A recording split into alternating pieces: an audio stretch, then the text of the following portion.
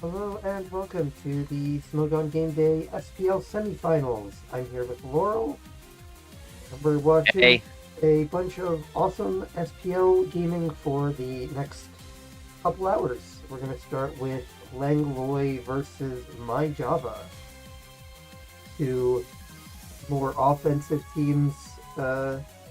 Although My Java's team, Moltres, Clefable, Big Blue, probably not as directly offensive, like not offensive in I mean, King Blue is just an offensive mod, but how are you doing, Laurel? I'm good. I think my Java has an insane matchup with his Ogre Pawn. Um, so we'll see what happens. I don't totally know how Lang's gonna play around this. Uh, he's gonna really need his like Goldango into that, but the issue as well is he's playing Goldango into Moltres and Tinglu. So we'll see if Lang can win this game. I'd be very impressed. On the other side, though, like Keldeo does look pretty good in terms of my Java switch-ins. Like, so we'll see. But I would think that my Java's favored here. Yeah, it's definitely rough when I'm looking at like what Langlois Ogre Pawn switch-ins are, and it's Goldango, which is not all that great of a switch-in, and Tornadoes, which probably wants to do more than just check Ogre Pawn. Yeah.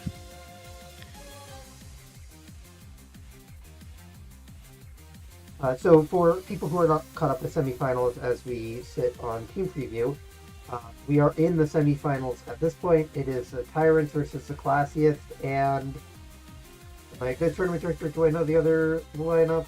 Not off the top of my head, unfortunately. But both teams are, as of right this moment, 2-2. We've got, four matches, I guess 8 matches being played, 4 across each lineup, and it literally could not be more even with each team currently at 2 games apiece. There's another game, Metallica 126 versus Case, that's going on alongside this game, but we are going to be watching this game at least to start with.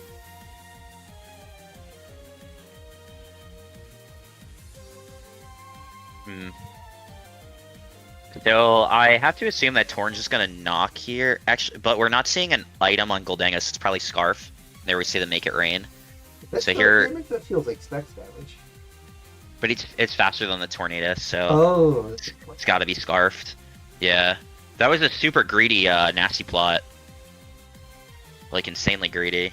yeah. I He either gets tricked, the Scarf, or he gets Make It Rained. So I don't see why you would use that there, but yeah. I guess you're threatening a heat wave switch out, but like I don't know. I feel like most Godengos can take and heat wave. yeah, it was a bit interesting, but.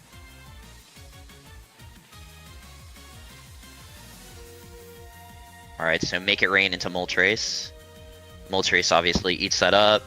And now Moltres could well, you know what, it's probably just gonna U-turn here on Garg. Yeah, I think that's right. I think maybe Langlois tries her LDO, I a funny suppose, but play, but like when you know yeah. the U-turn is likely coming, the funny play gets punished because you can react to the funny play. Exactly. Like Burrow doesn't do enough here to justify staying in on a Dengo, even if it is debuffed.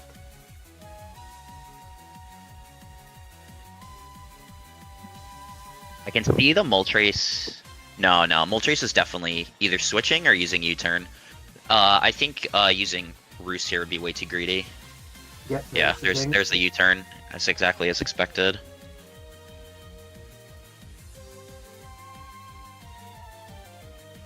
But Fable as the guard switch is interesting because this just lets SR go up. But I guess if Clefable is your S, oh, we're switching up. Garg must Oh, not wow, have okay. rocks. Yeah. Oh, it's this choice It was specs. specs. Was that? Interesting. Oh, No, you're so right. this, yeah, Lang's was specs and Java's a scarfed. I got the Goldengos mixed up in my head. Yeah. If I just see another switch back to Moltres, I would suppose. So even with that spec, you really don't want to either make it rain. Yeah. Yeah, no, you either, I mean, you could go Tinglu too. We'll see. Dragonite, interesting. These are not the choices in my head, but I mean that's why I'm not in the SPL semifinals, I suppose. Yeah, I mean, Dragonite's fine, because I assume it just has Roost. So, multi-scale just eats. Yeah. Yeah, I guess because of the specs, you're not fearing a Thunder Wave or something. I think that makes sense. Yeah, exactly. This also helps. Lingloy will definitely appreciate having gotten that regenerator buff.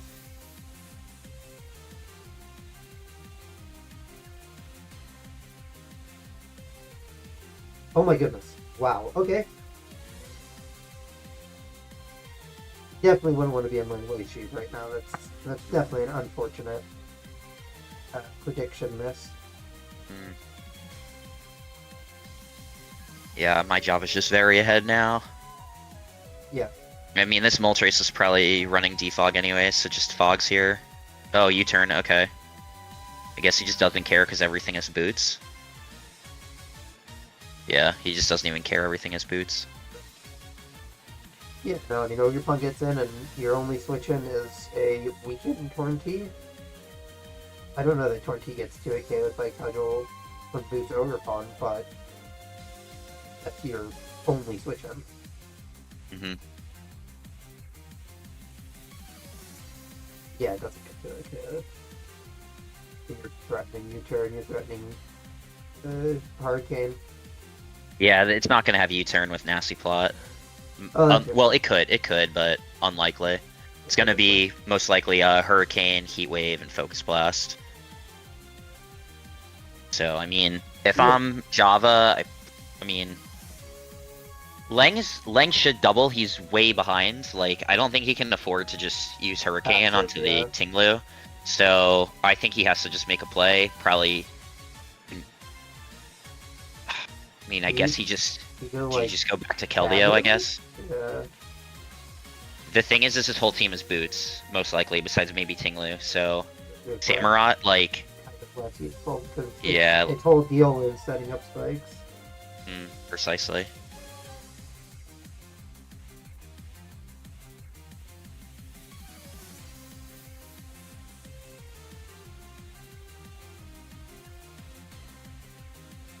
Yeah. Couple.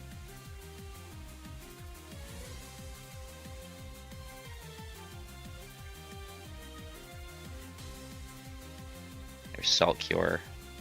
Not gonna do anything. Yeah, so Salt Cure doesn't do damage on Clefable because of Magic Guard. So. Depending on its this card might get hard walled by Clefable. Yep. So like even if it is, you know, I mean we know it's Magic Guard now, so like if you can't be unaware, but like even if it is Curse, Body Press, or Iron Effect Body Press or something, that's still not doing anywhere near enough to justify sitting in on seismic tosses or whatever.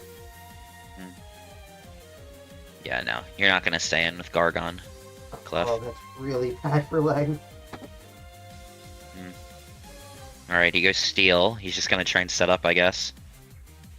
He gets knocked. Interesting. Yeah, the challenge is this is never gonna work out for him because Goldengo's obviously scarfed. Yeah. So, Torn's not sweeping anything. Yeah.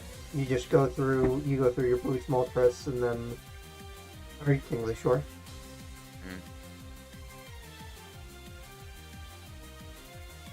I mean, it's a bit nice chip on Tinglu, even with the grass off. But I mean, that's not enough. No.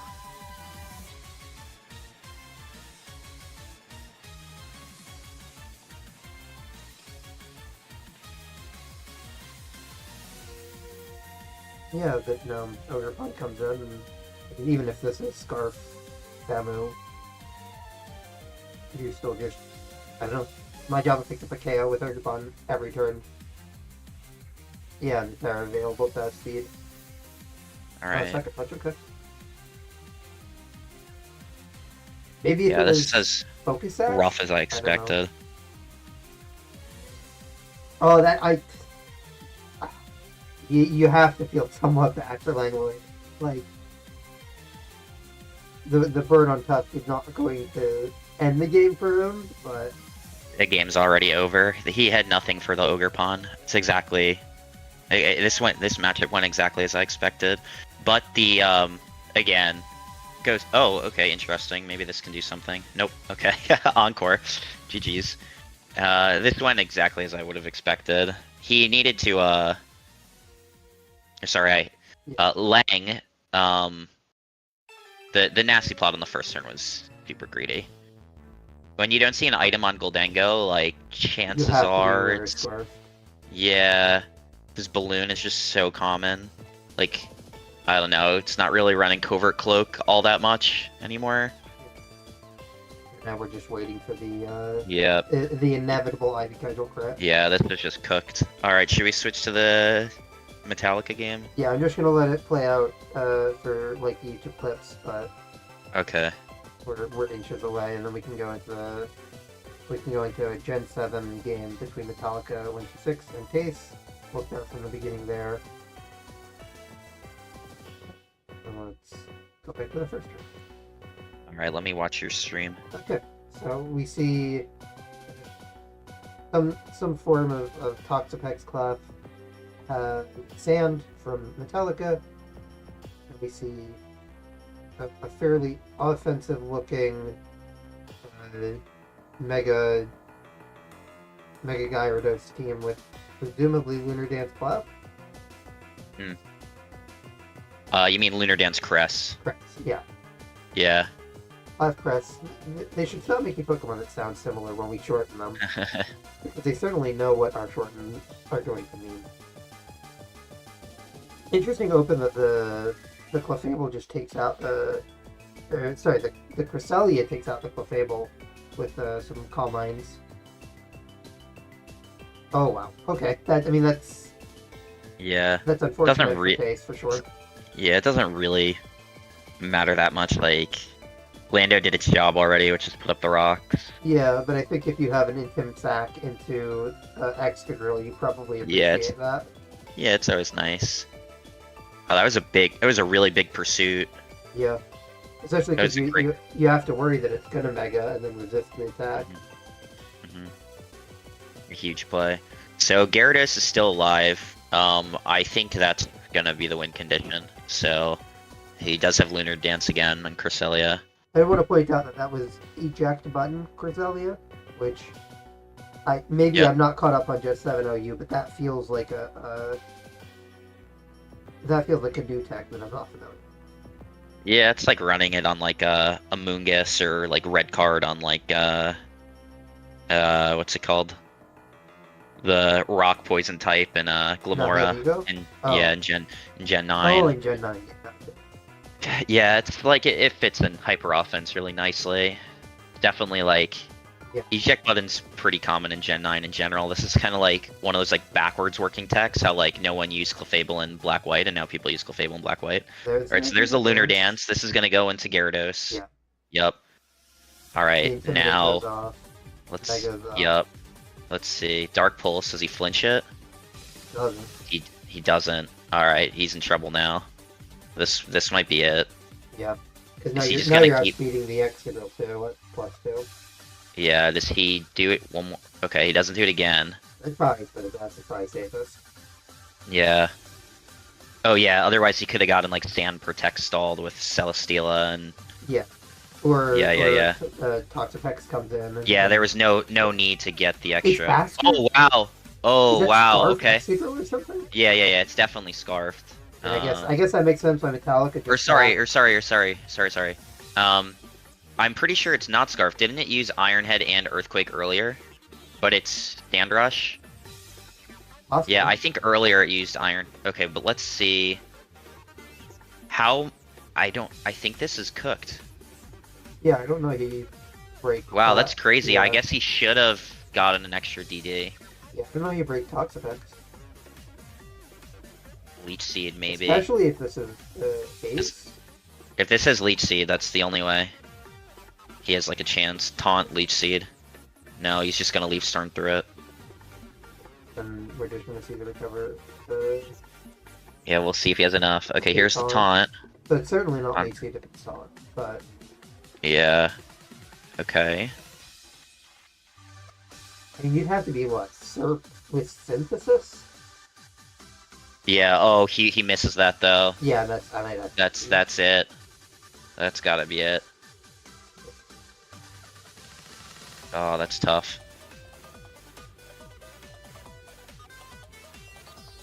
Okay, so all you do is you just stay in if you're Pex and Scald. You can't risk. I mean, if you're Taste, you just Focus Blast and pray for a choke. Okay, no. Yeah, there's the recover. I mean that's probably fair. You just have to. Yeah, yeah. I wonder if you Focus Blast here. That'd be insane. I mean, No. you know. Yeah. Yeah, I mean it's probably the right play in like the average. Yeah, whatever. Game, but Yeah. yeah. I don't know why he. Honestly, that drill is really bad.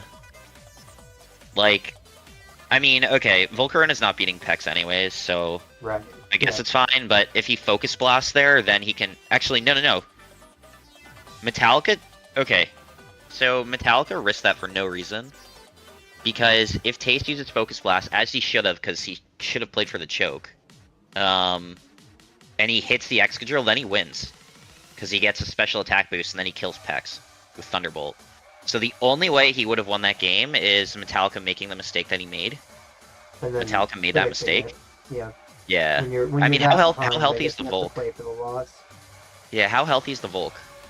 The Volk was Hover over it. poisoned at 46. Yeah, so Volk is gonna die to Earthquake. Alright. Wait, no, unless Volk is faster, because it's not Scarf Drill. So wait, hold on. Before I mince my words, which I already have, let me just play this back in my head. So he went if you Focus Blast the drill, I mean yes, you lose. So now I'm thinking if Metallica had to go drill on T-Bolt.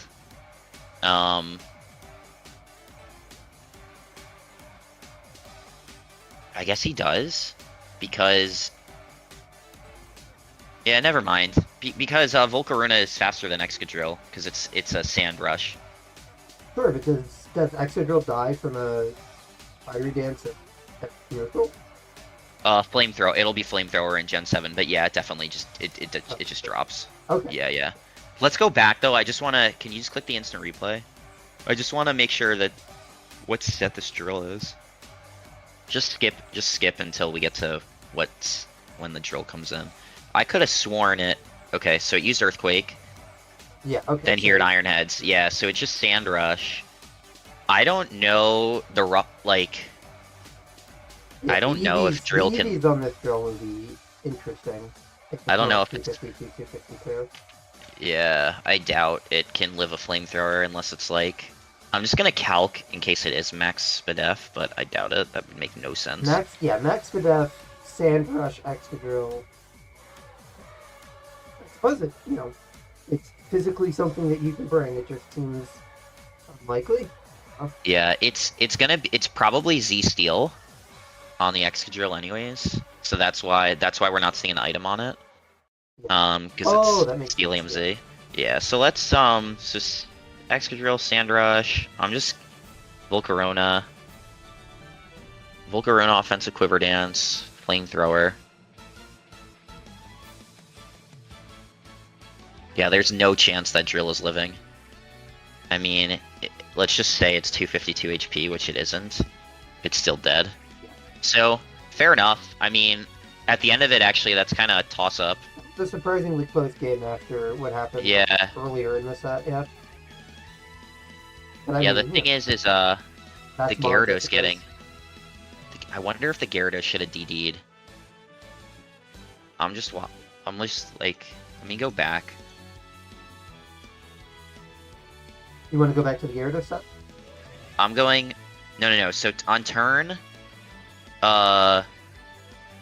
21, Gyarados kills Greninja. But I wonder if... Okay, so let's just do some math. So 23, if he DDs again, right? 23. Dark Pulse. So he's got 25% left. He Earthquakes, kills Greninja. He's at 25%. Kills Tyranitar. Then he's at 19%. Then he goes. Let's say he goes Celesteela. He protects. He's at 13. Now it's kind of a 50-50 there. If he's gonna Earthquake or Waterfall the Celesteela to hit the Pex. He's at 7, assuming he gets it wrong. But then, wait, did Sand run out? Hold up. Previous turn, previous turn, previous turn, previous turn. It would have been up for 5 turns once the Red fainted. Oh, you know what? No, now that I think about it, he goes into Tyranitar to sack on the next turn. And then he goes back into Greninja and Water Shurikens. Oh, yeah, yeah. So he actually, I'm pretty sure he did the right thing there. It's just, the Excadrill is, Sand Rush. Fast enough that there was no halfway. Yeah, there's nothing he could have done differently there. Unless Chase knows exactly Metallica's moves of choice, and then, like, even then, like, do you Dragon Dance on the Tyranitar turn, hoping that Tyranitar is paralyzed? Like, if they're not, then you just lose Gyarados. Potentially. Yeah. Yeah, no, I don't think you can. I don't think that's ever a play you can make. I think that if I just go back to the game, skip. He's way ahead here, turn 3. Yeah. But he does get burned, which is a bit annoying by the flamethrower. Then he goes Crest on Quake, Lando on Ironhead. The Earthquake there, that play could have been different. Then he gets crit, so he loses his stack. Which does matter. Then he goes Gara. Taunt is... Taunt makes a ton of sense. Yeah. He does get... The Pursuit's a really good play. So far Metallica's playing really well. He's a little lucky with the Flamethrower burn, but honestly, doesn't matter much. And the Girna comes in on 13. Yeah, Cases... they're both playing well, I would say. Skip. Then we have the Gara sequence. Okay, so we have, so as I mentioned at the start of the stream, both sets were 2-2 at the start of the stream, with those 2 games that we just witnessed. The Tyrants are now up 4-2 against the Congregation of Classiest. They won both of their games. My Java and Metallica were both Tyrants. That being said, we do have some games from earlier in the week before the stream that we can load up as we wait another 35 minutes for other games. So we're going to go ahead and watch Ewan versus Doug's. I can pull up the replay real quick. Yo, you ready, Laurel? You finished with Gyarados, Excadrill, Volcarona, Dreams. We're gonna get into this game. See Deoxys Speed from Ewan with a bunch of just high-profile offensive mons, but then Dugsa sort of responding back with the same. When the most defensive mons on this lineup are like the Landorus and Iron Hands. I'm curious if this game will go particularly long. No, this is going to be a 12-turn game. Yeah, for sure. One thing that is interesting is that both of these teams brought Roaring Moon, which is currently being suspect tested in SCOU. So, depending on how that suspect test goes, future SPLs may be devoid of OU Roaring Moon. This is a really cool set. Deoxys surviving the Moonblast. That's fascinating. Deoxys surviving 5 turns already is like like unheard of. 3 turns longer than you would normally expect it to. Yeah, that's incredible. That's a lot out of the Deoxys. 3 spikes, or not 3 spikes, 3 hazards. A taunt on the Iron Moth, a pain split. These guys are they're just gonna trade all the way down. We'll see who's got the Terra that wins. Yeah. Assume this, yeah, this is probably just gonna Stone Edge here.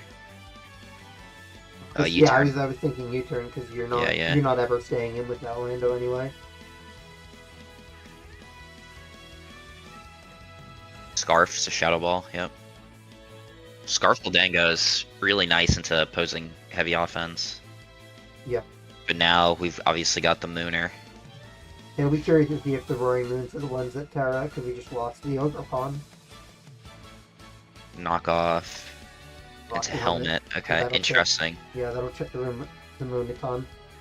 Make it Yeah, less alright. motivating to Terra. I wonder if the hands Terra's here, because it could...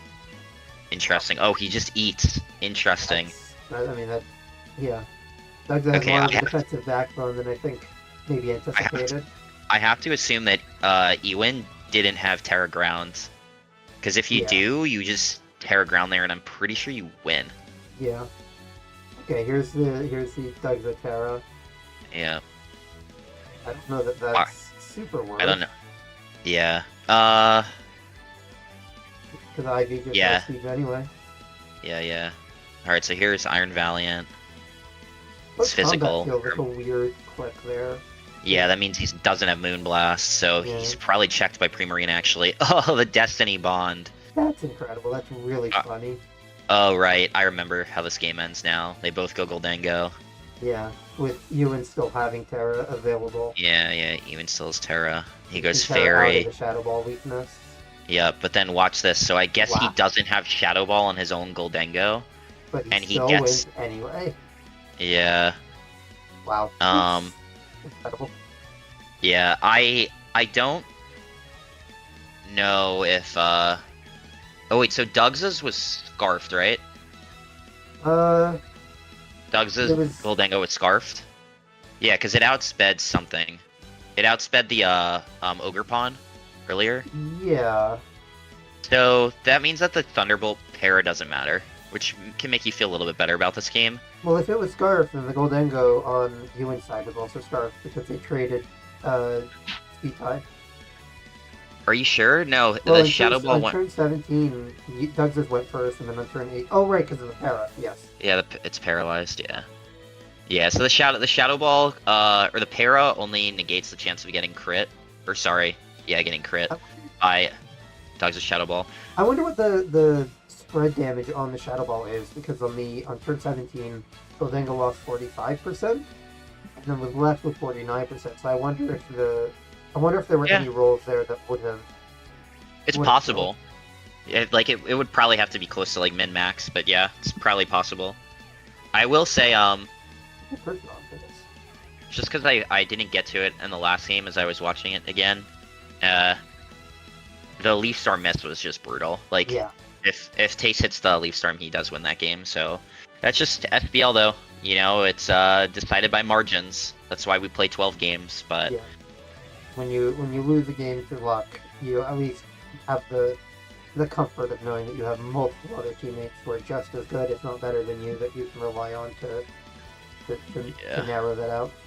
Yeah, but I'm just gonna do a quick GPT, and because it can do math for me. What are the odds of hitting a 90% probability 3 times in a row? Alright. I love when it does math for me. Alright, so 73% chance to hit 3 Leaf Storms, which is what he needed. So, like, if you're, 73% chance to win. Yeah, it's a Focus Blast. A little better than a Focus Blast. It's pretty unlucky. Because if Leaf Storm does hit, obviously, Excadrill comes in, and it just dies. And if he does miss Leaf Storm again, then he just goes into Volcarona and uses Flamethrower and kills it. So let's see what the next game is. Damien the Genius versus Luthier. This happened. Oh yeah, this happened. This game is sick. This is a SS game, so Yeah. more defensive than Gen 9 for sure. But we do see the combo of the Ninetales and the Arctozolt, which will be a very difficult thing to outspeed and take hits from once that does get set up.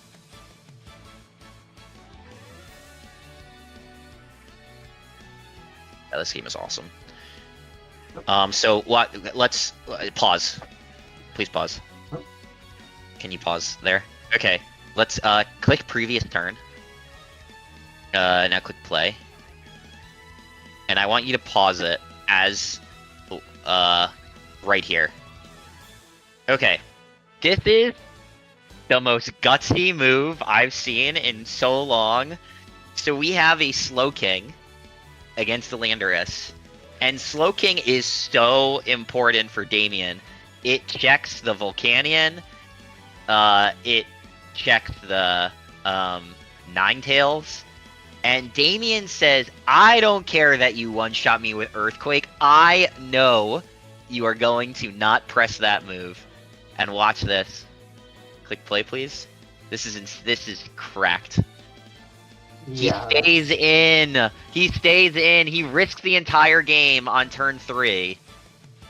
that's pretty incredible. And yeah. it pays dividends. Slowking is so important for his team, and then look at that Scald. And then he gets the burn. Now you don't know it, KO. Yeah, and now Earthquake doesn't kill anymore.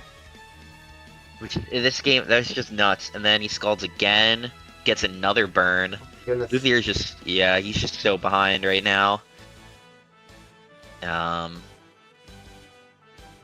And yeah, he just keeps pouring it on. It's incredible how much the Slowking did.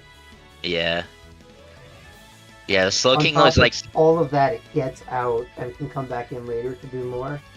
Yeah, the Slowking was like supposed to be like the defensive piece to like check against like the Volcanion and stuff, and but no, he just uses it like a boom, like a offensive like a check. Yeah, exactly, like headstrong. So I think this affects Coco, which just pumps into the Arctozolt too. Yeah, I mean this is not what you wanted really here to have lost all of that health on Arctozolt. Yeah. And then Damien just like, yeah, okay, Arctozolt can fully KO me. I don't care. I'm going to call your bluff. Now because of the Ferrothorn, Arctozolt is basically not going to be useful for the rest of the game. Mm-hmm. One of He's got to switch major out there. pieces is just gone. Yeah, AV Torn, which means that he has Heat Wave, so Damien should switch here. So he goes Urshifu on the U-turn. Yeah. Arctozolt comes back in. It's worth mentioning to the viewers that can't see.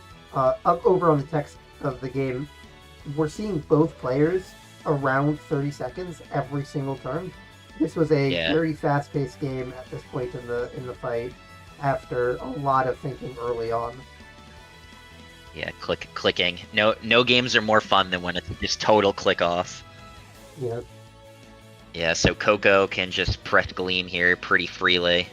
Yeah, I mean. Yeah, because again the Corviknight is gonna do a KO. Yeah, and the Corviknight's burned, so it doesn't really switch in that well. And this is what I meant. Like he needed the Slowking to switch into Ninetales, and yeah, this Slowking is just going absolute overtime. Somebody's got to pay this man a raise. Yeah, Bolt Break. Arctozolt is gonna go down here basically because a Ferrothorn can always just keep switching in on it. Mm-hmm. The thing is like Arctozolt has a really good matchup, but Damien just he just got so much mileage out of the Slowking. Yeah. And the thing, like, don't forget, Luthier is like one of the most consistent players in tournaments on Smogon. He always does well whatever he plays in. Like he's for so long, for like probably 5 years, and Damien's just going crazy.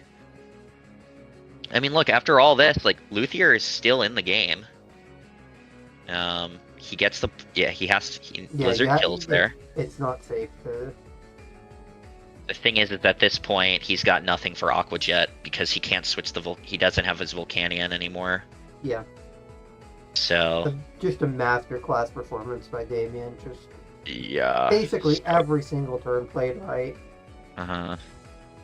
Yeah, crazy game. You can't even like, if you're Luthier, all you can do is like bow, Yeah, honestly, like because at the okay, there U-turn, were a couple of lucky turns, but like those don't impact how well Damien played and just having Luthier's number at every moment.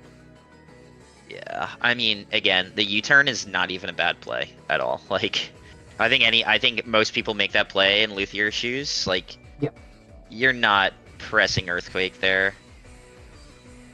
Like, I don't yeah. know. It's just so stuff. Like, why are you pressing Earthquake into probably opposing Lando or Mandibuzz coming in? Yeah, U-turn's just a Um, safe, like, all right, you tell me what you want to send in, and I'll respond. And yeah, and then Yeah, Damien just and goes, no, I'm going to keep this.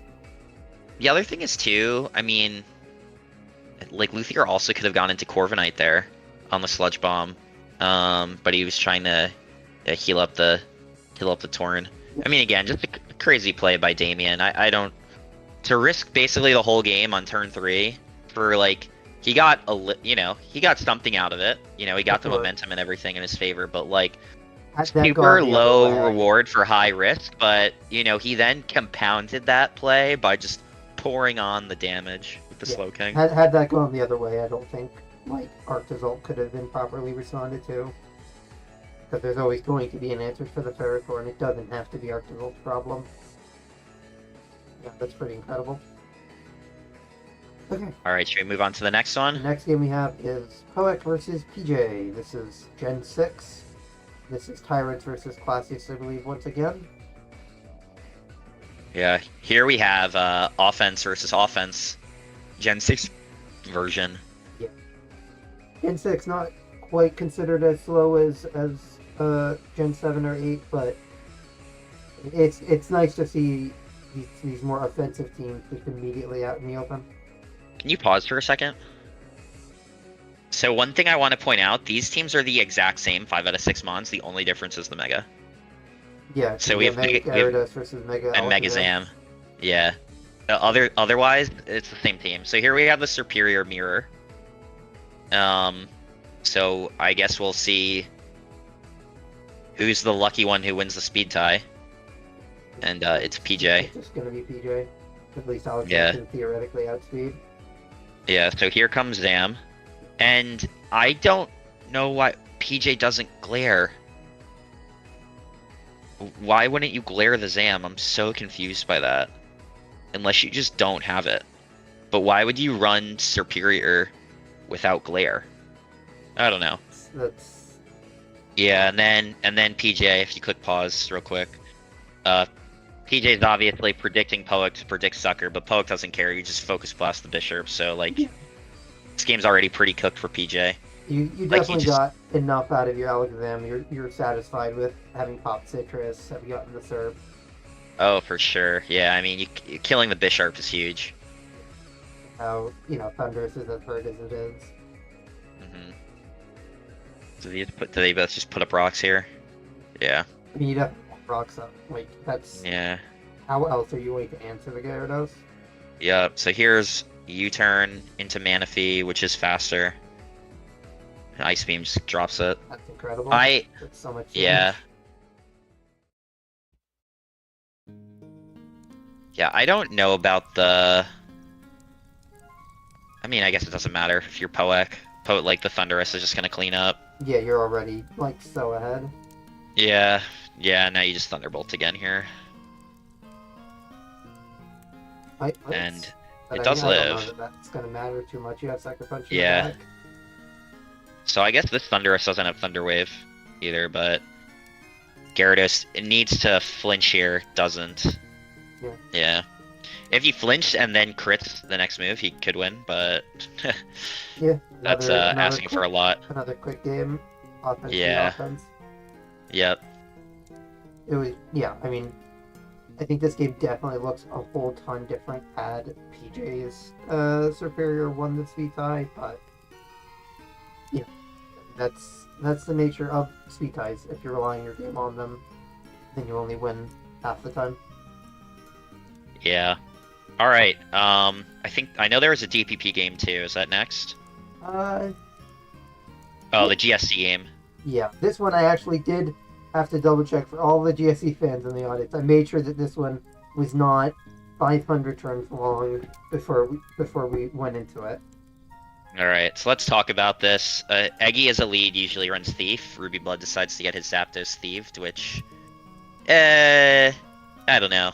I would not have. I usually you want something else to lose its leftovers. Yeah, because Zapdos doesn't have recovery in this generation, if I believe. Yeah. Yeah. It has it has to rest. Yeah.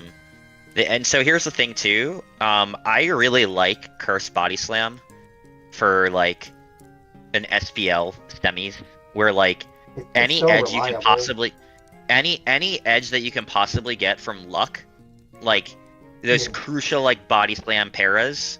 Yeah. I feel like it's because usually you see Lax run double edge, but I really like the idea of running curse. I mean, sorry, body slam. Yeah. So High is just Ruby makes it. I don't know. He's like trying to catch Zapdos there. It's interesting to me to see Ruby Blood team like slowly unveil after knowing that Zapdos was the leftover Thief sack. Because I'm Yeah. not actually seeing a better option for Ruby Blood quite yet. Like, Snorlax really wants to keep it. Oh wait. Oh Blissey. yeah. I mean, I guess you get yeah, lead from Blissey, yeah, right? Blissy's way better. Yeah. Yes, I don't know why that. Never mind. As I was Yeah, talking, Blissy's. Ruby Blood. I think that's not proves me wrong, but like makes me question what I was saying. Yeah. Yeah, no, you definitely would rather have your Blissey get thieved. Like, worst case scenario, I mean, like, There's the okay. Para. Eggy can use Sleep Powder too, but like, come on, Baihi's using Thief. But yeah, now here we see, you know, Paris putting in some work. Again, every also- single little turn It's helps also a lot. for sure Thief when your lead is Snorlax, right? You're not going to seek powder the Snorlax. Snorlax doesn't care about that. Yeah, You're exactly. absolutely going to click Thief turn one if you see a Snorlax, and then Unless you're being super safe and like you're saving the Thief, but like that's I don't know. I just take the Thief and run if I'm yeah, Baihai. every turn of healing in GSC is super beneficial with how the generation Mm-hmm. mechanics are. Yeah, especially like stall team. All right, but yeah, again, here we have the paralyzed golem, which like traditionally, if this, I mean, golem's always got to watch out for earthquake, which this doesn't have. It's mono attacking body slam, but yeah, it's just slowly whittling this golem all the way down. Then we Yeah, do it has see rest. That's good. Yep, That makes we do more see sense. rest, and Baihai stays in, which is crazy. I mean, it's a good play, but crazy. And then again, he's just like Ruby's just not doing himself any favors, or rather, Baihai's just playing really well, I guess. Because obviously Ruby Blood went like 6-3 or 7-2 in the regular season, so he's Yeah. pretty dang good. But I mean, these are some of the best, if not the best, active GSers on the site. yeah, 100%. They are the two best active GSCers on the Yeah. site. He won the circuit. Ruby Blood is historically just a fantastic GSer. Yeah. It's crazy because like Ruby Blood, like a couple years ago, like I don't even think he played GSC, and then Yeah, He 'cause just Ruby Blood, became- Ruby Blood is a more modern. he was a gen modern player, yeah. Then he And- just picked this gen up. It's super fun always to see these modern gen players pick up a old gen of their favorite choosing and then just go, cool. I'm going to become Yeah. the best at this there is. All right, let's pause there real quick. So that boom killing the Zapdos, that's his only check to Machamp. So like Zapdos doesn't totally check Machamp, but like Thunder can 2-hit KO it, I'm pretty sure. Obviously like Curse Rock Slide kills, but like now he just gets in a free Machamp and we'll see what happens now. So that letting the Zapdos get boomed was like pretty rough, but he couldn't have known. So he gets a nice dodge there in the first cross chop. So now he Get out just there. switches because if you're Baihai and Machamp, like look at Machamp right here, so you're not risking boom or anything. Oh, He gets double that- switch he is makes a- so yeah. good. Crazy play there. Cross chop just kills the Blissey. What takes cross chop at this point from Machamp? Basically nothing. Nothing, yeah. I mean And you that's get why a the burst boom on for the sake of it. Wow. Zapdos was huge, and now he can just curse again if he Yeah. wants to. Yeah. And cross chop crits, yeah, just nuts. And now I mean the game's cooked now. Yeah. Aside for the accuracy, Yeah. but, like, even an explode at this point is not going to do Yeah. enough to. And you're only putting yourself further behind if you're Ruby Blood. Yeah, I mean, he definitely needed to boom there. But yeah, now this drops the cross chop, the golem drops the cross chop. Machamp is one of those mons that you just like really need to be aware of in the builder, which is like, again, Ruby Blood, he has Zapdos Yeah, that checks Zapdos, your Machamp. Scarm, but like you let your Zapdos get thieved. Your Scarm Yeah, got and low the trying to Scarm check got other whittled things. down. Exactly. Scarm got whittled down. Yeah, it was worth noting that like halfway through the game, right, Ruby Blood had revealed their entire team, but there were two mons on the other side that were still unknown. One of those was Machamp. Yeah. Definitely played very well to sort of hide the Machamp until, you see the Skarmory get whittled down, you see the Zapdos unable to do quite as much as it would like to do. And then you find the opportunity for the Machamp to come in, you get your curse off, and then it's sort of a wrap at that point. I'm going to really quickly switch to the downtime screen just to check to make sure that no games have started early on Smog Tours. Looks like we're still good, so I'm going to load up a couple of the other replays that have still happened. Yeah, there's two more folk coming in soon. And there's also games starting in 15. Yeah, we're not going to get through all 4 of these, but like there will be options throughout the rest of the day for more games. Okay. Why don't we? Well, it's just you before Langlois and Ming come in. We'll look at the Gen 4 game because that's what I associate you most with, Laurel. Sure. Let's go into the replay. So this is Void versus Christos. This is the Wolfpack versus the Cryonicles, was it? I don't remember. I don't even know. No, definitely not the Cryonicles. Oh, right. Yeah, the Cryonicles had a more poor season than I wish they did. Yeah, those guys got super cooked. You've popped out the player to another window. Hold on, I'm trying to find the game. Alright, so we have Zapdos into Uxie. Let's just click pause. Just click pause real quick. So Uxie generally runs Scarf as a lead, does sometimes run Leftovers, and then in incredibly rare instances, it runs Damp Rock. Oh yeah, for like Rain Dance. Yep. Worth mentioning, Gen 4, there was only Sandstorm, right? We only had Tyranitar. There wasn't the Polytoads and Pelipers and the Ninetales and Torkoals that we have nowadays. Yeah. So, alright, so turn 1, we have Uxie against Zapdos. Zapdos just switches. Doesn't want to get tricked. Uxie puts up rocks. Flygon uses U-turn. That looks to me like Adamant damage. And here, Metagross gets the Trick Iron Ball onto Kingdra. But Kingdra is still faster in the rain. It's going to fire up a pump, and it misses. Chris gets a little lucky there. And yeah, this is the Rain Dance team. And right away, if you just click pause real quick, Christos, like, he could have Tyranitar, but it would have come in already. So Rain against like bulky offense, Rain's just gonna go crazy. It was just tough for Christos right off the rip. Like, Void just has a super nice matchup. But the Metagross does live the Hydro Pump here, so let's see what happens. And boom. Spark Explosion, wow. Yeah, well, any explosion kills it, yeah. It doesn't Ludicolo outspeed in, right? Well, so it tricked the Iron Ball, and That it got was on Kingdra. Specs.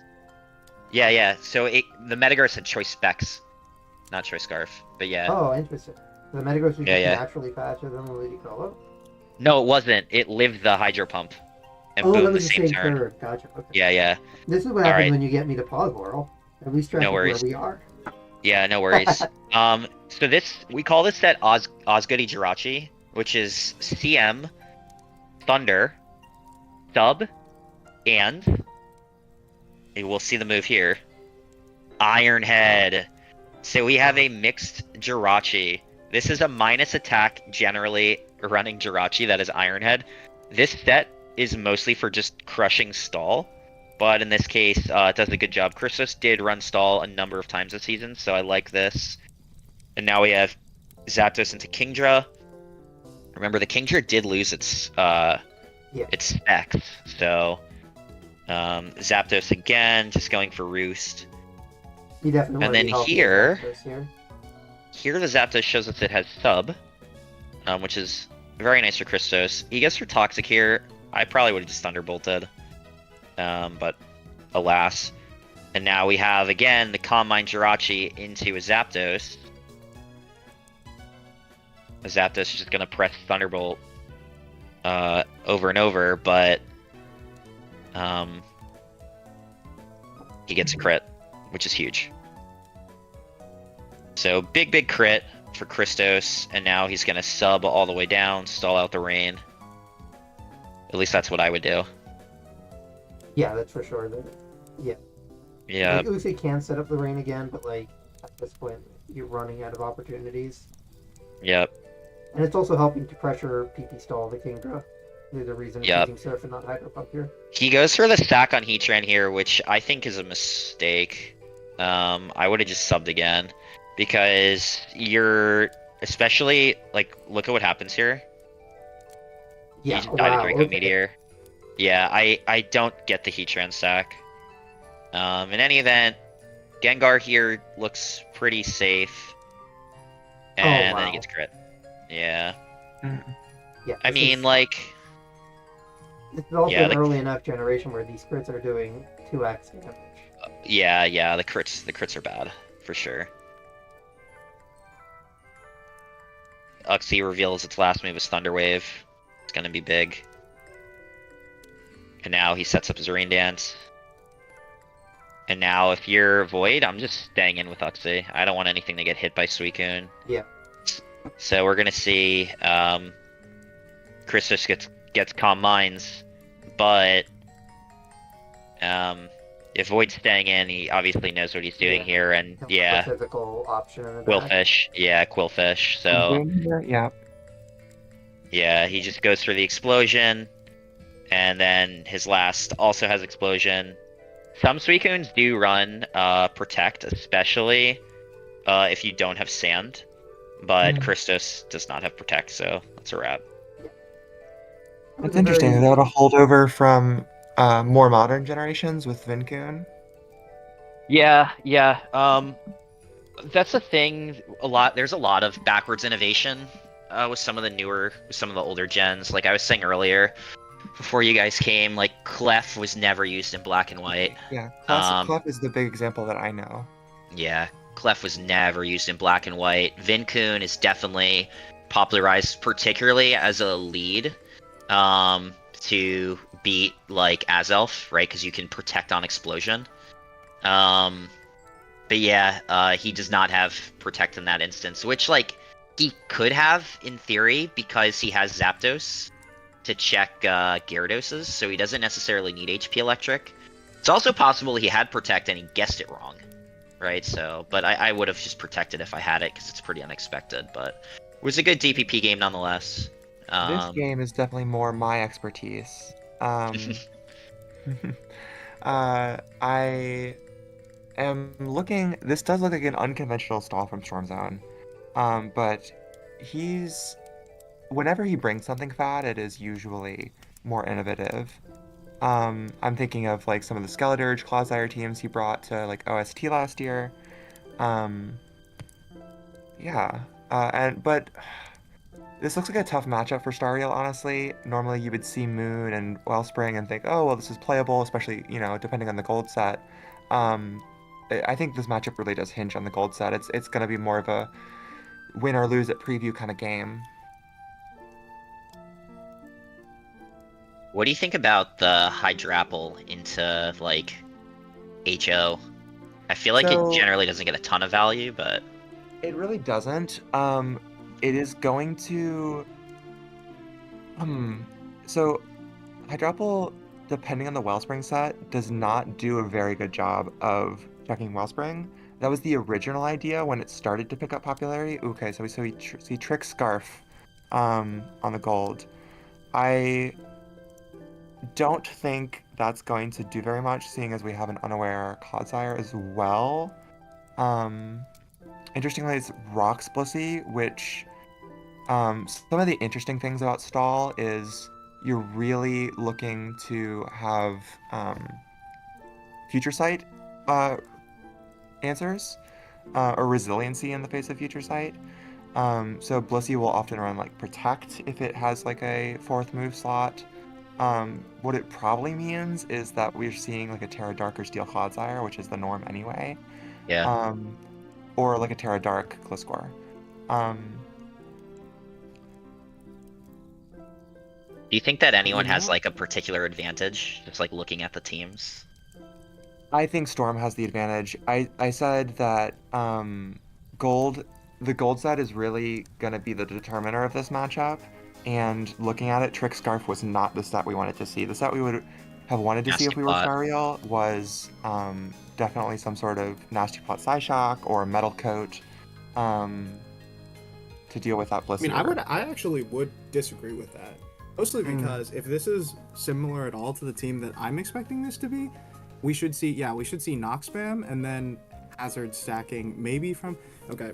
Ariel's team is very similar to a team that I have seen used before, that Helom has passed to me, where it's like instead of that roaring moon slot, you have It's a a Tinglu. Tinglu that just Yeah. gets up spikes Yes, combined with that's a knockoff. very common structure at this point. Yeah, combined So with knockoff on the Ogre Pawn and knockoff on the top on the treads. Which in that case, I would say that's a fabulous, like, set to have. Just having gold be another like spot item removal. 'Cause you it can is just good, take and I off mentioned that boots. Ogrepon does a And it is spikes. Yeah, I don't really see how Storm Zone is getting rid of this now because it's like, okay, you have U-turn, you have spikes, you have. Space Well, I will Wellspring. say one thing he doesn't have is very convincing switch-ins to this apple. Because you look at his team and it's like, okay, what are you doing? You switching in D-Knight on potential dragon move, called it right with the Giga Drain, fabulous play. So on the Helm team, this is a Terra Flying Dragonite, but Yeah. we will have to see what that looks like. Ah, Storm calls it out. No Ice Spinner, no Terra Blast. Doesn't get much from it though. Gold is a great Yeah, switch the gold in. coming in is a pretty big issue. Did it trick boots? Is that what it has now? Yes. Yeah, it it's got tripped the boots. Scarf onto Blissey. Do we think The that it not Blissey. using Okay, so I mean that's pretty horrible for the Blissey now too. That's your kind of mon that you would want to switch into Golden Go, and you can't do that with hazards up now. Well, you do have can, the but Clodsire. Well, you have I don't think Clodsire, gold is yeah. that big of a threat. And I would respectfully disagree that because now we have spikes up on both sides, there's not a great chance for. Well, I don't think that I mean, Treads gets spin at off that. very That's well. all. And look at this. This Ogrepon is already at half. So and it already does it. Yeah, it's revealed U-turn and spikes and knock, so it does not have synthesis. I don't see this going very well for Stariel. The pace of the game is you going to say be that, fast but enough. the Skarm has also just lost its helmet, so you have no spin deterrent anymore. You can continue to spin basically whenever you want. You have air balloon on your treads. You have Golden Go to sponge your body presses. You force this out. You bring treads back in. You spin again, and you just keep repeating this. I mean, so I would. It's tough to say for sure. I think That was a great. I think rock Storm question. can play in a way that deters a free spin. Like, so he's gonna double here probably. And Okay, Boklad is well, not the guy you double into there, right? No. Oh. Oh. That's Okay, very well, see, this interesting. I changes would have things now. expected Why did you- counter. So Storm Zone is big on counter Clodsire. I don't know what Ironhead is for off the top of my head. I'm guessing Kiram, like Terra Steel. See Ironhead. Ogrepon come out now. Now Ogrepon is asking some uncomfortable questions like, "What are you doing? You going high drapple on my U-turn? Yeah, Yeah. cool. Now we have Um, damage that sticks. We can go into gold. Force your Blissey in. Force your Clod in. Go back to Ogrepon. There's just a ton of pressure getting piled onto Storm Zone right now. Indeed, indeed. I think Blissey was the right call there because it gives you a little more breathing room to like get rid of Blissey instead of be vortexed more if he doubles on the Cloud switch. And also you get the opportunity to get rocks up. I think Blissey Sock is probably the answer here. Blissey Rather sack. than And then you yes, lose your because it's Ghost Immune? choice locked and at 31%, at 6 after rocks. Rocks and Spikes. That is true. Um, Not exactly You- like you want to switch anyone in onto Ivy Cudgel here. One thing I want to just point out is Stariel is like clicking really. I mean, they're both clicking really fast. Storm Zone's a known clicker, but this makes me think that Stariel's like very comfortable in this matchup. Like he knows, or they know exactly what is sort of going on here, and has like a really solid plan. okay. mean, This yeah, is the this- first time we've seen the timer show up, and it's turned 31. So this is just a very fast-paced game where both people look like they've gotten lots and lots of reps. Yeah, I would. Yeah, I mean, this. the Go ahead. This specific stall is not one that we see a lot recently. I like the no removal stalls. And also, I do want to say, like, my first instinct when I saw this was sticky hold Hydrapple. So that's why I was like a little suspect of the. Okay, I don't agree with that. Ivy Play for the Cudgel at highlight reel. all. Play for the highlight reel. Highlight reel here. So Ivy Cudgel again. He's going like Skarm or some shit. Oh my god! Did you do it? Did you do it? No. But so Ivy Cudgel, there. The reason I don't like it is because Blissy's locked into rocks, and you can, if you U-turn, worst case chance is it doesn't KO Blissey and you get a free spin. And if you U-turn on the Hydrapple switch, you've got more chip and more momentum. Oh, I didn't even realize Glassware didn't have his orb procced at this point. That's Mhm. interesting. How Yeah, badly so do you want to Glassware spin actually if you're? presents a really credible threat to Stariel's team. It is Like, ID VP. It is ID VP. Probably rest on Zama as well. Yeah. but See again, Dozo that's come not a in. very threatening set for stall. Well, I mean, Because you you- get golden go No, in. they have Right? I mean, Dozo it or depends on what this attacks. Dozo is. Yeah, I'm looking at most likely 2 attacks, but okay, it's cursed Wave based crash. on wave crash. Well, yeah, of course it's going to be cursed, but it's like, No, are no, we seeing well, like a lot of mono the water, stalls mono run- fighting, rest talk, stuff like A lot of that? the stalls run just 2 attacking moves and rest talk. Okay, we see the Chesto Interesting. popped early. It's interesting. Um, Ogerpon on either rest or wave crash turn, very good. Okay. Ogerpon's back up, That is free big. knockoff. No, I would cudgel here. I think Skarm is pretty likely. You definitely can't keep Gondozo in. But it is like a risk assessment play where do you want to let the Dozo get a rest off by going for Ivy Cudgel? I think Knock is I mean, really here's the the play. Here's the thing, right? If Skarm comes in, you take the What's the knock. worst case? What's Skarm at right now? It's like 70 something, right? This doesn't two That's cudgels 72? kill though, so Yeah. I mean, you come in on the knock, then you can force some awkward decisions. You can force him to get up roost with Cudgel, and then you get Golden go in, and then you can just click Shadow Ball, and it's free. So it's like, or I guess you can Goldingo and double back into Ogerpon What's again. the Drabble at? Low. It's like Okay. at yeah, Drapple's 30-ish%. Oh, so Yeah. honestly, Blissey Sack is probably what the correct answer is. Oh yeah, that's safe. Yeah. Yep, and that's Yeah. what he does. So let's see. Does he go for? Oh, Oh, that was an spiked. animal play. Wow. Very good. That was Very what good a call play! out. What an Wow. animal, bro! Great call Look at out. Stario putting on. Man. Well, I can't even say putting clinic on a in show. this This is matchup, like for a sure. very. This is a very potent anti-stall team. You have your hazard stack versus no removal versus knockoff spam. It's Mhm. kind of crazy in that sense, but I will clarify my earlier position. I definitely thought it was Sticky Hold Hydrapple. and that would have made would that have made things easier? Because that means you can't recoup your U-turn damage anyway. Oh wow! Now you just get to spin off or EQ for free. Yeah, but also, Spin for free. yeah, there is a vortex that happens, but I think you can get opportunities to heal it up by forcing Hazard Tap. Ooh, that was a good. Was that a good roost? The Skarm also had some chances to hit the Ogerpon with And body that's press pretty. that I probably would have taken, but Claude and. does Skarm sometimes Oh, not run? that's a terrible press? spin F drop. So we have seen this recover gold or recover Scarf Gold in recent, or rather, I guess it's not that recent of an innovation, but I remember at the start of the generation they were always running Focus Blast as that 4th move. Mhm. I think one of the first people and I Oh, we pop in Ooh. Terra. Okay. Ooh. popping I mean, Terra. this does force either a Terra normal if the Gliscor has it, or just a kill outright. Yeah. KO And I'm outright. thinking it's Terra Steel Clodsire because we've revealed the incredibly weird Iron Head. Uh, this does make me a little bit interested in what the moves on this Claude is, because you have Iron Head, you have EQ, you have to Hydropolis Act, so now it's like Yeah, this Ogre is Pond really becomes tough. Gliscor marginally is more gonna have free, to even though it was be pretty a free. win Oh, con. overtime. Yeah. This is tough. This is tough. The thing is if Gliscor goes Terra normal, then like he's weak to the Zama. So We always have I think Dozo there's for Zama, another but game Dozo then happening lets in right Ogre now as Pond, and then well. it's weird. I think you do like. Okay, well, I don't think that was it.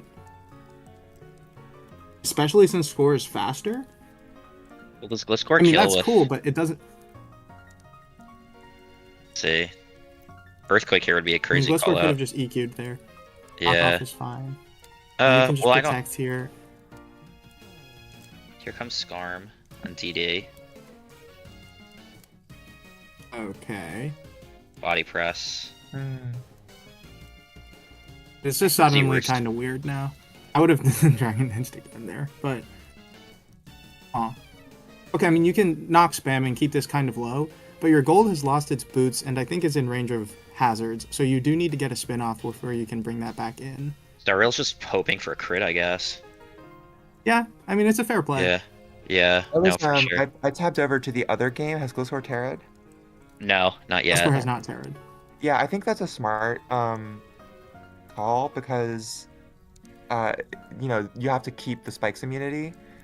Okay. Okay, this is interesting now. So you see, I imagine you see Ogre Pond come in and click Ivy Cudgel, but gold was not in range of hazards. The gold's gonna come in and recover. Yeah, it's gonna recover here. I It think does that give Skarm a recover. I don't Would you know that it goes even- for recover. Would you even recover? Yeah, I just a Shadow Ball here. Pick up my KO. I guess you don't have to recover here because you can come in on spikes again. So. Oh yeah. Okay, I mean that's yep. fine. Knockoff isn't like threatening to KO this or anything, and we saw Make It Rain do 95%. So, you know. Yeah. Which indicates fast Gliscor. Honestly, the knockoff actually, in retrospect, is pretty good for Star Rail now because you can take off boots from Claude or Dozo. Again. Here's the Okay, normal. so do you see Make It Rain or another recover? Yeah. Make It Rain. Terra's Yeah, gone. good- We can wrap this yeah, up. good play. This is Jover. That was a great play. Yeah. I mean, there's no reason the Shadow Ball there because it's a possibility that he's gonna Terra normal, but still. Bulldoze is funny. I don't know how much it matters, but Bulldoze. it's funny. It's just for PP, I guess. Yeah, this is. I mean, I click Trick here. I go like D Knight maybe, pitch D Knight, to spin off with Tusk, and just get to clicking. I'm surprised he Okay, didn't. Tusk card works same. Surprised he didn't trick there, but I guess you prioritize spin. yeah. Now you can go. Oh, Ogre. yeah. Oh, okay. Is this Water Absorb Claude? Is that why he's playing around it the way he is? It presents the threat of it, but there's like no way. That was a great. I mean, I don't know how necessary that double was, but yeah, Golden Go coming, doing his thing. Look at my trick though. Okay, knock off, same deal. 41%. Does a ton. And yeah, you can just kind of. Okay. Imagine there's a if good he bluff, was. but there's no way it's Water Absorb on this team. Although. Is there any world that this Dozo can win versus No. Terra What's, Ghost Gold? No, he yeah. just folds. Yeah. I mean, it's tough. You roll stall into a very, very hard matchup, especially removal is stall.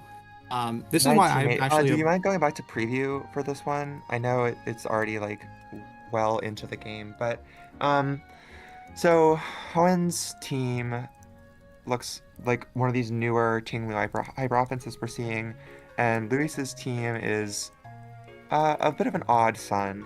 One of the things I will call out is that this Venusaur is likely Earthquake. That's something we've seen on Growth Venusaur semi-recently, and the Ceruledge is probably just going to be like Solar Blade SD. But yeah, let's watch the game. EQ Venu would be very good here. Another set that used to be. That was a black-white set, and then it got banned. Floor. Standard Yeah. King Lou. Yeah, so it's really nice for G-King. It's really nice for Bolt. Oh, we are, and this is a power walking wake. I'm about it. Oh my goodness. None of this like plus speed games. No, we get plus special attack, choice specs. I'm here for my damage. We're Yeah, pumping. I think that might actually be better in this matchup. The plus special attack, and right off the bat, you know, this is kind of what Sun's good at, is forcing early trades. Show me that big EQ. Come on. Oh, it's not EQ. On the fiery dance. No special attack raise. I wonder if that'll make it. Ceruledge? Does Bitterblade be? It I should. guess so. I guess so. Yeah. So- Because you can't really hit Ceruledge, right? You also, yeah, you resist pretty much every moth coverage move.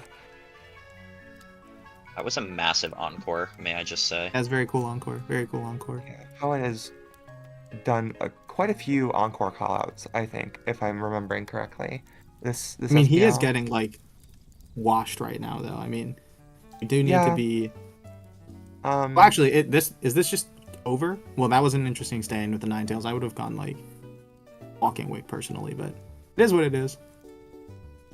Well, let's see what Terra is on the Kyurem. Yeah. You gotta imagine it's Terrifier if you played it this way, and it's like some DD nonsense. He's trying to go for it last mon. Yeah, but Wake lives from full, you know, so Does he sub? DD. Okay. Maybe it's like Terra Ice, and then Icicle Spear, just blow it up. but Wake is likely Terra Watering here to avoid the skill shot, or the spear. I mean, the real baller play would be like, Terra Electric Terra Blast. okay, he missed did this. stay base. Well, Whereas like the real baller play would use Do Not Terra with Kyurem, predicting Luis to predict the Terra and click Water move, and then you Dragon Dance again. But that is like some galaxy brain stuff. Dude. And Luis was like, nope, I'm here to click Dragon Pulse. That's it. No need to play any funny games. The Tyrants are just doing it again, man. Like they always find a way. Oh, wait. no, Oh, 'cause okay. Sterile Edge walls. Terra And Ledge. it's a scarf. It's wall. a scarf Ninetales at this point. Yeah, it's But like, you still have to eat 2 of these, and if you get the special attack boost, it's just 2 at KOs, right? Yeah. Okay, but you we did not get the special didn't attack get it. boost. It is what it is. Oh, and now the sun's gone too, so. Oh, yeah. You would have had to go for, I guess, like, Sludge Wave or something. Was it crazy? Wow. Wow. That was just a stomp. Sun wins again! Bro, Sun is such a fun playstyle to watch. I disagree. I think And it's that's I not remember- me. That's not me being salty. I just really don't think Sun is very engaging or good. But it was a good bring into Hoenn specifically. I think I might have actually even mentioned this to him during the season, that like somebody might try to sun him based on what he's brought. But damn. And the instant win post, by the way, by Lewis. Oh, is it up already? That's crazy. Yeah, he posted instantly. wow, that's some balls. I mean, that's Hoenn, right? I mean, that's a classic. Or not Hoenn move. Well, it is a Hoenn move. That It is is a something Hoenn Hoenn move. would do. So Luis doing that, maybe a little bit of gamesmanship there, being like, yeah, Yeah. I'm about that life now. Yeah, the Tyrants, man. I don't know how they do it. Every year, I don't either. they're like, it's Plot armor, bro. Ray Scarface, man. He's just got the magic touch. We have a little bit of McMegan replay gaming now. Oh yeah, this game was cool. I I can always talk enjoy about to this see one. McMegan in ADV. This guy is Yeah. And we playing out have of his mind in this tier. the magical for Daisy. So yeah, obviously McMegan's gonna rock slide if he has it into Swampert. I don't know the calc enough to know what it is. For Daisy does, I guess, because he's just seeing if the T-Tar is like banded or mixed or something. We see our So we spikes see up. we see Thief, Cool. Scarm, which is like super cool for being able to then 1v1 a fortress. And he's just gonna keep his spikes down. So I'm doing some calcs about the SV game, or is that we can? Yeah, we that's can, fine. Yeah, let's talk um, about that because that's just happened. So why don't we click pause on the So ADB one? I believe the Kieran was adamant, which means that 4 hits was a roll even with Terra, Ooh. even with Terra Water.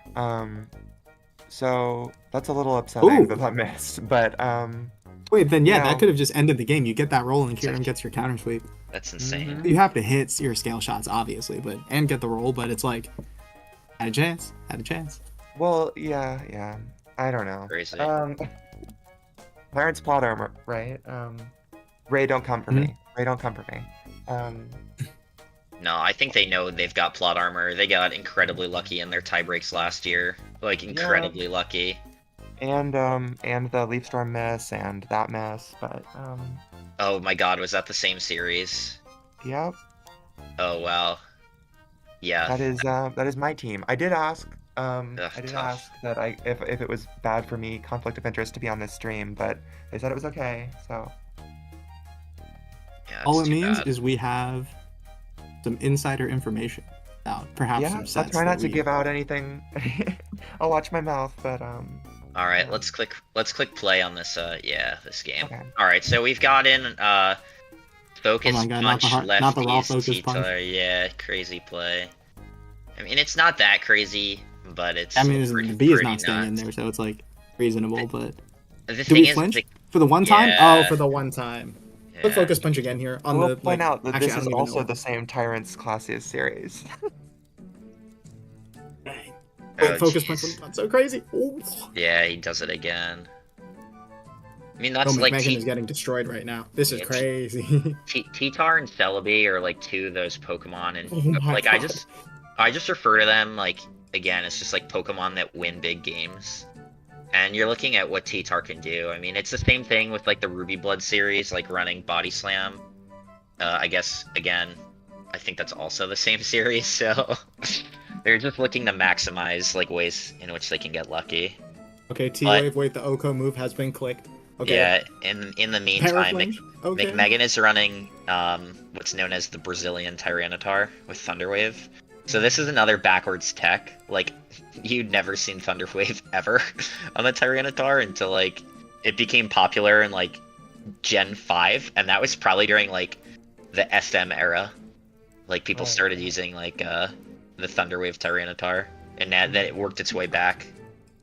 It's funny because so many of the rock resists in ADV are ground types. Yeah, the only steel ground resist rock resist that people would really run is gonna be. Rock. I mean, there's Jirachi and Registeel, which we see here, Registeel. So I mean, this might be a little too... this might be a bit too little too late.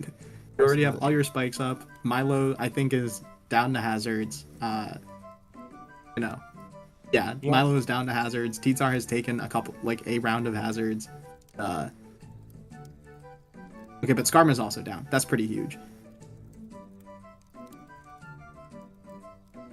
oh, I like the Pokemon Mystery Dungeon music that we've got in the background.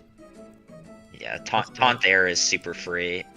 I think that Registeel can run Shadow Claw, but yeah. Tar comes out. Are Tars commonly on Pursuit in this gen? Yeah, they run Pursuit often, but I don't think you're gonna see Pursuit Thunderwave or anything like that. Yeah, that makes sense. I mean, T-Waving the Gar is also actually pretty useful. Yeah, definitely helpful to give your Flygon a chance. If I'm McMegan, my win condition is trying to give Flygon a chance to do something. I think that is that's a great Toxic. That's a really nice Toxic. I mean, It's a safe. T-Tar, it's even safe, if he though. stays, it can't really do much to you, but it's, Yeah, you still it's like safe. to see it.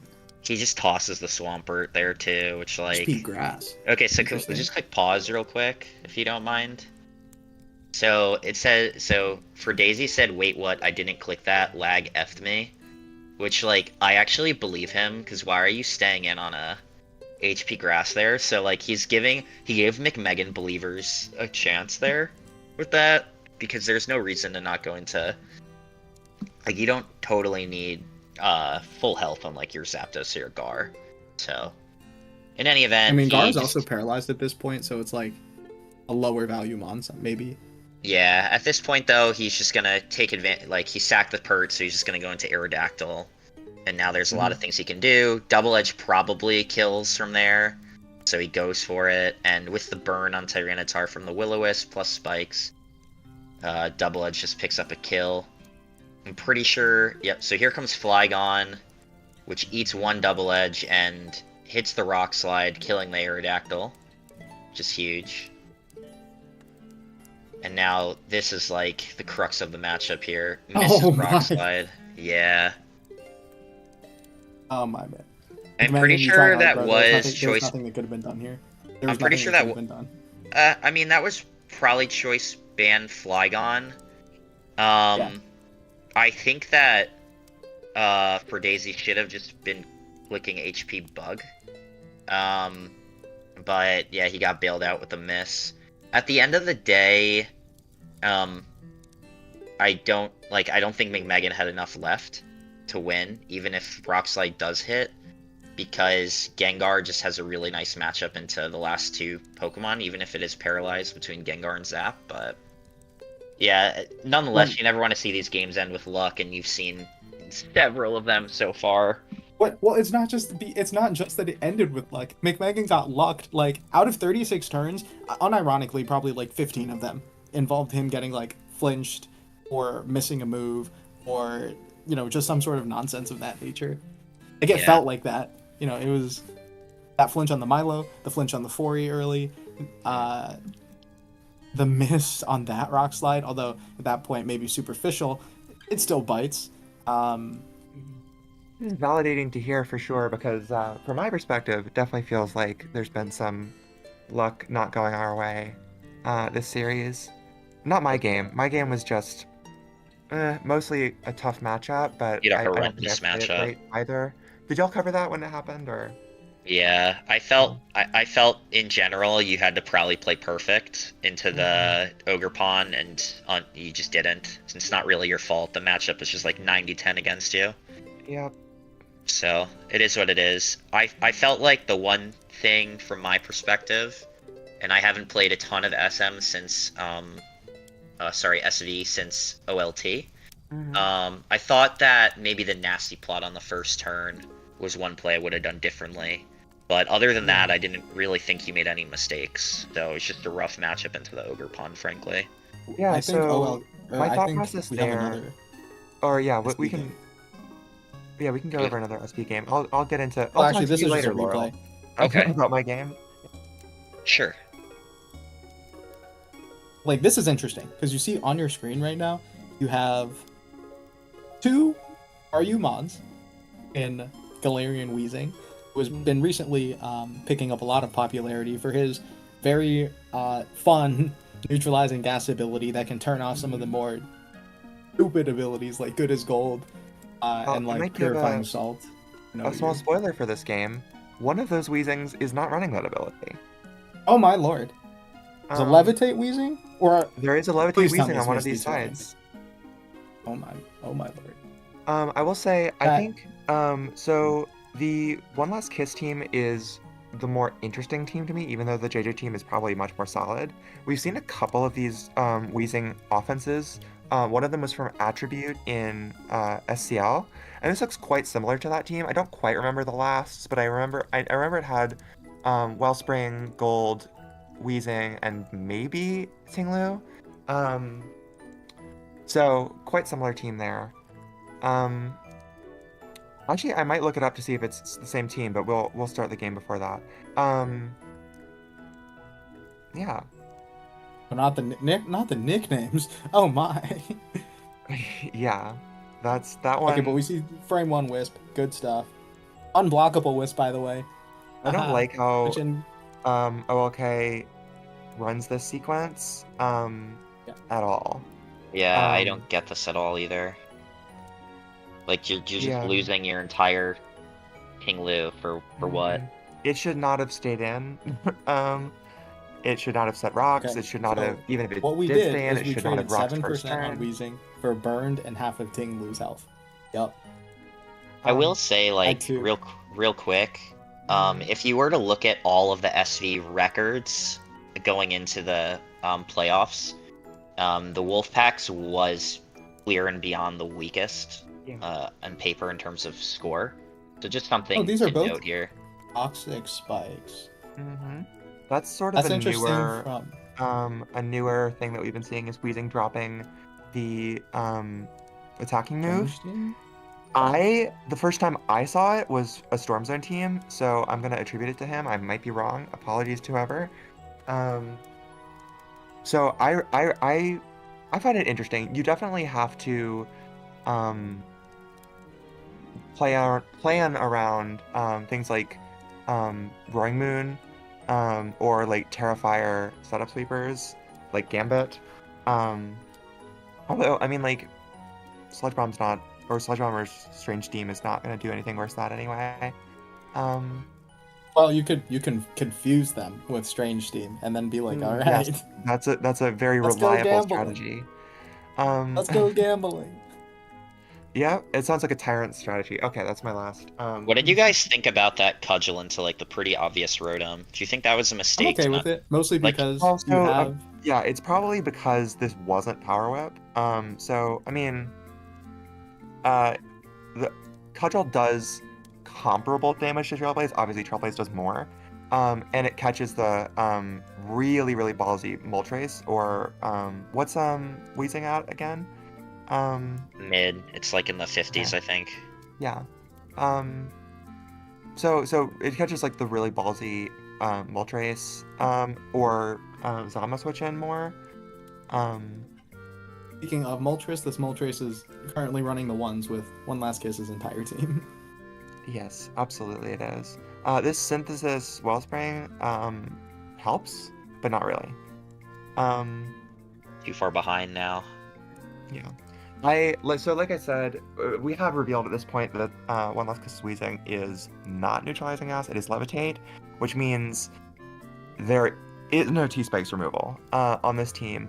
I think in a tournament environment, it's very, I mean, obviously there's defog, right? But like in a tournament environment, running offense without a grounded poison is acceptable, but you have to be very aware of the risk you're running.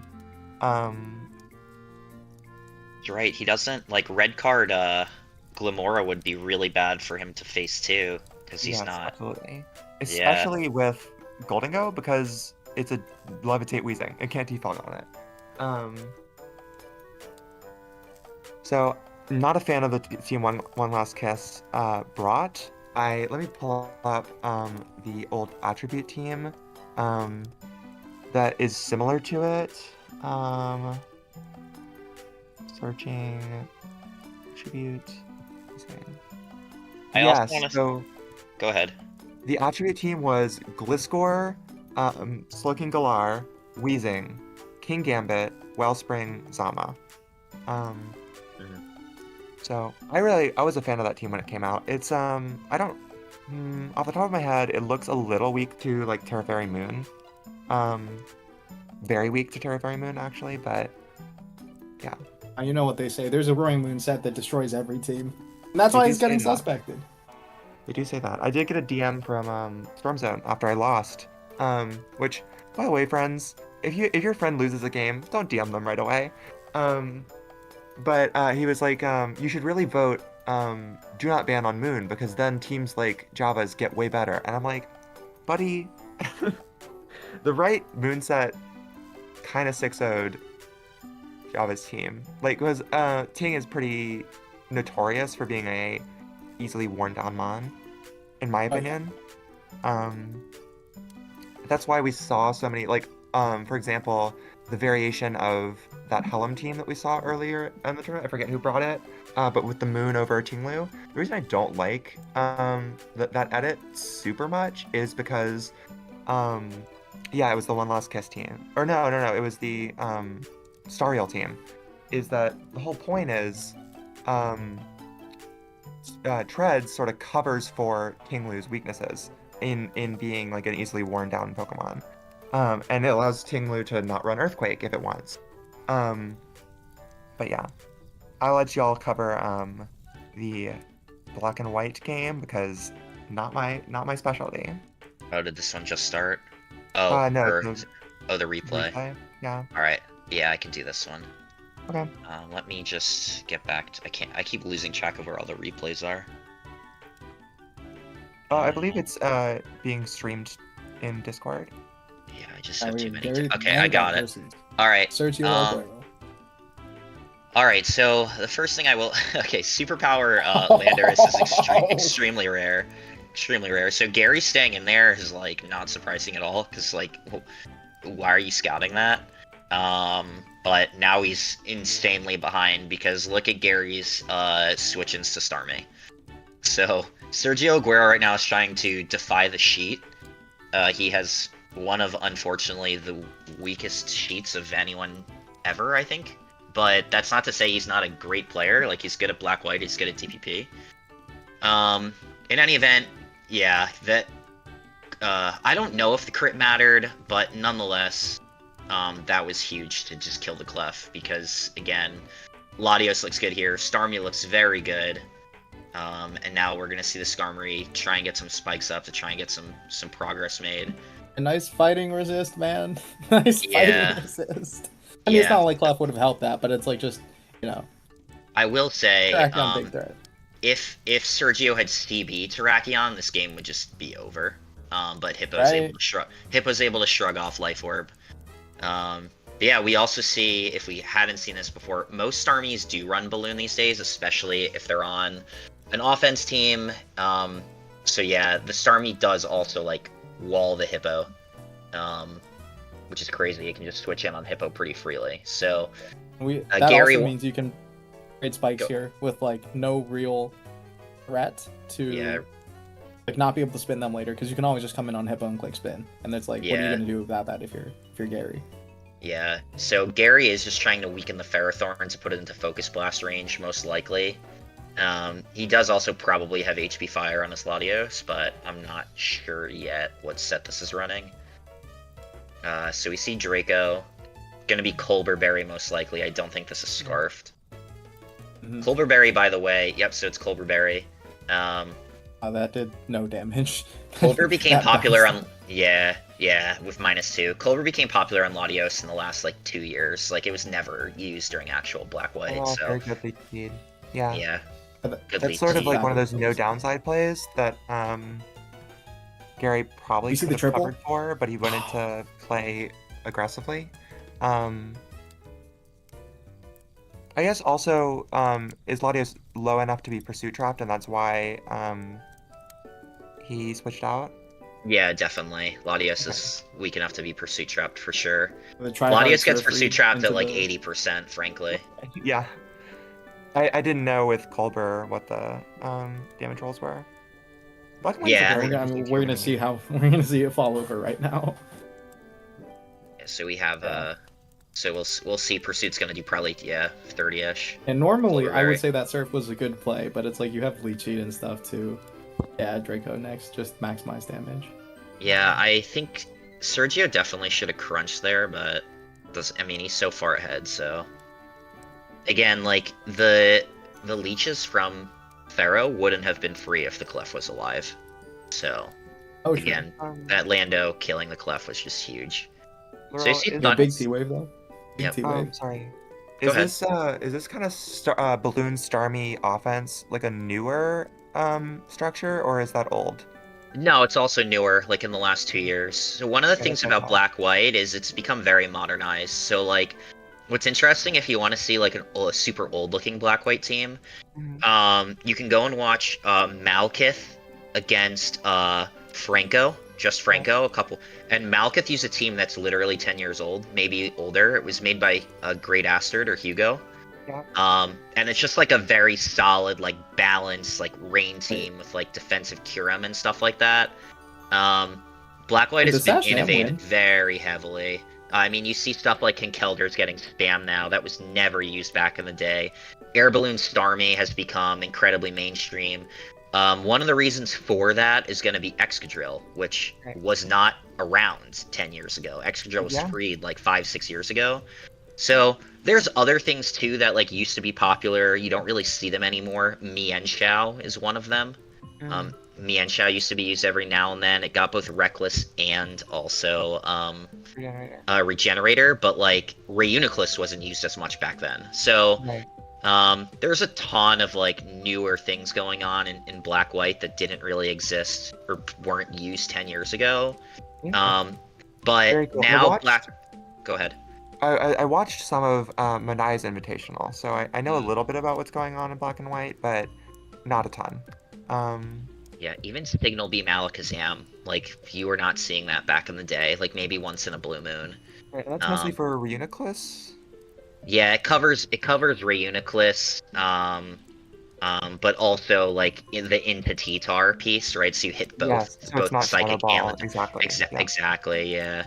So, but I mean, again, Sergio he runs away with this game. Once the Clefable dies, he just the matchup is just so in his favor, and here comes Scarflanders to kill the Alakazam. So, defying the sheet against Gary, who's a great player. So, bravo to I mean, Sergio. I for don't that. know if I would You guys say already- this was as cut and dry as that, though. Because, like, losing the Clef obviously was very hard. But even there at the end, I mean, that Alakazam looked very threatening, especially once the Ferrothorn went down. And the only thing that really could stop it is Scarflando. That being said, Scarflando U-turn into Terrakion on Skarm was very free, especially since it's like a Spit-F Skarm, as they usually are these days. But, I don't know.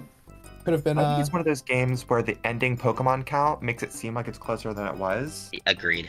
Because it definitely the was Scarflanders closer than it was, like- always just picking answers. Sergio was always a sack ahead, so Yeah, I don't. exactly. I It's a agree. trade war. I don't think Yeah. that game was actually close at all. Again, he won 1-0, but once the Clef was dead, like the Starmie is just gonna go crazy. Rotom eventually gets whittled down and dies, and then he doesn't have a switch in anymore. So Yeah. Are there any more replays, or are we waiting for games? I think we're waiting for games now. Okay. Do we want to have a Langloy SV Review? hour? Let's do it. Oh, yeah, bring it up. Let's go. Oh, Okay, are we gonna I think I ladder? mentioned, No, we're What was it? we're gonna. Oh, Yeah, the game I was, yeah, why don't we go over my game again? Well, yeah, I was gonna say, your let's game. put I was up gonna tell Langlois. Laurel about. Yeah, Java's win post, yeah. Yep.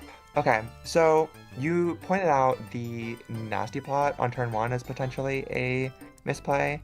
My thought process was, if it is Scarf, we can pause here, Fairy. So my thought process is, if it is Scarf, he probably fears it getting knocked by AV, because also, like, this is a version of a Mike team that was brought in OST, and on that team it was revealed to be AV Torn with Icy End. Now mine wasn't. It was Life Orb, 3 attacks, Nasty Plot. I think I revealed all the moves except for one, so I'll just say the last move was Heat Wave. Yeah, that's it what would- I had expected. Yeah, so in which case, yeah, Heat Wave was probably the best click there. But that's a little results based, in my opinion. Because what did I think? I was like, yeah, I thought I was gonna see a like being afraid of the knock, meaning either Clef comes in which case like I kill with Blake Wind, which is like that said is Life Orb is scary with this Pokemon. I brought Tornadus another week. I really think that specially attacking flyings are pretty deadly in this tier right now. We don't have like a ton of great options, but like I made a team for Kate one week that was Modest Moltres and with Hurricane, and we won with that, and it was partially off the back of a little bit of the unexpected factor, but straight power of not being able to switch in to like a super powerful hurricane. So, I see. The reason why it surprised me, and because obviously the Goldango has two options. It could just Right. trick turn one, Yeah. right? Which like is never great for a Tornadus. But also, again, here we see how much damage it did do. But Mhm. like I understand your thought perspective in that if you're Assault Vest, like it's not gonna do anything to you. Yeah. So that's why like I feel like if I'm anything if I'm Java, I use Trick there as Scarf. But do you think that your team, I mean just as a post match question, Uh, do you think that Java knew that like do you think he would have known that this was a team that Mike used and known the sets, or do you think it's possible that he had no idea what the sets were and just kind of went for a move that did damage? I had teamed with Java in the past, and the impression I got was that he was very up on the meta in terms of what people were using and what people were using on ladder. Because he did ladder quite a bit, not as much as like me or Storm Zone, but or Mike or Helm or somebody. These are all tour players that ladder a lot. But like he would like push an ult up to like top 10 and be like, okay, well I tested my game and it's good during SCL. So that Gotcha. was my thought process. So you figured he would know the team, know think your AV, and switch. I Yeah. think maybe it looked different enough because there wasn't a Zamazenta, there was a Keldeo. But and also, yeah, I do regret some of my prep this week, but I didn't have a ton of time. Yeah. Tough. But it's SPL is okay. dragging like 10. I love it, but man, by the end of it, it is exhausting to have to build, participate, and play week after week after week. It really is. Uh, I took a break last week, and a lot of people like were, I don't know, not concerned is the right word. They were just like, "What's going on? Are you like coming back for playoffs?" And I was like, "Dude, I've been building so many teams for 8 weeks. I just need to not touch SVOU for a little bit." yeah. So. Yeah, one of the approaches that always impressed me was X-Ray last year. He had all of his teams picked in the first week and a half for 9 weeks. That's And he was just like, these are the teams I'm gonna use. And like there's definitely ideas like that can prevent like insane burnout. Yeah. But with SV, because like there's so many variables, it's kind of hard to like not ladder and still succeed. Yeah, I'm not gonna lie. Having your entire teams picked out before the tournament for SVOU specifically sounds like a fabulous way to go O and X. Like, yeah, absolutely. For current Yeah. gen, like any that tier, feels like you're speed running going winless the tour. Well, maybe not winless. You might get a win the first couple weeks, but Yeah. after that, you see, like we saw even just in this tour, we saw such a microcosm of all this like random innovation that happened. Like Yeah. that stupid Volcanion Ninetales Aurora Veil team. You know what I'm talking about? Okay, I Like, love Helm. I love Helm to bits. That team is not good. It wasn't good when he that's made what I'm it. saying. But people be spamming that, and it's Yeah. like, okay, if you get caught with your pants down versus that team, then it's like, oh my god, I've just lost to Eject Pack Volcanion into like Hatterene that Calm Minded and beat me or something. Yeah, the It's sets, like Combine Hat behind Veil is objectively scary. I don't have the most faith in Veil. And I say that as somebody who brought it to my like OST match. But at that point I was like I was a little tilted by the crit double freeze that knocked me out of that tour. But That's just how it is with OST. It's a toxic Yeah. tour. It's so long. Absolutely. You just get unlucky. Like I felt very good with like a number of teams into Mhm. OST, and I ran full stall into and this is a stall I almost qualified with in OLT, in OSC rather. And the guy I played had the Heatran Venusaur Sun. Yeah, And I just knew I was cooked. I knew I lost that game like before it even loaded. So okay. just happens. Wait. Hold on. Okay, we do have a game. We do have a game to look at. Ooh, where? And, Games. the stream just died. Oh, sorry. haven't seen Yes, any you're games. right. Yeah. So we went about that, y'all. I what is there really to say about this? I think the losing my Clefable switch in on the Dragonite EQ was where this game ended, but I also kind of had to make a play like that, like right here on turn 7. Or no, sorry, on turn 8. Um, I don't really understand his EQ, but it worked out. um, yeah. Um, How but much does this EQ game is do to Garg if you were to stay in and just be top like 4? 40 max. Okay. And also like, I mean, I guess he's calling out no Terra. And Do you want- here I was like, I probably should have stayed in. But because then I could have like Bleak Wind dropped and yada yada. Um, but with Terra he outspeeds and then I kill, but I'm dead to Life Orb. So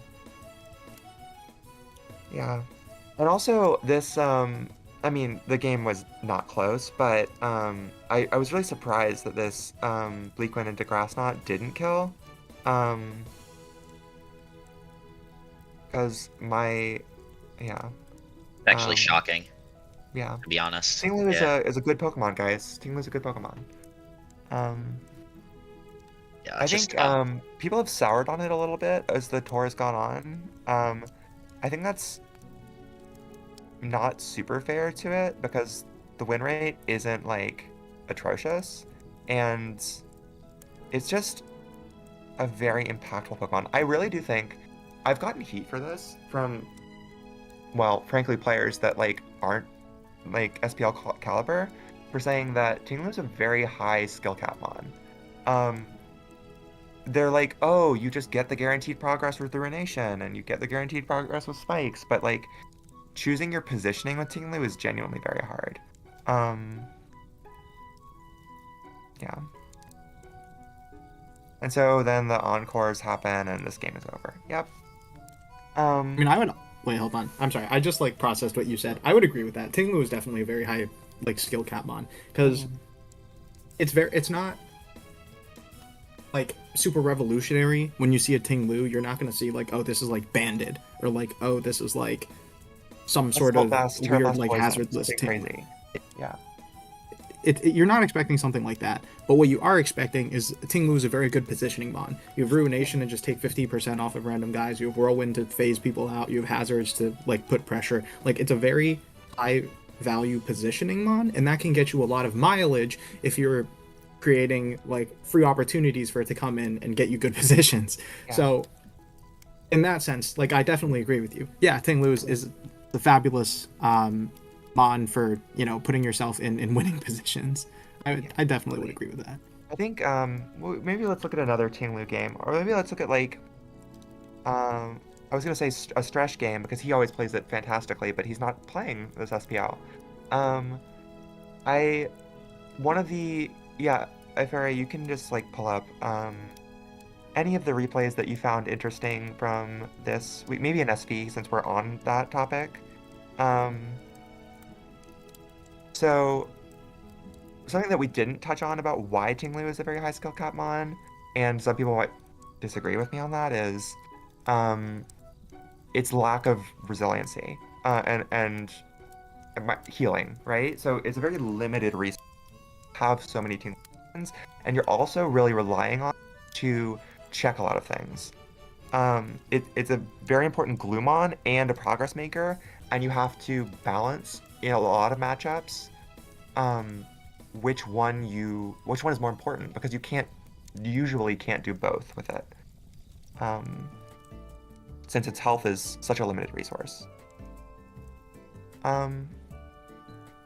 What are we looking for? BRB back. Okay, yeah, we'll just hang out on this page for a little bit, guys. I mean, we could talk about standings actually, quite briefly. Yeah. Because it is kind of interesting how playoffs have panned out thus far. We actually go hunt for that, which is wild. I also thought what was really, I guess, fun about the season, which doesn't always shape up this way, is that like you're in week 9 and 9 teams actually have a chance to qualify, which doesn't usually happen.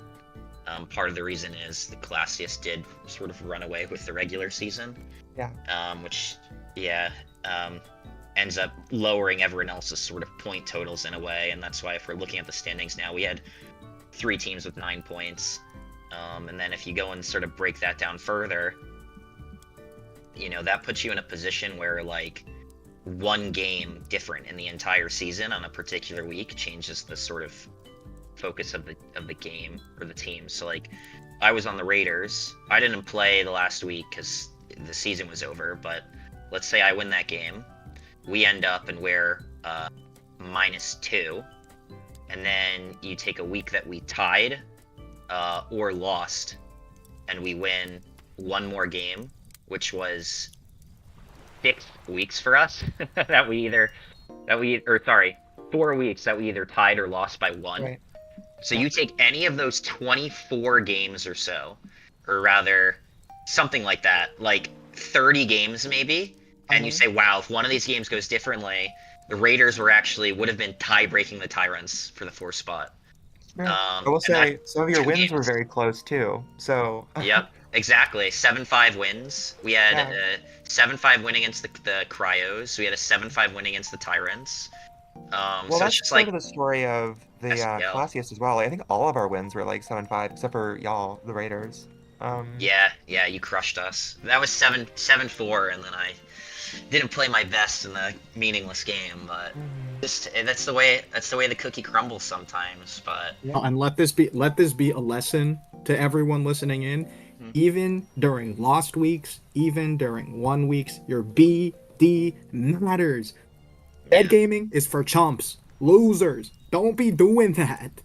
yeah, Play even your though games, people. Play even your though games. BD didn't end up making a difference this season, because obviously there was a 10-9 cutoff, it very well could every single season. So look, all you have to do is make the playoffs. You know, like Pokemon, unfortunately, or unfortunately, is a game of RNG at the end of the day. You can only control so much, and you're seeing that right now. And you know, SPL, you saw it last year. You know, teams can get lucky, and like shifting one game is huge.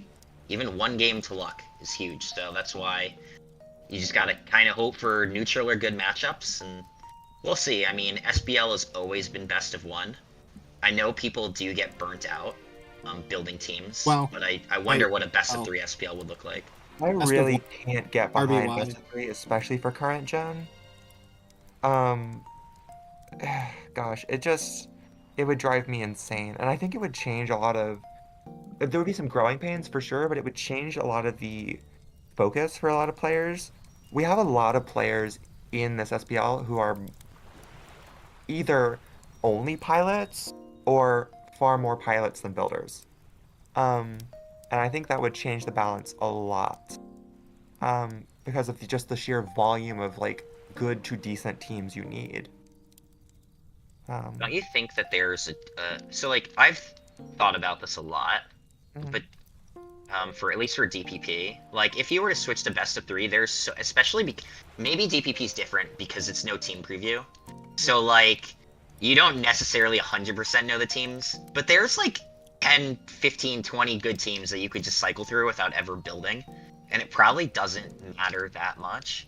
SV I know is very different because like there's so many techs with terras and everything else, but don't you feel like between like standard HO, standard stall, like do you think that people would just start reusing the same stuff if it was best of 3, or? I don't know. I don't think there are very many good HOs in SV right now. Okay. There's one by Stresh that I liked the look of, and I just couldn't make it work on ladder. But that's. I mean, I know he's admitted that his building right now hasn't been working for other people, and that's maybe a little bit of a going through a rough patch there. But I also think sometimes really good builders um, like a team only works when you really understand how it functions, and I just couldn't parse it. I say that with all the respect in my heart. Stresh was a big inspiration for me when I started. Um, so Yeah, I still remember Stresh on the Ruiners a couple of years ago, and he wouldn't pick a team until right before his games, and he would have Oh my like God. 20. He would have like 20 options. Like Yeah. it wasn't normal. Like he built so much, and I'm looking at these teams, and it was like, forgive me, I can't remember the name of it, but the other Volcarona-looking thing Yeah. that Iron Maw? wasn't Or it wasn't Slitherwing. Iron Yeah, Maw. Slitherwing. Yes, Slitherwing. he had so many teams with Slitherwing, and I'm just like, how do I even evaluate if this team is good? And I'm just like, you know what? I'm sorry I can't help you here, but you do you in terms of what you use. Slitherwing enabled some really cool structures for a little bit there. I don't know if the team's really that great. It was sort of a mixture of everybody was really, really high on Darkrai, and we're like, how the heck do we answer this kind of thing? But and then like the Prio is really good for Wellspring. It's really good for just a number of things. We brought in World Cup one of those Stresh Slitherwing teams and lost in playoffs or in tie breaks. So not a huge Slitherwing fan personally, but it does enable some cool teams. Yeah, I remember Darkrai gave me a lot of trouble in OLT. I was spamming the team that I think his name was Alvin used to qualify, or Alan. Yeah. It was like Yeah. it was like Kyurem, like the Kyurem was sub freeze dry, Tinglu, Cinderace, like that structure. Yeah. Yeah, and Darkrai gave me a lot of trouble. And then I remember I ran into Helom, who had knockoff Darkrai, Yeah. and that made me very upset. that was a very good Pokemon. Knock Wisp Rai is probably the best set, or like Taunt Wisp, Taunt Nasty Plot, things like that. But you do really miss the coverage, I'll say. Especially in I was a big Clefable hater at the beginning of this tournament. Okay. Gosh, like 2 months ago. But it's impressed me. It's made a big comeback. One of the things I have trouble with as like a admittedly like newer player is saying why meta trends happen. I can like if I really sit down and think about it for a little bit, I'll be like, oh yeah, Clef does well into this and this and this. But off the top of my head, I couldn't tell you why Clef has been popping off. It was good. Like I remember there was a while, probably around the time of last SPL, maybe a little bit after, where people were just running Thunderwave Clef or Thunderwave G-King as their Wellspring switch in, or their Wellspring answer rather. And that's the last time I remember it being good, but it's really strong right now. Interesting. I do know that Gamma is a big Clef believer in general from previous generations, Eternal Spirit. And I don't know. I mean, I feel like he had Clef on a lot of his teams. So I mean, the Raiders in general just spammed Clef. It felt like, and yeah, sometimes things just pop up out of nowhere. You see other people have success with it, so you're like, how do I build with that Pokemon? Not like there's a rhyme or reason to it all the time, but that just seems to be what happens sometimes. Yeah. How was it like to team with Gamma? Because to me, it sounds like it would be stressful in some ways because he runs some very out-of-the-box things. But he also performed incredibly well this tournament. So Gamma again, yeah, he runs very Gamma things. He's one of those people that if I were to use one of Gamma's teams, I would not break 1700 on the ladder. Maybe like 1750 because like they're very weird. But he knows what Pokemon work for him. And he also like, I mean, he doesn't really test. Like he just looks at the teams, maybe plays a couple games with his friends, and then he just wings it. And I think you can do that once you have as much experience as him. Like he's been a good player for 10 years. Right. But yeah, everything he uses it's very Gamma like coded, if you will. Like you would never see other people running like, you know, choice band Meowscarada on balance, right? But he does, and he wins with it, which is crazy. But I tried to make a couple CB Meow teams 2 weeks ago, maybe, And none of them turned out great. I think I had like a Wheezing Mola one, so seems a little gamma coded, but Yeah. Yeah, he's just one of those people. He knows what works for him.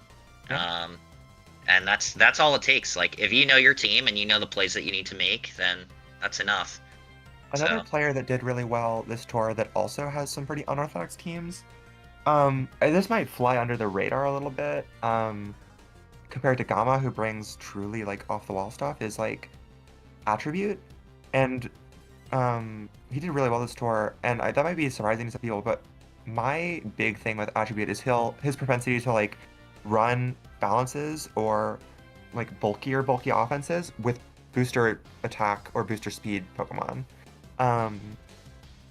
And I just like, it's not something I've cracked really. Because I've thought about it a good bit since analyzing his team structures. Like, you're planning for a longer game, but you want to milk as much value out of these boosters as you possibly can in the mid game. And you want to build in a way that plans for that game plan. It's really tough, and I think really big fan of Attribute. So he did really well this tour in general. mm-hmm. It's interesting, right? Because at the end of the day, there's a difference between, like, on paper you can look at a team and say, this is a good solid team, right? But does that necessarily make it win in SPL, which is best of 1? Yeah. And so, like, these teams that, again, like, some of these players use, like, maybe an Attribute or a Gamma that, like, you're never going to have a lot of success laddering with them because they're inconsistent. You know, they are teams that, in a best of 1 scenario, against what you think an opponent might use, Mm-hmm. you know, they can be very successful. Yeah. And so, like, that's also, like, I guess part of the beauty of SPL is that, like, anything can kind of be used that's structure-wise, but Right. yeah, it's, like, it's hard because, like, how do you make that call to use that team if you're practicing it with, like, on ladder and you lose half the games? It's like, where does that confidence come from? It is very But demoralizing. I'm a chronic ladder tester, and I'm Yeah. fine saying that now that the our finals hopes look dubious. But Do we want to talk about that, by the way? Like, because your finals hopes are dubious. I'm not gonna lie, but they're not impossible. Like, true. pretty you could win out the last 5 games, Yeah. turn it around. or win. Absolutely. I have all the faith in the world in my teammates. I just wish that like I didn't need them to carry me. It's just, it is very demoralizing, honestly, like, to be in SPL, to work so hard, and then just game after game you get lucked, and it's like, and then you think, like, wow, I spent 9 weeks for this, but unfortunately that's Pokemon, so you can only sort of control the controllable. Yeah. And I Not would even say just like winning the weeks, because well, I mean, yes, because y'all were dominating, right? The regular season, it didn't even. Y'all took a very early lead and then just kind of held on to it forever. So a little bit of that. I will say this was like, not that I have many to compare it to, but this was easily the best team tour experience I've ever had. I shouldn't say was. That makes it sound like it's over. I don't know. Love all my teammates and my managers. Just great. Couldn't have asked for a better group, and obviously winning feels good. So winning the weeks was a great experience, and I hope I can redeem myself in finals. But if I can't, you know, it was a wonderful experience. Hey, at the end of the day, that's what it's about. It's just having fun, right? You get SPL SPL once a year. It's just a very different tour than SCL. So it's the cool people play in, you know, SPL anyway. So yeah. Okay. I think we can, I don't know if you have the thread pulled up, but if we could go to like the current standings for semifinals right now, just like the score sheet and all of that. Yeah. Okay. So like we kind of alluded to a little bit earlier, and like one was talking about, her team is currently in a very dire position. Down 2-5. You have to win every single game to outright win. You can lose one more and then you can still fight for the tie, but it's like, I don't know. I hate tiebreakers. So personally, I hope we do just have a decisive result this week. I'm not gonna lie. Yeah. I would have loved if we had won the week and there was a tiebreak week for the Tigers Wolfpack, but if it was, The break. but We call that the break. The break. yeah. We've we got have game. RBY and our Articuno on the screen. Exciting.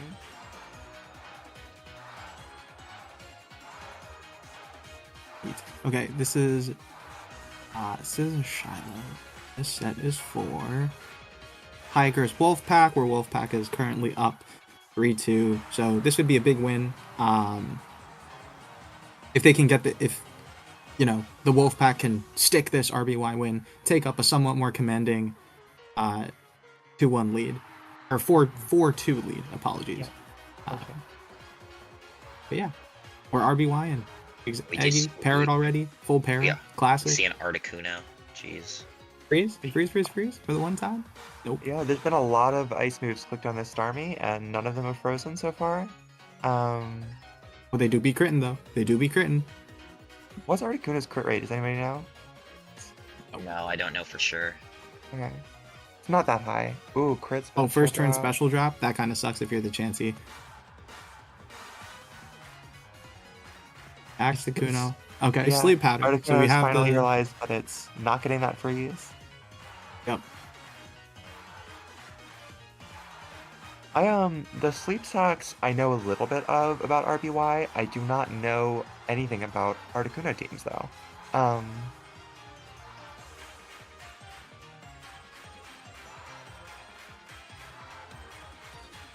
Yeah. Yeah, I mean, as soon as I see an Articuno, I have no idea what to expect. Like, is this just Tauros Snorlax, or, you know, I honestly, after watching Serpy play, I don't even know what to expect. I will say that Issa, and I'm not sure if I'm saying their name correctly, No idea. is like incredibly underrated at RBY. Yeah, Like they almost beat Serpy, which was crazy, and also just generally have a lot of success in this tier. So, He's yeah, a and great guy, by the way. Just a pleasant person. Not a big ego like a lot of the people on this site, and yeah. I mean, always that good does when go a the long way. egos- Just being like a genuinely like nice person Likeable to kind of person. just be around. Yeah. Yeah. That contributes a lot, not only to, well, one, it's good if you're winning, if you're good about, actually the stuff in game, but Yeah. it really contributes a lot to like chat presence and makes the overall tour experience a lot more just like pleasant for people, which is, I think an underrated part. We don't talk about that as much, just building culture within these big team tours. Yeah. I 100% agree. So let's see where. Anyway, we finally see the Chansey get paralyzed. So Right. 22 turns in, about time. Yeah. Makes sense to go for the paralysis on Chansey if your freeze bot Articuno is sleeping.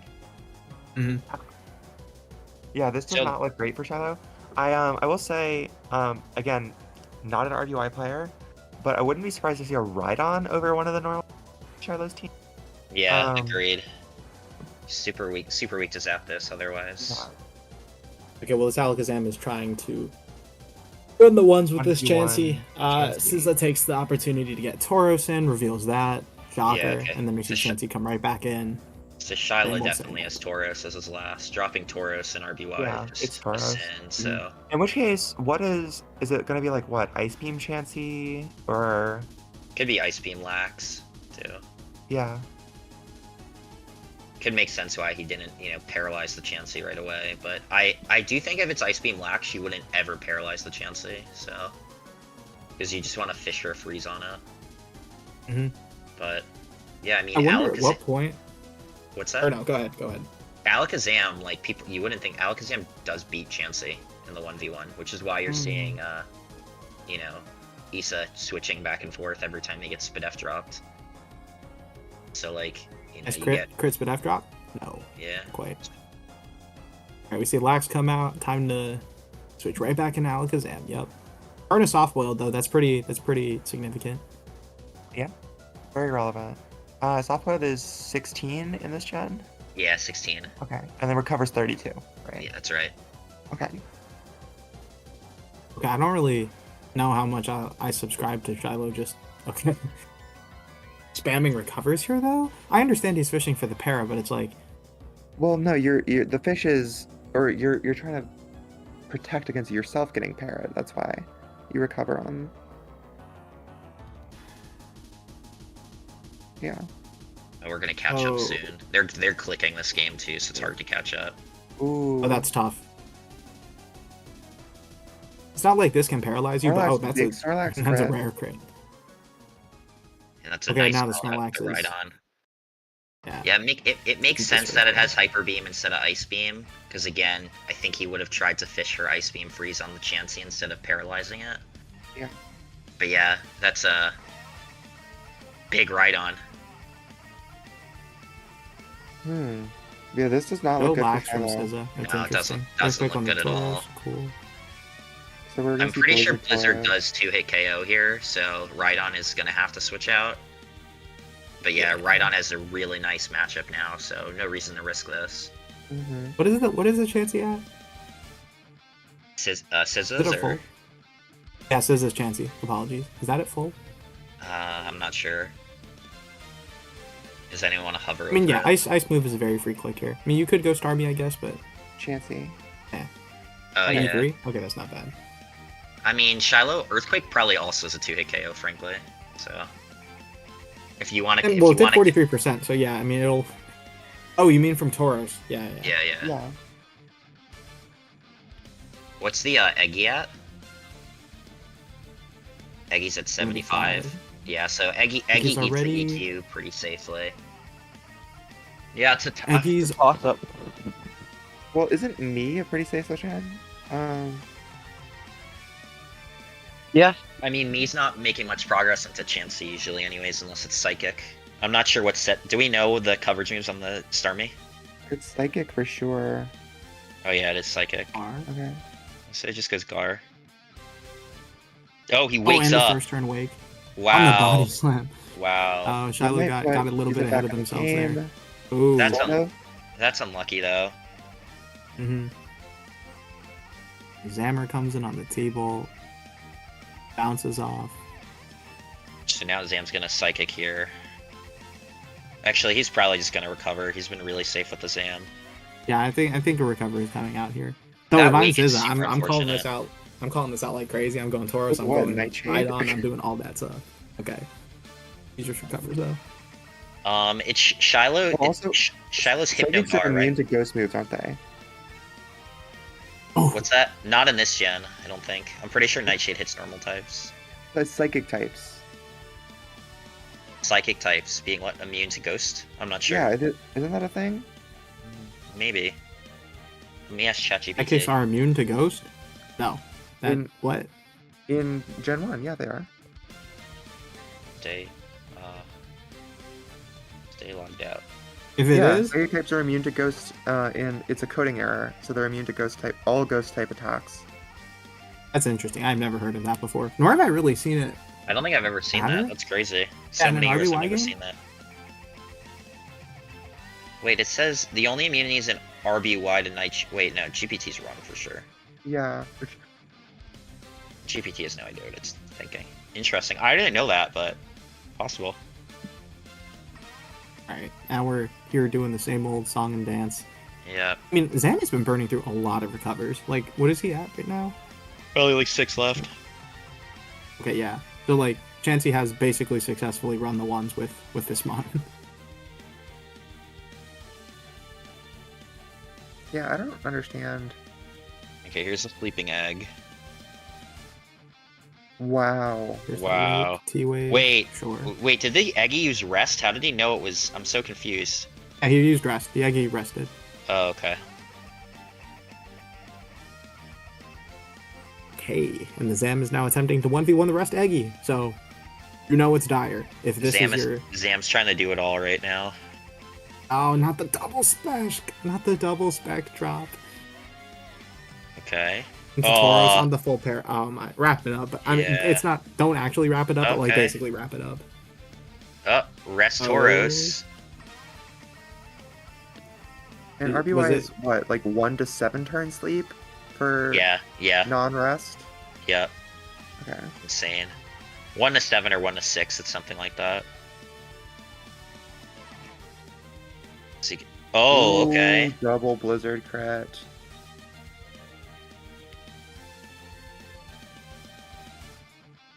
Is this That's Starmie tough. paralyzed? No, it's not. Okay, yeah. So Starmie comes in here. You know what's an insane play? Doubling to Rhydon on the. On what, Chansey? Yeah, I'm not gonna lie. I would have gone No, crazy if he's not right on double damage. Yeah, I was gonna say on the Alakazam. Oh, okay. Okay, is Zam out? How many recovers are we looking at? It's probably got like 2 left, honestly. Oh wait. Yeah, it's probably got like 2 left. Oh, Lax is the first one down though. I mean, yeah, okay, that's fine. I'm gonna open up Smog Tours too, just so I can check PPs and stuff. Exactly what I was doing. Yeah. It's... Okay, we have Starmie, thankfully, dodging the body slam Yeah. para. Alakazam has 10 recovers left. Jeez. Zam coming in. Back to Chansey, same old song and dance. Good double to Tauros. It's also only got 4 Body- psychics. oh. Oh, huge. Skillful crit, skillful Wow. Was that, and that Chansey wasn't paralyzed? Oh no, it was paralyzed. So crit. like, It was paralyzed. yeah. I mean, it doesn't make the crit bite any less, really, but, Yeah. you know. Skillful crit, skillful crit. Wow. Shiloh flipped this game all the way around. Well, we said it Was was RBY getting Enshrouded the Saber forward? initially, but the wake helped on Gengar.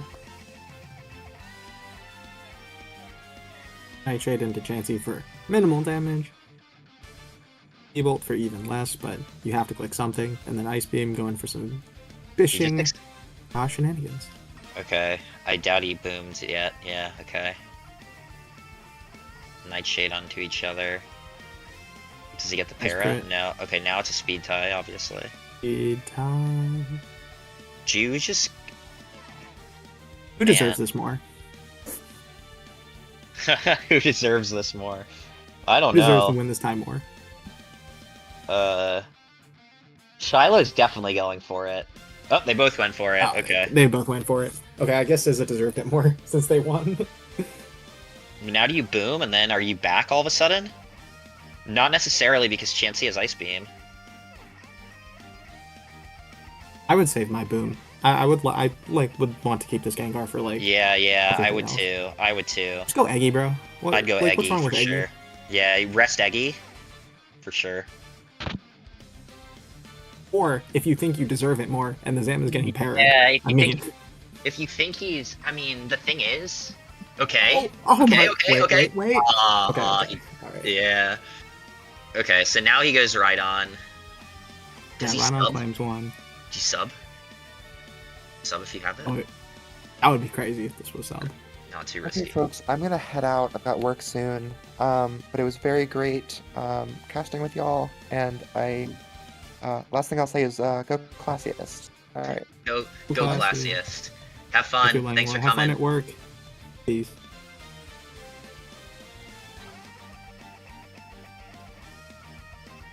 Sub would be so brazy right now. Show me sub, Sizza. Come on. I'm trying to see some super hot fire right now. The challenge is he needs to crit this Chansey.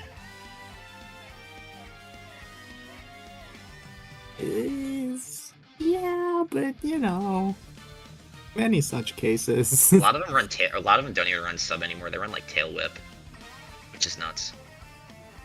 I mean, that would help versus Chansey. Last month scenario. Yep.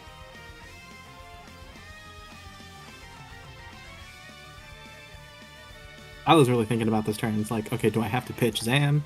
Do I maybe... Well, you can't really hard Tauros. You can't... Could hard Kuno, maybe? And just be like... Try and wake up or something? But no. Yeah, you just pitch Zam. Okay, Chansey comes in. You have to imagine it's Ice Beaming. You have to imagine... Yeah. No other play. Unless it's counter. Is Oh, T-Wave. wow. That was a great T-Wave. That was like Yeah. that was a ballsy as heck T-Wave. Yeah, great play. Oh, and it's bull And then beam. T-Bolt cleans out Oh, this time. uh-oh, though. This is bad, though. You don't want your chance of getting T-Wave there. Yeah, this Now- is a chance ball. Now you're This is a slower chance than ball moment. Rhydon. Now you're Chance ball slower than moment. Rhydon. Yeah. Okay, just hit the Chansey though. Like you're not. Oh my. Yeah, I would have just Yeah. psychicked once. Yeah, I would have just psychicked it once. Just take your chip, bro. Just take your chip. Yeah. Rhydon is the one beating this anyway. You know, All right. make Are it look you a little easy. you su- You sub on Ice Beam. I don't think that does you anything. I think you just have to hit this. Yeah, just attack. I mean, it depends. How much does Blizzard do? Can you afford to sub once? Probably not. All right. Here comes Tauros. Is it gonna Oh my. freeze? It needs to freeze or crit. And he doesn't get either. Oh my god, it's red, blue, and yellow. You could miss. Red, You can blue, miss. and yellow is the tier of all tiers. Incredible. Wow. That had me choking in real life. That was crazy. Wow. Red, blue, yellow, man. Okay, there's one more game in 10 minutes. That's VK versus. Well, this is best of 3. All right. RBY. Yeah, we have Yeah. more games. We have Yeah. more RBY gaming coming. Listen, I'm a tournament director. Pretend that's not enough. Yeah, we got more games.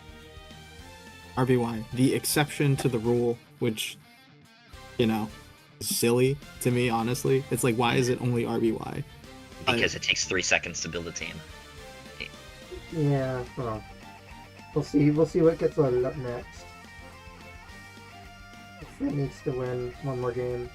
That will need to win 2. SZA has put their team in a pretty fireballs position, I'm not gonna lie. Putting them almost up.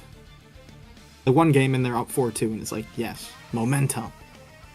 It'll be the same as the other series, 2-5-2s. But I don't know, Shiloh could easily win the next 2. Not gonna lie, Shiloh probably should have won this one. Yeah. But That's You know. why.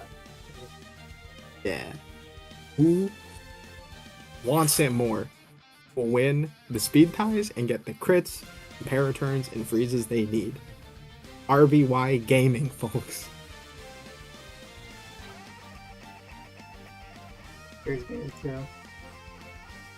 Alright, This is game maybe 2. a more traditional lead. I'm gonna switch to the Oh, viewpoints Jinx on the lead, cool. to maintain consistency.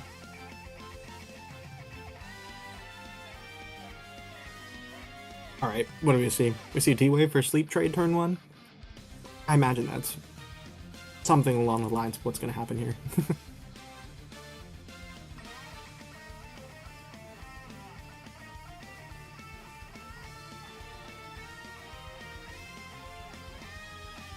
Oh, just just to psychic. reintroduce myself, I guess, for folks who tuned in recently, this is the Fairy. I am the person handling the broadcast.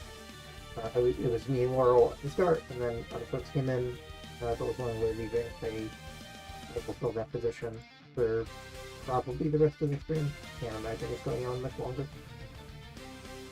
This is the most stressful, 5 turns I've ever seen. Just getting ice beamed into singing. Oh my lord. Okay, one more turn to Sleep Jinx. Alright, Zam comes in, cool. T-Wave for T-Wave, Band for Band. And then let's lock in, kiddos. We got another 30 turns of Alakazam clicking, recover, and getting seismic tossed. Maybe less, actually, if he decides to just swing into Chansey once or twice. I mean, But, we do know we'll see. we do know how Shiloh likes to play his Alakazam, so Mm-hmm. this thing is gonna click recover until it's 100%. And, with the proper, due respect of last game, that Chansey, when it was doing all that, seismic toss nonsense, really was not getting parried very often. So, yeah, it's about time we get a couple paras going Shiloh's way. And when I say a couple, I mean a couple plus a crit psychic, so, nice. 2 crit psychics. 2 piece. Okay. And the universe evens itself out, okay. Yeah, I mean, after the end of the last game, I don't One really to know if we could be saying 256. anything. The Psychic Spec drop, turn frame 1, pretty cool. Alright, letting Starmie burn some sleep turns. I guess that's fine. Goes into Lax. Lax on Lax action. Any such cases. I imagine we will just see some body slams and then perhaps Hyper Beam right now. That would have been very interesting if it had paralyzed right there. No. Well, normal types can't get Oh, paralyzed right. by body slam. Yeah. New RBY mechanic, a la like 2018 or something.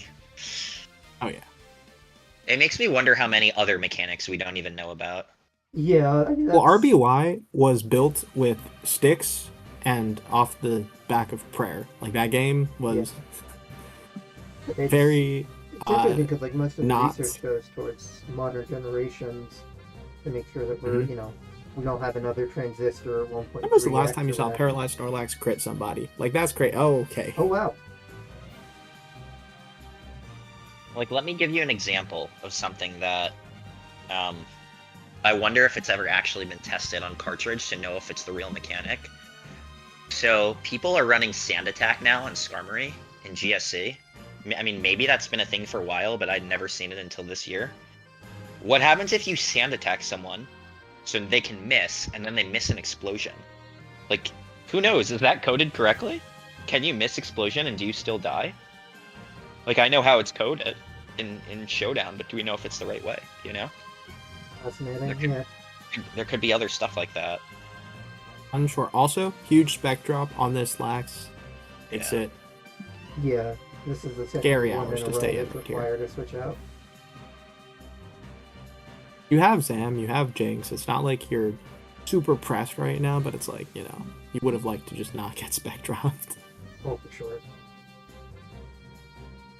If you'd like to be leaving in the Lax or the Alakazam, but like the special drops are necessitated to switch out.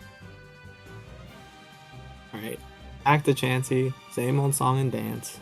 Yeah. But do you double Lax here then? Try and finally get it healthy. Oh, that would be a zesty play. Nope. Okay, but Shiloh was not built for that though. Understandable. Right, Shadow, this is play. Yeah, I don't think you get to Okay. the point you are. It's with- more or less like you doubled into Lax. We get the para? No para.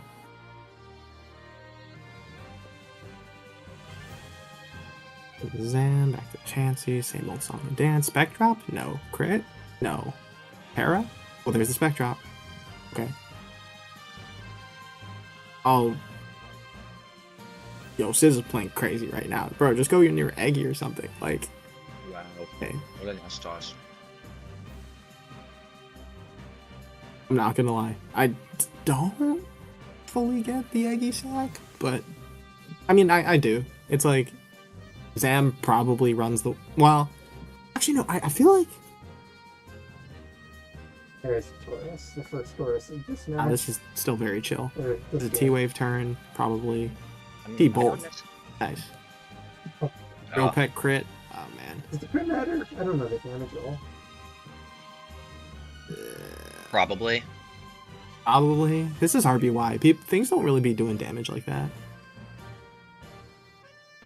50% though, maybe.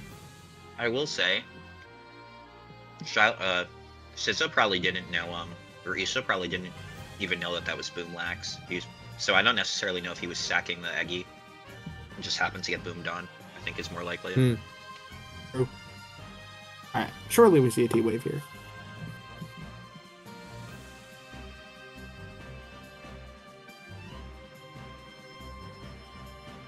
Yeah, I feel like a T-Wave just sort of, I want to say it locks the game up, but like, it's probably the safest position to the end game. I guess Yeah, we you don't know what definitely Shiloh's last one is, but like, I don't know. It seems like a pretty traditional RBY team from Shiloh. I don't think you'd be expecting like solo Marowak or Vaporeon or something. Yeah, no, I Vaporeon mean, would maybe go it's... crazy. If like you just somehow deleted the Zapdos and then Lastmon Vapo like eats Starmie and Chansey somehow. I didn't That'd be watch the crazy. turns. I didn't watch the turns close enough to know what it is, but it's not Rhydon or Golem. So Yeah, no. I mean, your options are like Eggy, Slowbro. which like Slowbre's like rarely ever used anymore. Yeah, It could but be it's really- Starmie. I feel like if you have Eggy, it shows up earlier than this, no? Yeah. Oh, we'll see. I mean, whatever it is, it'd be difficult to overcome everything that's left. We're taking a long time to think Yeah, about I this mean- one. Really. Issa still has a full health Taurus in the back. Yeah. What's the Starmie at, by the way? Is the Starmie status or anything? Okay, It slept. Starmie is asleep. Chansey's paralyzed, I think, or... Yeah. Yeah, so I mean, like, Shiloh does have a shot. Yeah, this is If not he... doomed. Yeah, if Shiloh, like, body slam pairs the Zapdos, he goes for the freeze, doesn't Right. get it. Okay. I think that's You know, probably the you correct always gotta play hold from your both breath when sides. something like that happens. Yeah, now he's going for the para. Nope, doesn't get it. Here he goes for beam, I assume. Yep. Yeah. But now he's just gonna No, die it's- to... Yep. Alright, Okay, we'll Starmie. say It is Starmie Okay, last. yep. First turn Starmie. para? And it gets First crit turn right off crit. the rip. Very rough. Yo, do you have to T-Wave this? I think you can recover because really isn't You it recover. done Because if you here? recover and you get parried, then you're in beam range. Yeah, no, but I you don't have really to. think You any- have to recover. I'm pretty sure.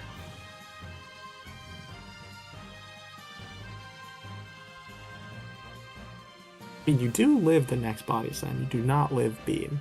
But he's not clicking beam here, right? Yeah. Yeah, no. Okay.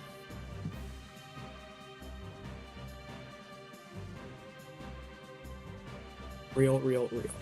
Do we know if the Chansey's got Thunderbolt? Has it revealed that yet? I can't- Oh, it's S-Toss. Okay. So he's just gonna S-Toss. Yep. That's tough. Yeah, I mean that's. That might be it. It would be an I uphill mean, climb. Starmie could do it, I suppose, if it's just incredibly lucky. Nope. That's hard to see from here. To see, yep, soft. Alright, did the last game start yet? No, No. not yet. I'm keeping an No, eye there's a on it. 130. Dang. Alright, and the Wolfpack are up 5-2 as well. Is this 5-2 or is it 4-2? It's gonna be 5-2 after this one. That wasn't updated and then they last checked it. That's fine. The Wolfpack are Oh. crazy. I mean, I think they won their last 3 weeks to make it in after a really bad start, and now they're gonna be in the finals, most likely. I mean, that feels like true proper SPL from what I remember. It is the Tyrants and the Wolfpacks in finals, you know? Obviously, the Tyrants haven't locked in yet, but like, I think the most of the logical outcomes for the rest of today are Tyrants and Wolfpack in finals. Yeah, I'd be shocked otherwise. Alright, well that's... So who's the last game anyways? So Who's the last game we're 130? going to be broadcasting before we go offline, unless something happens, is Kate versus VK. And Okay. that was scheduled for. Well, it was scheduled for a half-hour game, but it was Okay. rescheduled to 2 minutes. Yo, someone get on the horn. Someone call act, bro. Yo, this is even Fogbound would have gotten an act call at this point. Like, come on now. What are we doing? Yeah.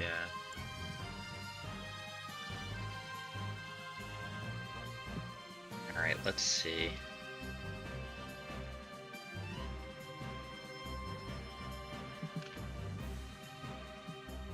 In the meantime, I will go warm up my pizza because I am fat.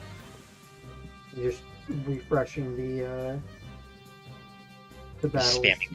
Spamming the refresh button. Let me see it, because this is going to be the final game we're waiting on, and yeah, I see Laurel already in SPL chat asking about that game. Yep. Let's move to the downtime stream at least, but yeah, this has been a very good semifinal so far. We started off the stream at both set being 2-2, but over the course of the broadcast, we've seen a clear winner, but there's a lot left to play, and neither set has even locked to a tie, right? Because both are 2-5. With 12 games, to get to a tie, you need sets. Here's Kate versus VK. Let's go! Okay, we see, unsurprisingly, Moon on both sides. Broken Mon. Broken Mon. Yeah, this sort of feels like an earlier game we casted where one team was like super offensive with a Lando, and then the other team was also pretty offense. That had a Lando plus, another defensive core or two. And at that time it was Tinglu Primarina. This time it's Tinglu Scizor. I mean, if Tinglu can get hazards established, then it's like, I like Kate's odds. But VK's team is just gas. So it's like, you gotta deal with all that gas. I really like Scizor in this matchup, actually. Yeah, it does a lot. I feel like Scizor can go crazy. Especially if it's Bug Bite for Ogerpon. Kind of have to force Sitara if not.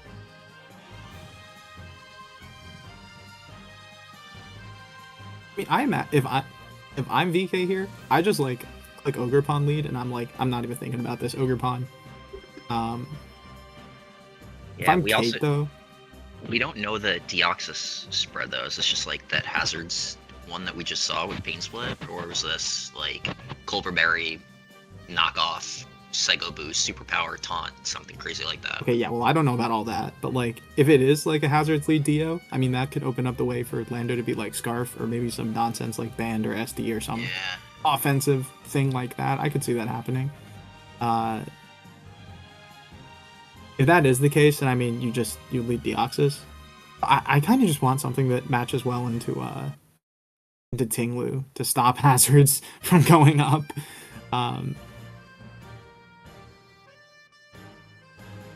Maybe Taunt Dio. That would stop it. Yeah, that would probably Rocky. I think VK's probably got Rocky Helmet Lando. Just as like a better check into other Mooners and stuff like that. Gliscor a little bit. I think it's Helmet Lando, then what, like Spikes Dio? Or like Meteor Beam Offensive or something like that? With Meteor Beam Dio, then it's not going to do much if it's a Turbo Beam. Alright, let's see. What you have to assume is the hazard lead Dio. Yep, so there's the rocks. Dash. Okay, and it is. We have Iron Val as the only thing faster, or like perhaps a Scarf Lando, but yeah. Actually, no. Scarf Lando is literally not even faster than Deoxys speed. That's Scissor is also your only priority. Yeah, so unless you have Vacuum Wave on your Iron Valiant, which he obviously doesn't have. Well, I mean, Val could be booster speed. I just assume Val is booster speed, which would be faster than this, but I don't know if you want to use up your booster speed like right now. I guess you don't need it. I mean, it probably helps against their own Ival. Yeah, I mean, no, you probably actually do want. This is very tricky. A lot of moons aren't running max speed Jolly anymore, so it's like you probably just outspeed it naturally. Like, do you even need your booster speed? If I'm Kate, I'm thinking like, okay, let's see. Okay, they don't. Kate does not need the booster speed. She has decided. I assume we see like a knockoff or something of that nature come out here, but yeah, most likely. Or Moonblast. Actually, no reason. Well, do you ever Moonblast? I actually think you Moonblast. I mean, you can Moonblast. It's just if you go gold, it's like marginally more awkward. Yeah, but I'd rather Moonblast and knock off into an Ogerpon here. With if VK sends an Ogerpon, he's throwing here. Like I legitimately like. There's no. Why would you throw an Ogerpon here? You either just give up the DOS or you go like gold. Honestly, I think you just give up the DO. But yeah, in what world is this E-Speed DOS and it just trips if we're going away? That would be funny. Is this? Yeah, I mean that would be funny. I feel like you can't fit. Yeah, okay. You probably can't fit E-Speed on the hazard stacker. You can do whatever you want with the Oxus speed. That guy could run like Zap Cannon if you really wanted to. Yeah. But, you want your hazards. You probably want taunt. You probably want an attacking move. I don't know that E-Speed is that. True. Okay. You imagine. Is this banded? Is that what this is? No, it's like AV. Could be soft sand. Unfortunately, we'll not know because that was a crit. Moonblast did like so little. That has to be Assault Vest. has to be some nonsense like that. Well, it's not special attack skill. That's super unreasonable damage either. No, that's like, that did nothing. Unless you're like not especially invested into Valiant, which I guess could be something.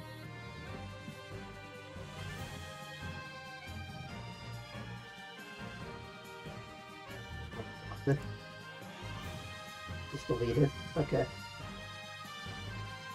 And this is, I guess, just a trade war. Go back and forth and back and forth. Maybe. I mean, you don't have to trade here. If this Golden Go... Yeah, because you have Ting Lu, I'm assuming make it rain. If you tricked here, okay, that was kind of a... I can't even say that was like a crazy nasty plot. It's like, the only thing that you'd be scared of from after you see Icicle Spear is like Dragon Dance and then you Terra Blast ground it, but that feels incorrect. Okay. I don't know that Okay. this is the position I want to find myself in if I'm Kate. This could be non-Earthquake Ting Lu. I actually kind of think it's not Earthquake Ting Lu if it didn't go for it there. Yeah. Interesting. Is that going to be your first switch into Goldango if it's not Earthquake? I feel like maybe Lando is a better choice. I guess you were worried about Lando, yeah, I guess you could have gone Lando, but if you just ate a hard Make It Rain Yeah, and you really left Lando need that folded, income. then you feel real bad. Yeah. Need that into him for later. This is awkward now because it's like the only thing that's like outright threatening a KO on this, and like being faster too. Well, if Lando's max speed, it's Lando or Moon. If you go Lando, let's say you EQ, that gives what, Ogre Pawn a free swap? I mean, that's not the worst thing in the world. If you go Moon and this Terras and you lose your Moon, then you're like, that feels real bad. Maybe it's Scarf EP Chiron. Who knows?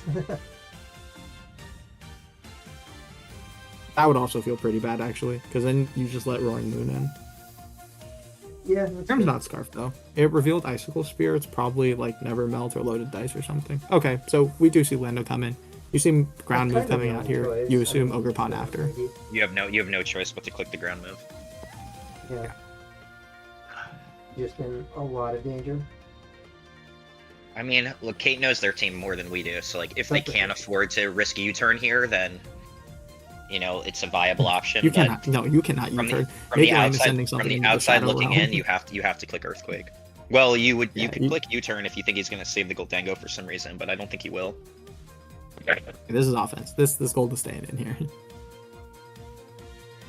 I mean, okay. I will say though, if the gold does go down and like Ogre Pawn gets, you know, a little bit of chip, Scizor is suddenly kind of a bigger issue than it would be before.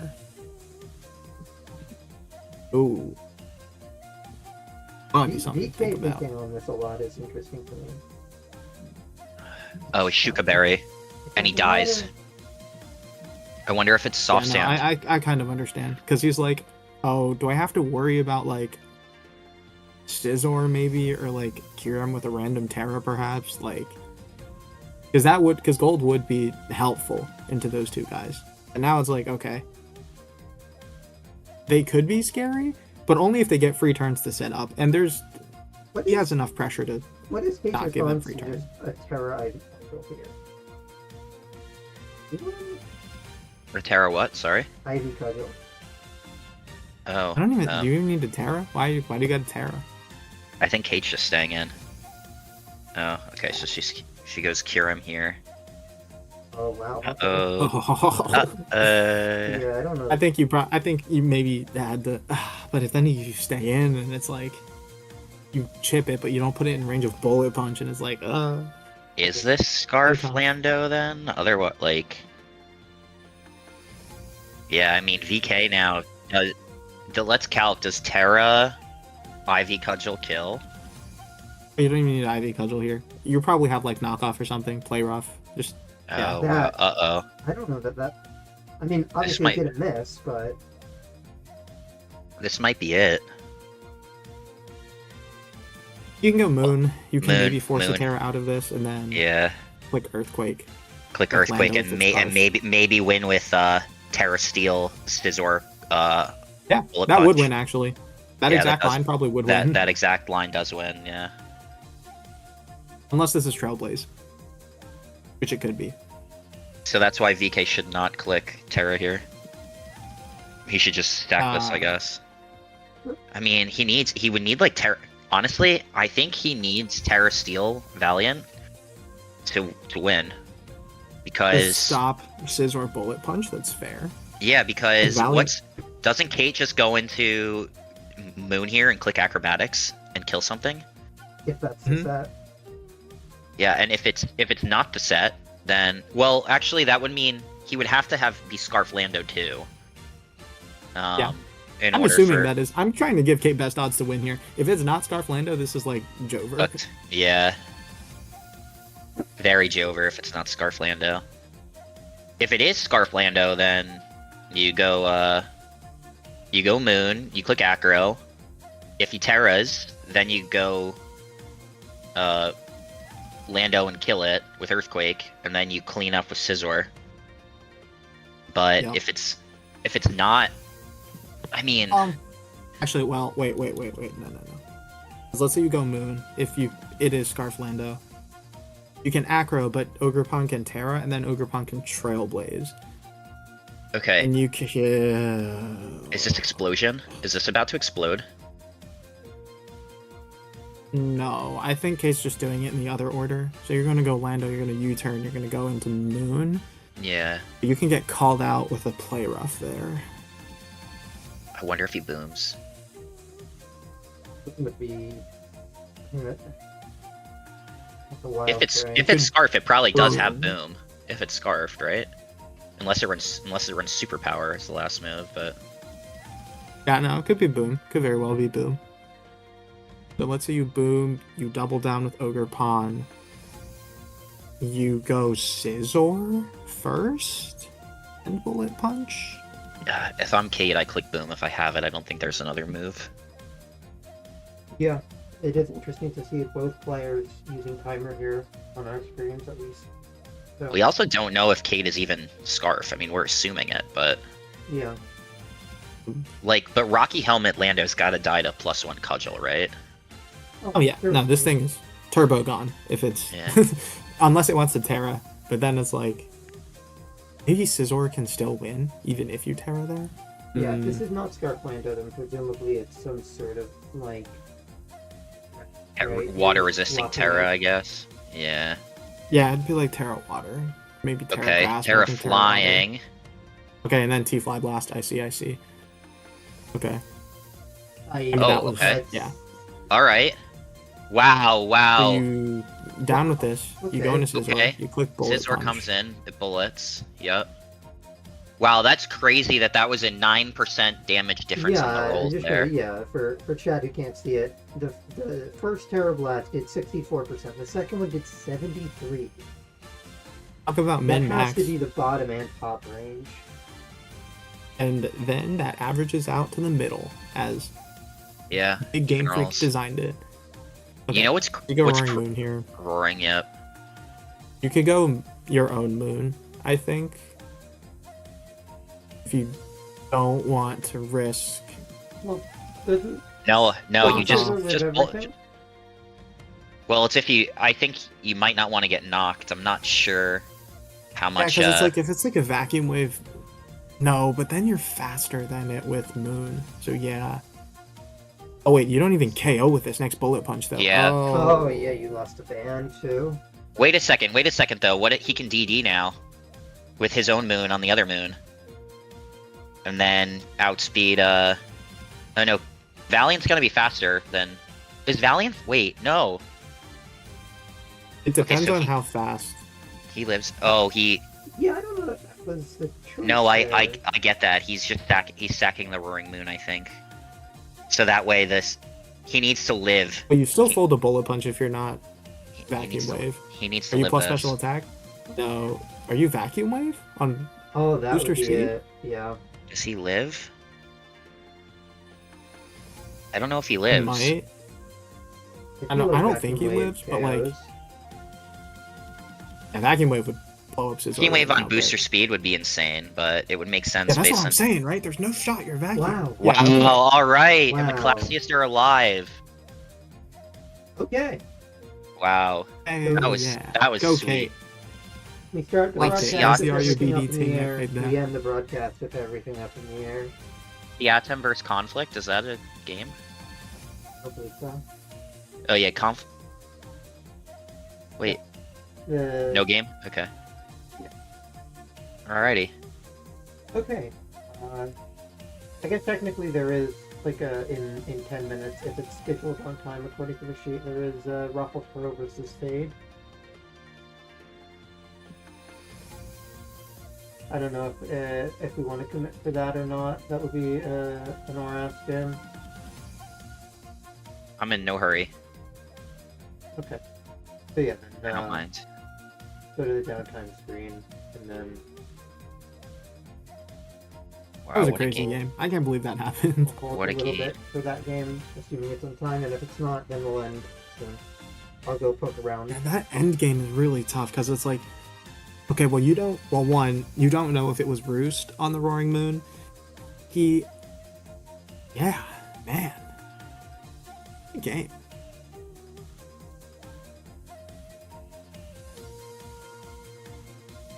I guess if It's EK like, was let's scared if say- Kate's Roaring Moon set up on him. Yeah, that's what I was gonna say. If Kate threw their Roaring Moon in on VK's Roaring Moon on a Roost Yeah. turn, assuming it's faster, you can get a Dragon Dance up. At that point, I'd also assume it's just like max speed, so it would also be faster than the Val, and then you just lose to theoretical, just acro twice. But if you don't do that, and we saw what happened, he respected that in the game, I guess, kind of with the Dragon Dance, then just actually wait, no. VK must have been hoping that that still he'd lift didn't- the bullet punch, otherwise the play makes no That sense. that didn't even work. Because it's like, even if you Dragon Dance, you're still not KOing Kate's Roaring Moon with your own acro, since you're like bulky. Kate could still Dragon Dance and then just KO you with their acro on the turn after. So even that didn't work, actually. Yeah, VK obviously didn't have Brick Break, which is like what you would need to beat the other Moon, but just a crazy game. The Scarf Terra Blast Landorus is a late game cleaner too. I mean, he just had enough tools left in the toolbox to win. That was nice. The T-Blast Lando was nice. If it got Yeah. like slightly better rolls on that first T-Blast, it could have just like maybe outright won. Yeah, I mean, look at the end of the day, the Zord just did it. Yeah. Shout out Scizor. I mean, that's this guy. I mean, I think you called it before the match, just like on preview, that the Zord was going to be a big threat for VK, and yeah, I mean, it turned Yeah. out to be the game-winning thing. So That's what Scizor does, you know? Scizor's been doing it for 15 years. The end of the game. Terrapinga game, is that SPL? Okay. Yeah, the next. Yeah, the remaining GSC game is Florida, which is truly out, but that's in 5 hours. Wonderful. Nothing like waiting until 7 o'clock to see the winner of SPL.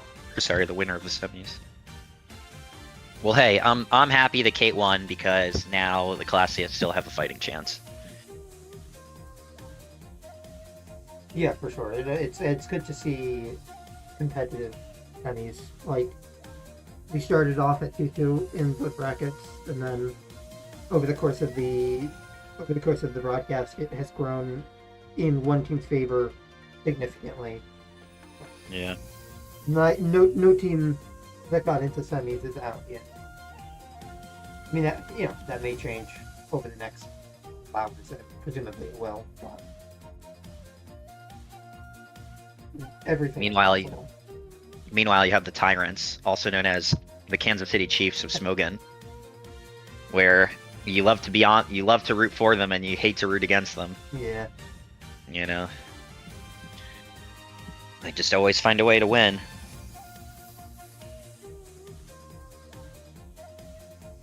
It is what it is.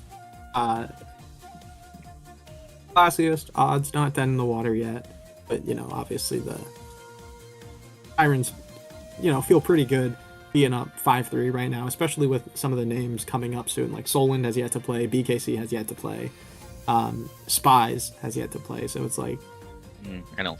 Yeah, I mean, Spies is a weaker slot. I think he was like 2-7. In general, Yeah. RBY, in my opinion, and RBY lovers, you can hate me for this. You can all. It feels like such swingy matchups to me. It's always like, okay, I will always count RBY as a win until proven otherwise. I don't know, like, you can say what you want about RBY, but the most successful, like, I think the two most successful record people ever on Smogon for SPL were both RBY players. Thinking of Tiba and Troller, who won like 70% of their games. Oh my goodness, I haven't thought about Tiba in years. Yeah. The Troller, I know he went like 10-1 one year or something, right? Like 11 and something. Troller like has that? like an 80% win rate in SPL. I mean, like, that's just insane. It's think insane it's for any protection. generation, yeah.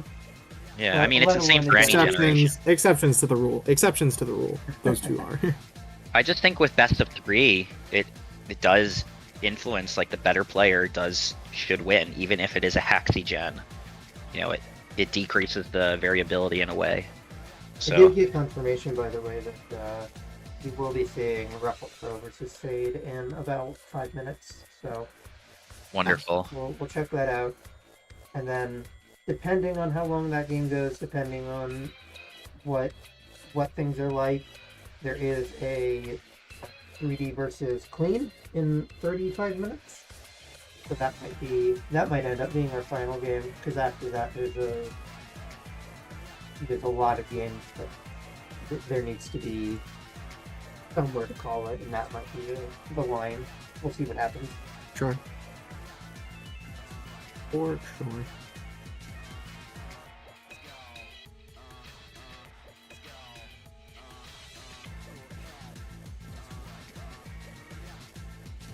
Ruffles versus Fade. What is it? What have your opinions been on Ruffles throughout this tour? It says maiden journey, first SPL. Season, yeah. He started off hot, but I think he kind of cooled off during the middle stretch. But he's in playoffs now in his first season.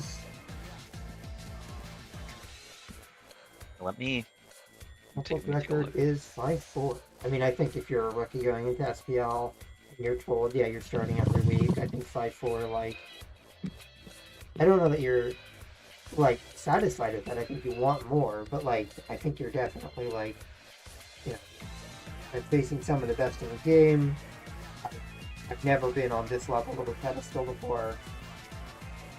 I definitely would be happy with Ruffles Pro if I was, their manager or their friend. The thing is Absolutely. Ruffles was the most expensive player on his team, so he was 18.5k.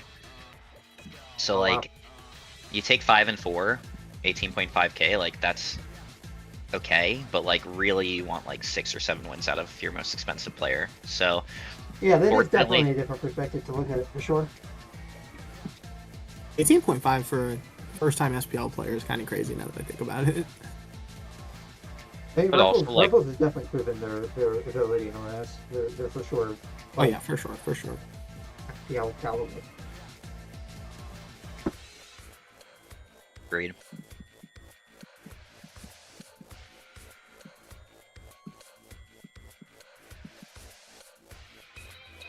Yeah, I mean 5 and 4 Played again, for me fine first season, but like 18.5k is just a lot of money to pay for someone on a rookie in general.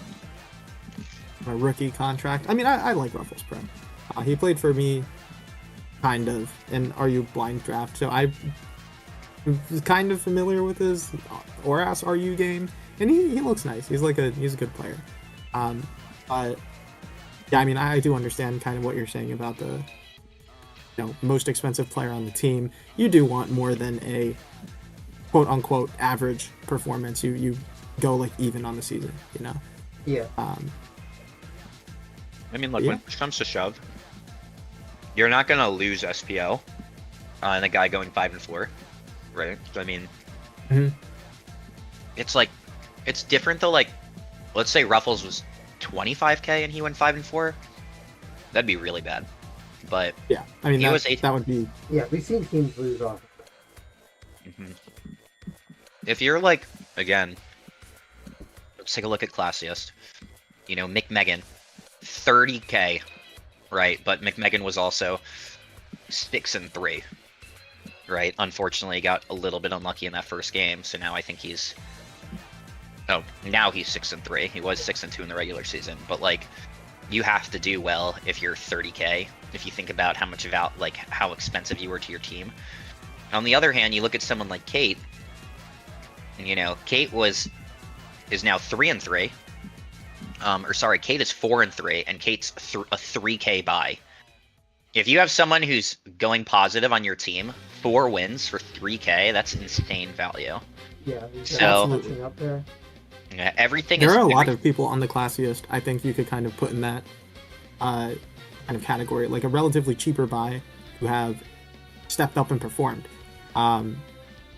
Sinnoh is a fabulous example of this. Their SV starter who has gone 7-3 for 3K. Like, I mean that's Yeah. unbelievable, right? That's unbelievable value. I also think that like Sinnoh probably went for less than they should have. Like I recognize that their previous was it SCL where they went bonkers in SV. Like I recognize that that's a single core performance, but I also think in 3K Sinnoh confirmed like that's a lot of the reason why Classiest are in semis. Yeah, I mean The value again, there is Sinnoh, incredible. budget buy, 3K for 7-3. Damien, their Sword Shield starter, budget buy, 5K, went 6-4. Groudon, budget buy, 3K, went 5-3. I mean, you go down the list. Kate, LPZ, Langvoid to an extent. Variants. So much value squeezed from like 9.5K. Like 9.5K budget is responsible for 17 wins. Like it's responsible for a 17-10 record. Like that's unbelievable. So that's just huge shout outs to Donut, Expulso, Blank for putting together a roster of lower maybe value monetarily wise players, but they've certainly stepped up to put up some pretty big results. I also gotta be. Unfortunate.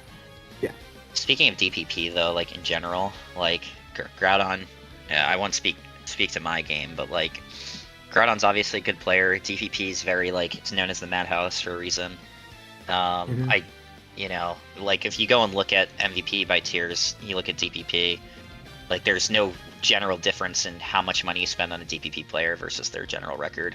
Like 4 of us were 3K, and all 4 of us were positive or even. So I don't know. Like that's why like. Again, I understand spending $25,000 on BKC. He is 5-4 right now. You know, somehow the Tyrants are still just incredible and pulling along. But again, for 25K, you really want better than a 5-4. You know, you want like that 7-2 to really help move your team along. Because doing anything but that is a detriment. But like if we look at the Tyrants, you know, we see Solon 30K 5-4, BKC 25K 5-4. But, like, why are they sticking around? Well, My Java, 7-3, 10K. VK, 6-3, 3K. Poek, 6-4, 5K. It's 5K, those yeah. cheaper slots that are carrying, you know? Dude, even like what's it called? Frick. What's his actual name? Laurel. You know who I'm talking about. Which one? For Daisy? 3K ADV. Yeah, for Daisy. That's right. Yeah. Even that. That's their 3K for a actual 5-5 name. record? You take that. You absolutely take that. Yeah. Yeah, that's not his actual name, but it's just the other name people know him as. I don't want to say his Smogon name on Unfortunately, Yeah. there's no We're good trying name to is keep- like on our list of like words to not say on broadcast. Yeah. Yeah. Yeah, They're but friends the other with thing is, advertisers. again, like people don't realize how important it is, but like I've been in SPL now 7 or 8 times. The managers are so important, and like I've never been on, you know, this sort of Ray and Blunder team, but they get it done. Yeah, they get lucky, but they put themselves in a position where they can get lucky. Every team can get lucky, you know? Every team can get lucky, but here they are. Yeah. You know, they're in the playoffs again. I think Ray has made the playoffs like 4 out of 5 times. Yeah, 5 out of 6 times. That's it's worth mentioning insane. you're talking about like any team can get lucky. Like up until very recently, every single team other than one was in the conversation for playoffs. Yeah. But we're probably going to see 3D versus Pink. I don't think this ends in 5 minutes. Yeah. Oh, did the game actually start? Yeah, Ruffles Pro versus Fade has just started, and we see Oh my goodness, yeah. very stally teams from Ruffles Pro. The thing is Mega Chomp, if it is Mega Chomp, but it's probably Mega T-Tar. Both of these mons do very well into stall generally, so it is going to pretend on the spreads. Fade also, historically, like, knows Auras through and through, right? I don't think that they're going to be making a ton of rookie mistakes against a true stall team. I think they will know how to play against this team. This kind of team, obviously, very, very well. Yeah, I promise you that these two matchups, that these guys are very rehearsed and know exactly what they're trying to do here.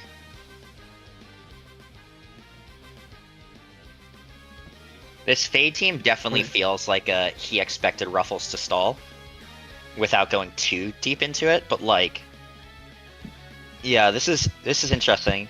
Like, to see Cress on a bulky offense team like this. Usually you see Cress on HO in ORAS, so there's a lot, like, this Cress could be Trick as well, which could be, like, really problematic for Ruffles.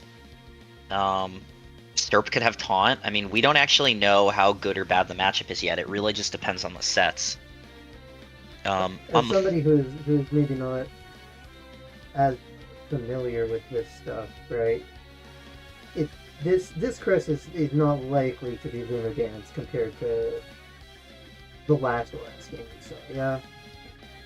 It probably still is Lunar Dance, but, like, it's not necessarily, like, Mental Herb, T-Wave, Ice Beam. Yeah, committing to like, yeah, but it probably still is Lunar Dance. Like, just because, like, what else had it to run anyway? Yeah, like Cress is part of the reason why it's really nice is it checks fighting megas, right? Like and you can, with T-Wave, you can check Metagross too. So knowing that you're checking both Lopunny and, okay, you know what? I think this is about to trick. I think this is gonna trick a Scarf right here. Yeah. The fact that you led with it makes me think, oh, this is Trick Scarf. Hard Alakazam here. Ruffles, unless this is the most insane bluff ever, and he's gonna Thunder Wave instead right here. Oh my god. And just get the Zam on the first turn. Okay. Oh wow. Interesting. Okay. Interesting. Okay. You definitely expected the Zam to come in and then try and pursuit trap it. But... Yeah. Okay, if you were not Trick Scarf, why would you lead it though? I think that was a whole. I just think that was a bluff and a half. I guess you don't really care to trick the Slowbro. I don't know. I mean, it's like stall, so it's like the lead doesn't matter the most, but it's like. Yeah, no, I feel you. I mean, this Tyranitar is probably Mega, but it's possible it's a Mega Chomp, so we'll find out. All right, it is Mega Chomp. Up on the rocks. Yep, there's rocks. So I would imagine rocks are coming up too, or maybe like a knockoff. Could be a knockoff. This could be CM as well. We don't know. You go Volk here? Okay, no. Okay. Stealth rocks. Okay. Yeah, pretty. Scarm. Straightforward. Pretty cookie cutter, flowcharty type play.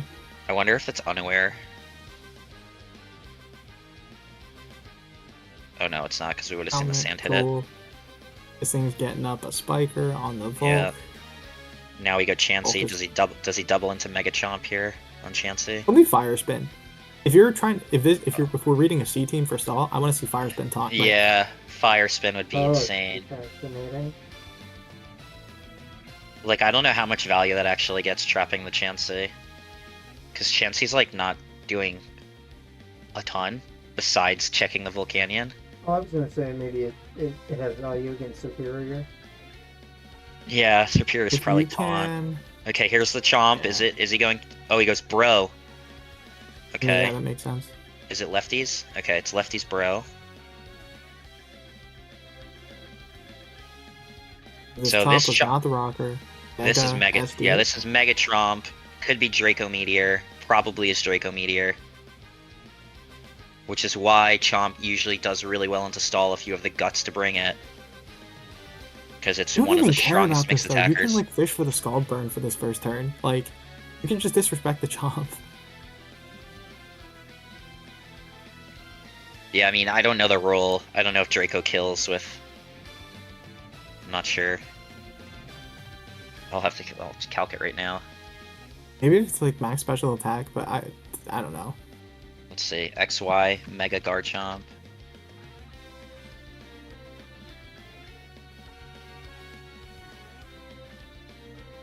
Slowbro defensive. Yeah, that's what I'm saying. Like, the Slowbro can just disrespect that Chomp. You can go, like, what? Fly score now?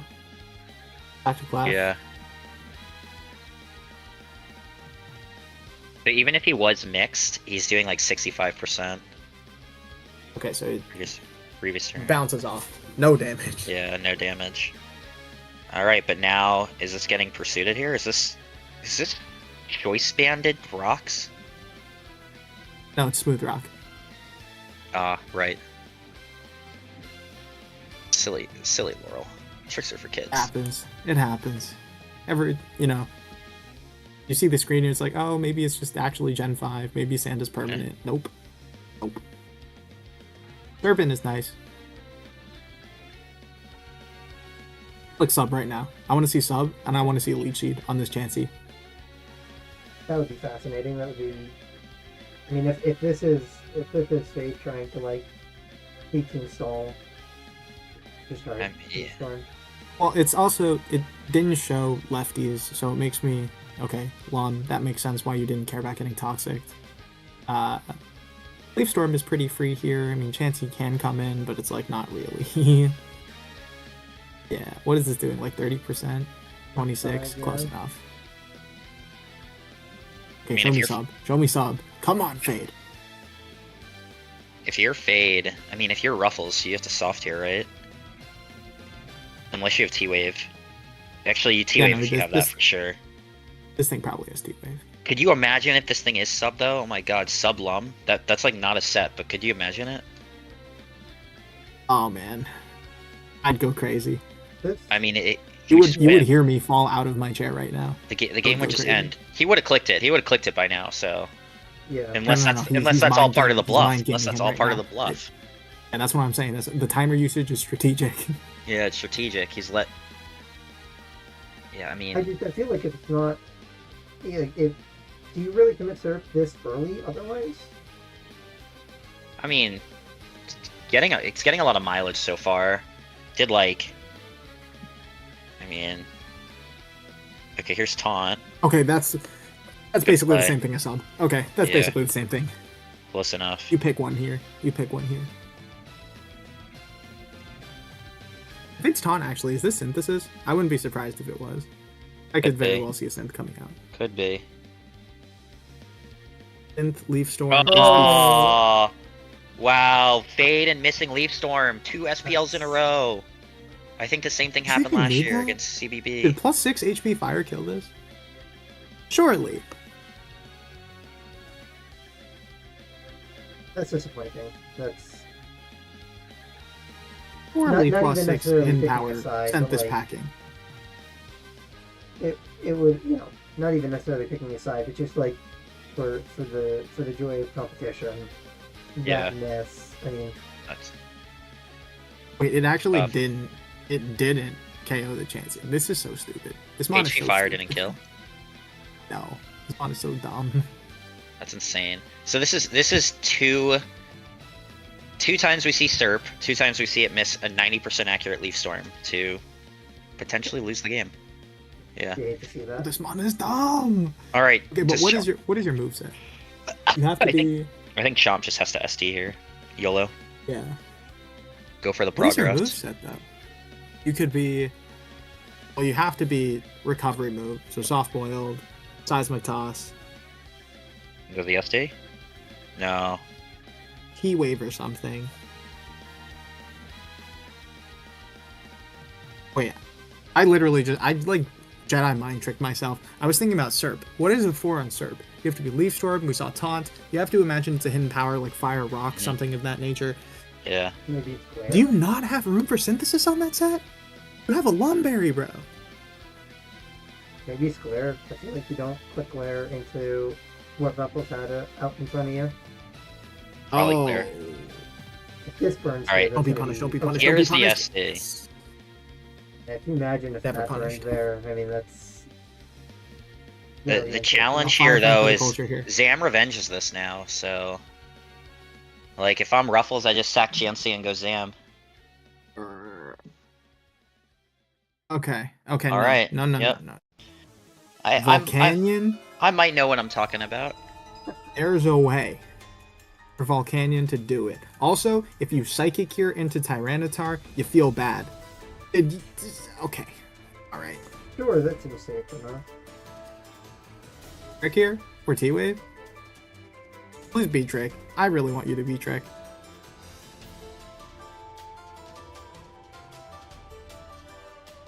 I feel like if you're Scarm, you just get more happy stuff, right? Okay. So there's the trick. Now on a Scarf Slowbro. That's fantastic. That's fantastic. That's your water resist? Well, Zam has Trace, actually. Yeah. Rephrase. That's your fire resist. And Yeah. Volcanion looks nice. I think. Okay. Clef is in. Is this T-waving or some nonsense now? Or calm minding? Just move quest, okay. Oh, that is Life Orb. Excuse me? Yeah, that seems like a lot for Quest. So it is Calm Mind. It's like Life Orb, Calm Mind. Alright. Alright. SD. Okay. Does he Oh, get the going for the flinch? I respect it. I respect it. No, no luck. If you're gonna Go do for it that, again. should you have Oh, SD'd he again? missed Oh it. my god. Imagine if he rolled Volcanion there. Oh, the Justice. Does he freeze? Oh, I guess for the Thunder Wave. Cool. Fine. Worst You thing can go that happen. Chomp here, I think. Okay, no, do you ever go... No. Don't go Chomp. But you go Drill. Try it again on the T-Wave. Oh, he just goes for the Volcanion. Risky. Okay. So I knew it. It was this it was fold the Thunderbolt? it was Drill all along. No, this It's isn't not Thunderbolt. fold the Thunderbolt. Okay. Also doesn't look like Specs Volk, which is alright. Okay, so here's the Drill. Yeah, this bike is putting in overtime right now. That's crazy. Yeah. Yeah, it's doing a lot. USD here. Pray. Okay, there's just a spin. Oh Flame. my goodness. Alright, now do you go back into Volcanion? Was you can't. The Clef takes no damage. It just soft boils. I guess you could Sludge Bomb here, but that's not good because it lets Swarm get up a spike. Yeah, I Okay. mean, you'll see Ruffles Pro just like play the. This play is the cool. safe He gets correct Clef game. back now. He's just gonna T-Wave here. No reason to do anything else. Surely, like fade out here is like. Well, if you Water T-Wave Dance into Chomp and then you give Chomp. up an SD, then it might actually be scary if it's like Fire Fang or some nonsense. What's the Scarm at? Scarm is at 81. 81, so it's coming in at 81. 69. Probably be still scary. lives. Probably still lives. Yeah, probably. But like, you know, you could burn, you Yeah. could flinch. Alright, let's see. Ooh, Oh, okay. no. Even We'll if never- you yeah. I T-Wave, you believe, got I burn. believe Yeah, that well- means they're not locked into whatever they selected. Yeah, they're not. Yes. That's why he has to go back Bulk into on the Volcanion stall. here. On the But Psychic. he had Psychic all along, so that's probably what he Yes, used the first default. time. Yep. This feels like such a like Ruffles Pro team on preview looked super defensive, and then it's like Magic Guard, Life Orb, Clefable, and like Psychic Flamethrower Slowbro. Yeah. Watch this be SD Fasan Gliscor. Like. Yeah, I mean, this is gonna be Ice Beam Crest. Ice Beam Crest with Lunar Dance and Trick. Alright, here's the Chomp back out. How much do we think Dragon Claw does? I don't think it's Dragon Claw. I think it's Edgequake and then like Fire Fang. Good call. Alright, so SD and then crit Stone Edge. Alright, here's the SD. It is Facade. It is Facade. Oh! Aquatail. Aquatail! No, but here comes From sniping Alakazam. Landos. I mean, I don't even know how helpful that is. Yeah. Yeah, Gliscor's not doing much anyways. Like this is suddenly looking kind of nice. See, did Yeah, he? it's There's like no way he focus blasted, right? No. Yeah, no. Okay, Alright, And does then it you miss just click focus. Focus Blast now. Okay, sure. Alright. Did Chris reveal T-Wave yet? Yeah, it has. Yeah. Oh, taunt. Okay.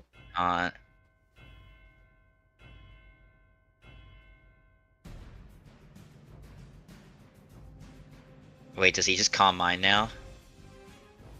Oh, rocks. Okay.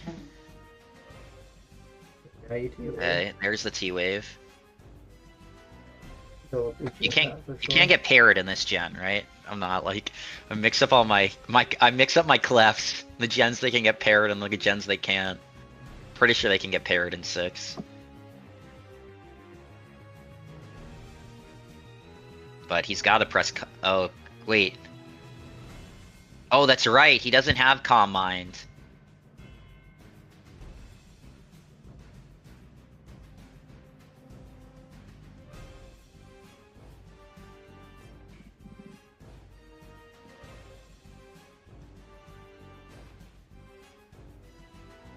Yeah, this is.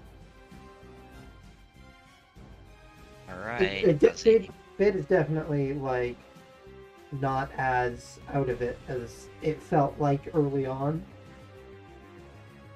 No, he's still got a chance for sure with Yeah. the choice lock Slowbro.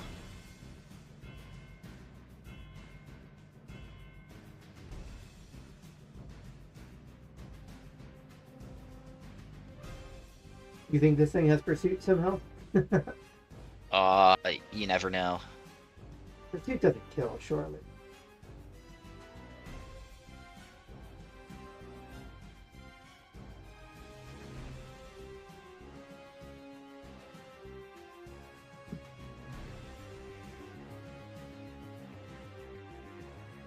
That's a wild switch. That's I don't know that I maybe Iron Head. I feel like you really can't be taking more chip on the Garchomp. SD here? Nope. That's it. Oh, you know what? He didn't. Oh, there's Just the goes back SD. to bro. So I'm surprised he didn't just whirlwind there. Alright, The I way mean, Kate is playing this makes me think it's not Lunar Dance a lot. Or Lunar Dance cards, which is.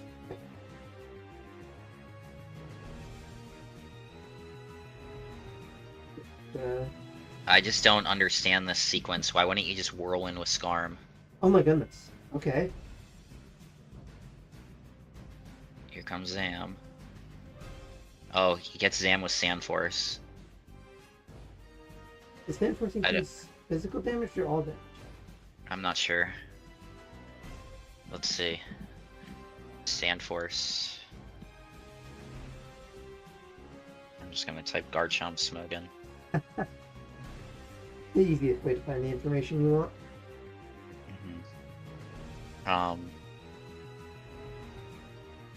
Oh, it's only ground, rock, and steel moves anyways. Oh. That seems like such a oddly designed ability. Yeah. Especially given how powerful the other Sand Blank ability is. Like for them to go, Sand Force, that's the one we need to be real careful. Yeah. I mean, again, Zam just hits Focus Blast on T-Tar, it's over, but Yeah. because it's taunt, so it's not gonna lose one-on-one to Yeah. Cress. But is it recover? Is it taunt recover? I don't know. So It feels like every Ruffle set during this game has been like, oh, that's not what I would have expected. So it's entirely possible. I feel like this has to be recover Zam on stall. Because it's not Calm Mind. I mean, yeah. Show taunt. I don't think it's Calm Mind taunt. I mean, maybe.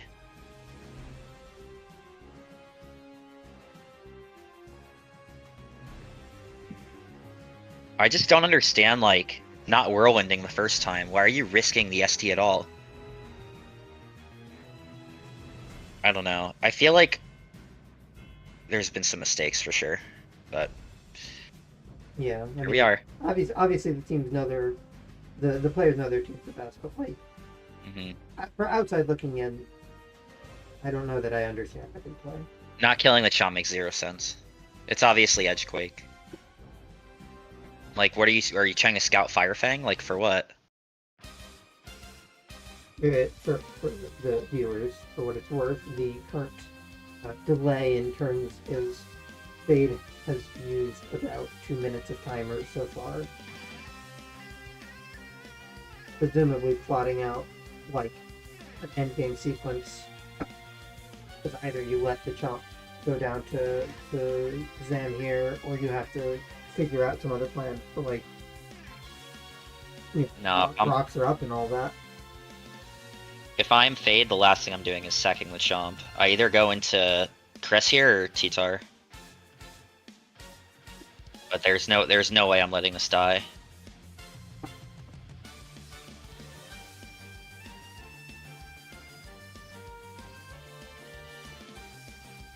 Okay, he goes for the Volcanion sack instead. Here comes Cress. Yeah, but you just get Cress gonna try and taunt, psychic everything down and win. Yeah, here's the taunt. Here's a taunt. You obviously psychic. Yep. It's not doing anywhere near enough. No. But that's the thing. If Zam has recover, like he just hits Focus Blast and wins. So there's nothing Fade can do. So it just comes down to Focus Blast hitting or missing. Yeah. But we don't know if Ruffles has recover. He could Calm Mind here, which he would do if he has it. So either way, actually, I think Fade is just relying on a miss. Yeah, Unless he has like yeah. Signal Beam or something, but we'd be seeing that. So Shadow Ball, he'd be using that. Fade has run down timer from 210. All right, it's recover. Yeah, I don't know that there's an out here. I don't think he can lose. He has to, well, he can lose. He has to miss. That's the only way he loses. Well, you just keep the taunt up and you keep the psychic in. Yeah. Oh yeah, nothing. So here's your chance. You just have to go for it. And he says, "Good game." Yup, it hits. That's it. Yeah. So okay, there was not. I mean, that's always how that game is ending, if Focus Blast hits or not. So. Yeah. That is again really unfortunate by a good game, cool team. I don't know how I feel about that after you luck someone, but I know he's trying to be nice. I believe they're friends, so. Okay. Yeah, that Leaf Storm misses. Rough. 2 games in a row with Superiors decided by Leaf Storm missing. Feels bad. I still can't believe a +6 hidden power could not do 20% to a Chansey. That's nuts. It's +6, bro. The Chansey's at 20 Yeah, or 23, insane. something like that. That's insane.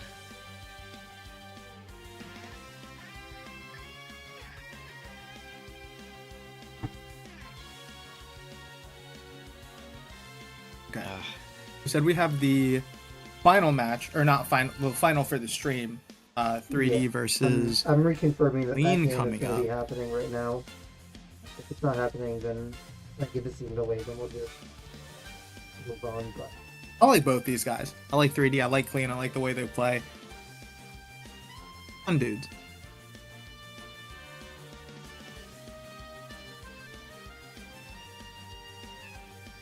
Yeah, I'm just trying to confirm that the game is going to happen because like it's scheduled for now. I see 3D on stores.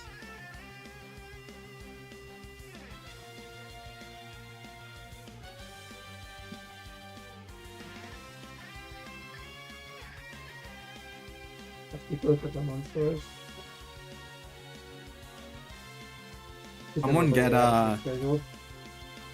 Someone get their managers on the horn. Tell them, hey, we're calling act on both of y'all if you don't show up like immediately. Actually, the Smogon media team wins SPL now.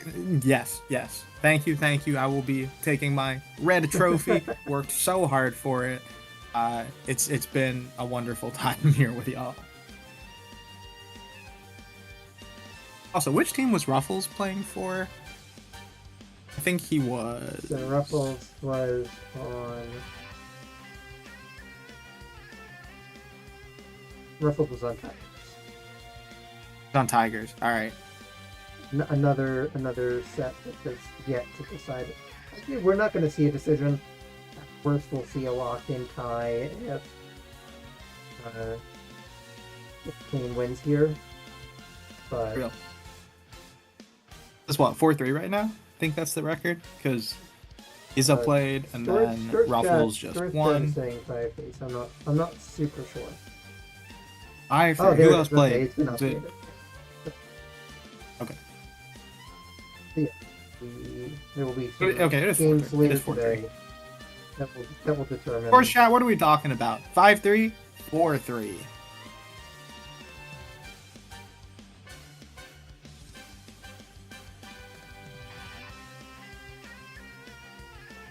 My matchups left in here too. Don Eduardo Julio. I have newfound respect for GSCOU, so that game to me is going to be like very epic. Very excited for that. Fox the Fox. I just like watching that guy play Sword Shield, so we'll be nice to see him load up. And then obviously 3D and Clean. Big fan of both of these guys. Sure that they will give us an entertaining set, regardless of like, what happens. It will be fun. Yeah, 3D Clean should start any minute now, according to the info I have. That'll be the final game that we broadcast for today. But beautiful, Laurel. What is your what would you put odds are for this game? 3D versus Clean. Has the game started already? No, not yet. No. Just like, who do you think is winning? Has the edge coming into it? I think Clean probably feels a little more steady as a player. Like 3D can do good plays, but it's also so prone to making mistakes. So I'd say probably 60-40 to Clean, but if 3D has a good matchup, he could easily just pile it and win. I think I like 3D more if he gets to play offense. But he has been varying it up a little bit more this year. I also think 3D, the SV player, is much better than 3D, the SS player. So we'll see what happens. But we'll see what happens. I was just mesmerized by the finals of it's a basketball game, UConn and Florida, and I had the over in that game, and I got the craziest backdoor cover of my life. So a little bit of March Madness action. I'm about it. Yeah, I got pretty lucky. So the over was 151.5. There was 14 points scored in the last 20 seconds. Oh my goodness. So it hit because they just keep fouling each other, right? One team, they just keep fouling. So, and then they were going down and making shots, and that's what happens. So I got lucky. Nice. Yep, that backdoor. Did you have a line on who would win the game, or was it just you just had the over under? I also had UConn plus 10.5, and they lost by 2. 5. So yeah, I got lucky, and now I got action on this next game, Baylor Duke. So I took Duke minus 6.5. So I bet that down because they're a 9.5 point favorite, and then has that started? I don't know if I'm allowed to be already, talking about to start. No, it'll start. So right after this 3D game, I'm gonna go watch basketball the rest of the day. That's a fun day. You go from SPL broadcasting into watching basketball. March Madness, yeah. So March Madness is such a hype time of year because like I'm not a big college basketball fan, but I like as soon as March rolls around, I'm like an expert in all things. 100%. College basketball. 100%. Yeah, I got crazy lucky here, guys. I had no business winning money in this game. Yeah. So there were 90 points scored in the second half and 62 in the first half. That's awesome. A 90-point second half is crazy. Oh yeah. 90-point second half in the NBA sure. would be well. Actually, no. I mean, this NBA would be pretty low scoring for a whole second half. Yeah, but... never mind. Yeah. 90 points would be like 20 per team per quarter. Yeah. 22, something around that odds. Yeah, that's kind of low. Yeah, but hey, that's why I like betting overs in these college basketball games. Again, not giving advice, and I lose more money than I win gambling, everyone. So I do it because I think it's fun. It gives me a dog in the fight. But do not gamble if you are expecting to win money because it doesn't happen. 99% of people lose. I think it's more fun, and I'm betting money that I don't mind losing. So yeah, I bet like $10, $15, $20. Those are my betting sizes. Laurel, what's the over under? 5.5 minutes before the start of this 3D clean game. I will take the under. I think 3D is ready to go. I think he wants this game to start. So I'll take under 5.5 minutes. Folks. Yeah. Clock is running. All right. Insider information, I did also literally just talk to Clean, and he says the game will start in a minute. I made a horrible bet, chat. I made a horrible decision. You didn't know the insider info. I'm glad I took the under. Is this is what it must feel like to be involved? Like, no insider trading is happening, but you're on the outside. You're looking in on it. Yeah. Gotta keep executing those stock trades, you know? 700 and... Is Vileman Gorgie game? No, that's not. No. SPL. Dang. This is average Vileman. Someone please play me any OU. All time of day posted in stores chat. Entered that Vileman. What is your favorite kind of throwaway tier to be playing on tours? You know, we see a lot of people. Hackmon's Cup seems to be pretty popular today. Your standard Ranbats. Broken Cup used to be somewhat popular. What is your favorite kind of random metagame to play just pass the time? One metagame that I saw that was like I missed the height of its popularity because I was busy with other stuff at the time was Random Battles First Blood. That metagame seems more deep than I think maybe the average Random Battles metagame is. Random Battles Blitz. Interesting. Everybody knows it's all about the 1v1. Yeah, the 1v1s are very funny. Challenge Cup 1v1, very funny. Wait, you know what? You know what's actually the best tier? The free-for-all. It's like 4 people in a game, and you can attack whoever you want. But you need like 4 people to do that, and it's like... Yeah, I don't have any friends. That's so much work to organize just for like throwaway games sometimes. That's true. Personally, I'm a Broken Cup enjoyer. Chat, if you've never played Broken Cup before, go do it. It's the most nonsensical format of all time. Chat. Isn't it crazy that you talk about your viewers as if they're an organism? like chat, what should I do? Yeah, like they're one. Oh, here we go. Gaming. We got gaming. Gaming. All right, under 5.5. Cash it. I hate this. Cash it. Folks, we see a dark ride. Okay, what are we looking up? What are we looking at here? Okay, I mean, do we think... Okay, here's how this game's gonna go. Does Clean have Stone Edge on his Zamazenta? If yes, I like his matchup. If no, I don't like his matchup. Thoughts? Yeah, Moltres about looks that. good into Queen's team. I think it depends on the D Knight too. If it's like Rock Move, which has popped up on some D Knights, that would be pretty epic. Wait, like Terra Like Rock, Edgequake Terra and Blast? maybe Terra Blast. Like Oh. specifically, the set I have in mind is Dragon Dance, Edgequake, Terra Blast, Fly. That would go crazy this game. Who knows if that is what that actually is? Probably unlikely, but you know, a guy can hope. I will say, 3D's team looks hecka cooked into rain. So Oh yeah. good thing he's not playing a water type. That is true. I feel like you gotta be like Terra Water Guard, right? Oh yeah, no, it is Terra Water Guard for sure. Even still. Exactly one Walking Wake and this man's entire career. Yeah, exactly, man. Like, this is so greedy. Does this guy not use a Walking Wake? I mean, this is an interesting team. What do you think the Darkrai is? You think it'll be that knockoff Will-O-Wisp type beat that we've been seeing lately?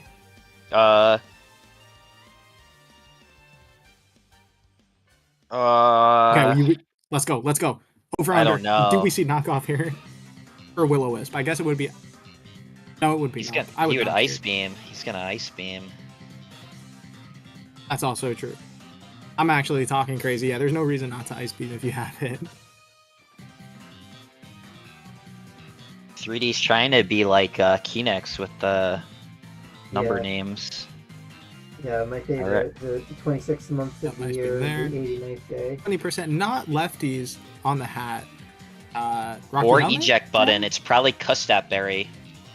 Mustap Berry, yeah, for sure. Yep, probably Custap Berry. I mean, I guess it Because could that's be not like. like AV damage either, right? I guess it could be Ice like Beam did too. Citrus. I mean, I guess it could be Assault Vest, but I think Assault Vest would do less than that. I think Ice Beam did too much. 20%. Yeah, I think that did too much for it to be vested. Might Probably be Custap. underselling Darkrai here, but Alright. Mystical Fire! Ooh. wait, it is AV, I think. Is it AV? Okay. Might be not special attack invested Darkrai too. Could be. I don't get Is this that Covert Cloak? Goldango. I don't get that Goldango. Yeah, it's Covert Cloak. Like, Well, that doesn't do anything. Okay. what'd it do? Oh, okay, alright. Well, all's end that ends well. Sensible.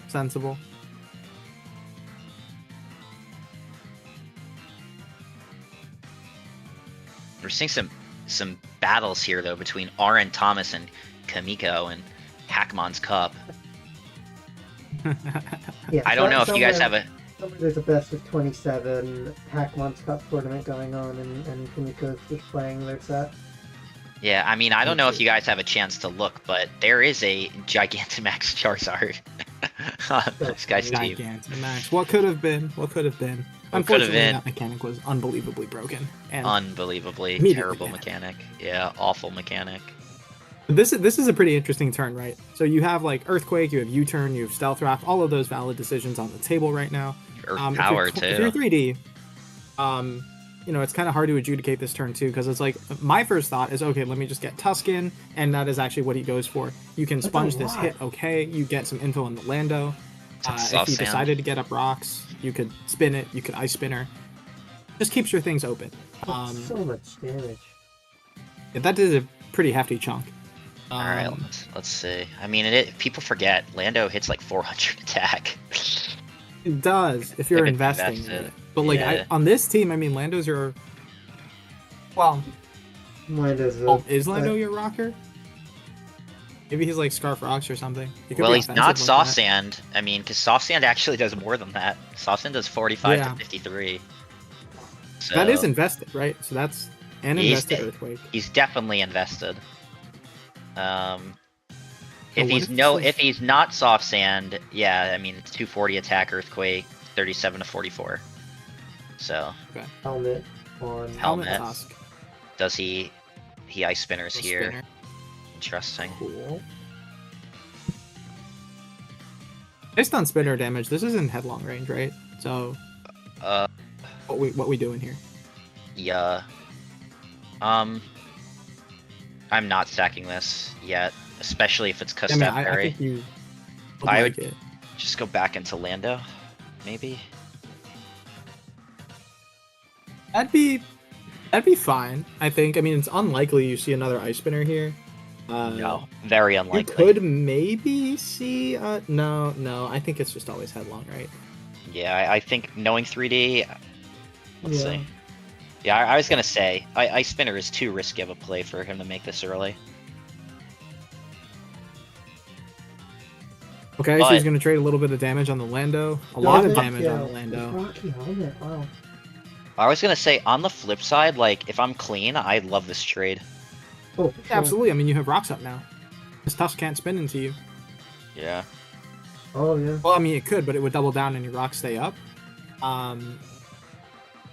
Which could honestly just not even matter. Because, like, Moltres, D-Knight, both boots. It's not a stretch to think Darkrise boots. It's not a stretch to think... Oh, he gets his own Garbage rocks boots. though. That's a good play by 3D.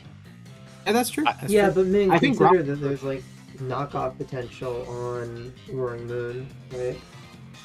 Could be Yeah. knockoff Cry, AV knockoff Cry, but I mean, the reason why I like this trade a lot for clean is because his Zama now, like, again, if his Zama has Stone Edge, nothing is checking it. Yeah, So That is true. That is true. because it's Covert Cloak Goldango, so it doesn't have Trick.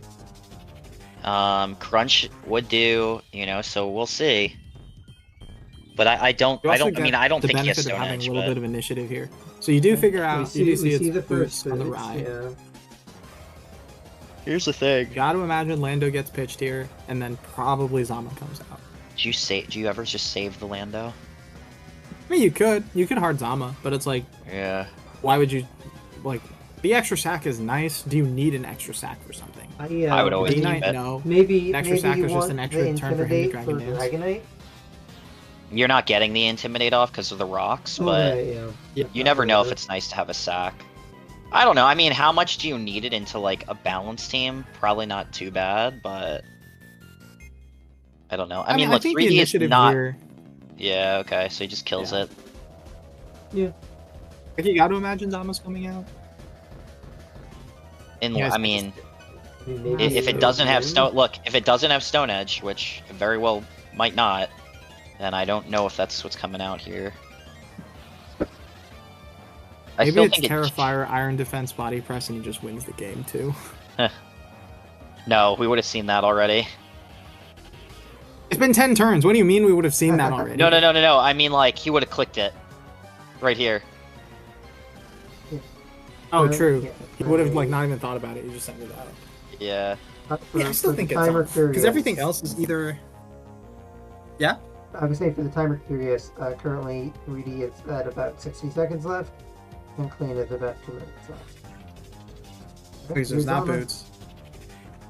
You could still be Zama. Iron Defense Body Press with Resto Chesto. You It's could not be Life boots. Orb. You could be Banded. You could be a lot of things. This is a Zamazenta. He can run whatever he wants. Yeah.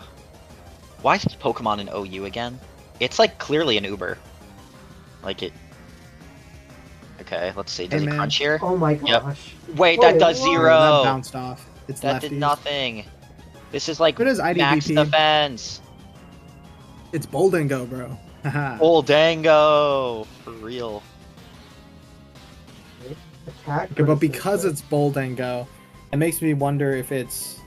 Yeah, it's not Dazzling Gleam, so you do get kind of a turn with Moon. I mean, D-Knight can Alright. Terra Ice Ice Ice Spinner and Fang. speed this. Terra Ice Ice Fang. I don't even know if it gets Ice Fang. I'm just. No, it's probably Terra Fairy, Terra Blast. That seems more real. Way Terra more- Fairy would be interesting, but also not really, because Moltres? You get to knock Moltres, and that makes Zamazenta's life, like, so much easier. Zama would just win. Well, the problem is that Zama apparently is like hard counter by Goldango in this set. Yeah, exactly. Hey, listen. One defense drop, and suddenly, stuff ain't sweet anymore. You get one defense drop, and it's suddenly, Well, scary. it's got a covert cloak Yeah, though. maybe it's covert cloak, but I mean, Oh my, yes. No, that's so true. That's You so know true. it. Wait a minute. All right, here it Here's is. the Here it is. fairy. Doesn't Not enough. fail. Oh! But he goes for Whoa. the Dragon Tail! Oh my goodness. What are you doing? You kind of have to hard molt here, don't you? Yeah. Baby. You cannot hard molt here. If you hard molt, you like lose on the spot. You get knocked twice, and Yeah, but Oh what yeah, else because are you he doing? can just kill with knockoff. He's just gonna kill with knockoff here, so you have to stay in now. You sack Dragonite? I guess you can like E-speed. but, yeah, like, well, you gotta can't. sack something. You know, it doesn't have to be D-Knight, but it has to be something. Gosh, guys, that detail makes no sense to me. Ooh, I Terra mean- Fairy Moon might have stolen one. Oh baby. Hey, this Come is on. why Cannot wait this is to why see- it's getting banned. This I is why it's cannot getting wait to see banned. this get linked No, this is 100 what I'm times. in saying. Wait, why are you Oh my going God, Molt yeah, Trace? What? Oh my goodness. Why did you do that? Why'd you Terra Blast gang? Yeah, why'd you Terra Blast? Unless Is Knock it KOs not here. Knock? If Knock folds this, still, I No, understand. Knock because you don't want the 100% second- kills that. There's no way Knock does not kill that freaking Dragonite. Hey, This yeah, is a- Knock? This is a Terra plus Blast is one. 33%. This is a plus one Protosynthesis Roaring Moon. There's no way But Dragonite is living let's that. do some math here. So Knock is what? It's like 97 point somewhat base power. Yeah. Terra Blast 80, not resisted, so you double that. Okay, yeah. What Got are it. you Okay, so doing, what was all that 3D? for? What was all that for? Why did you just let Molt take the T Blast for no reason, bro? Why? Oh, All right, Knock so here- or I'm sorry, Terra Blast here. Terra Blast. All here, right. okay. If I'm clean, do I just Terra Blast on this thing? Because it's totally terring. It's going Terra Fairy. It's got to go Terra Fairy right here. Did you just Terra Blast? There's no Yeah. way 3D doesn't Terra. Wait, no, wait. Let's think about this. So it switched out from Moon before. Knockoff gets rid It of the was cloak. Covert Cloak. You see them make it rain. Yeah, takes out the it moon. was. Oh, the crit. I don't know if it mattered, but It Yeah. didn't matter. This is a golden go. It's Bolden go, but it's still a golden go. yeah. Okay, well this means Garg is heavily what's it called? Nerfed. Because you're a rock type and you can't not be a rock type. So by the way, we knew this was Covert Cloak because Mystical Fire didn't drop its Oh, I didn't. Yeah, see it, yeah, but I heard yeah. it. I thought you I Yeah. didn't think you were joking. I knew I thought you were being serious. I must have missed the Mystical Fire hitting Goldingo. Yeah. So this was 100% Covert Cloak. Yeah. Is that- Okay, so did you No. just what make it rain here? No, but I mean, wait. Why did you go into Golden Go, bro? This is like hard. You don't really want to click Shadow Ball. you Oh don't my really... God. Okay, Thunderbolt's good. I mean, this- Thunderbolt. Clean's got Are you his Terra choice locked? still. Doesn't even Maybe. matter. He does not have their Terra still. Neither of these guys have their Terra anymore. Both of them Terra. Oh, that's right. He Terra'd his moon. Wait, okay. This is tough now. So Thunderbolts, you don't know if it's choiced. You could assume it's Does choiced. he Wisp here? Does he go for the insane Will-O-Wisp? He doesn't. Zama comes in. So Moltres is still quite healthy, and definitely can 1v1 Zama if it's Hey, if it just going to doesn't be have like Iron Defense yeah. Body Press. if it doesn't have the move, the It edger, doesn't have the edge. But the if edge. oh, Does he get burned? yeah. Yeah, that No, doesn't he dodges seem like it. something All that right. has Okay. edge. And this All right, is here a we free go. turn to get. Here we go, guys. Does it This is have a the free edger? Turn to roost. It does not have the Go edger. hat. Comes the hat. Yeah, but this just lets in The Nuzzler's Garg. coming out. Gonna hit Garg with the Nuzzler. Garg can curse or Iron Defense. Cyanoise is good, but Yeah. I don't know if this Yeah. hat has been EV'd to outspeed Garg or if Garg is. It yeah, has been. Okay, this is good. So The Kiorsky. okay. All right. I mean, this is fine though, right? Because Moltres still beats your Zama, and it's like, even if Gold is Scarf, you're not OHKOing the Darkrai. All right. Do you Maybe being down the sack is still bad though. Wait, you It's just like healing Make It Rain wish? is- He stayed in. I'm pretty sure. I'm pretty my sure it's goodness. AV. I'm pretty sure this is AV. Interesting. Okay. Now the question is what? Well, now okay, Garg's- Gold Garg's clicks down. Shadow Ball, Yeah. Shadow Ball for sure. Dazzle, T-Bolt. Oh. You could oh. finish Garg off with whatever you want. It just depends on who you want coming in after. Either it's the Molt or the Darkrai. We Yeah. haven't seen Clean's Dragonite. No. No, we haven't. This is under the assumption he's also Dazzling Gleam. I'm surprised he Like didn't he go. could very well just not be. I'm surprised he didn't go D-Knight there, but no, I guess actually, No, because you can pick up a free kill and then yeah. react based on what your opponent brings out. You definitely. Oh, okay. I mean, that's fine. You let Moltres in, but D Knight comes in. Well, just maybe not, because if I'm 3D, I'm pressing Will-O-Wisp. If I have it. Yeah, there's no drawback to Wisp, right? Their world No. I mean, Darkrai is also fine Darkrai? here. It's not like Make It Rain is gonna like threaten to destroy you. I just Good think Dark Pulse. I think Moltres might Moltres just is be able to do it. this, You Wisp. this could also be just like the godliest bluff of all time, and this is not Scarfed. You just like T-Bolt Huh. and force imagine? your way through Moltres. I mean, wouldn't you just T-Bolt the last? Or Shadow Ball or something? I don't know. Maybe not. My Okay. goodness. It is not. Oh, The and he gets Flame Dose flamed, and he will gets not. flamed. Okay, but here comes T-Bolt. I mean, you're not staying. Oh, do you Make It Rain here? On the Surely Darkrai? not. Oh. Make it rain would be insane. Did he do it?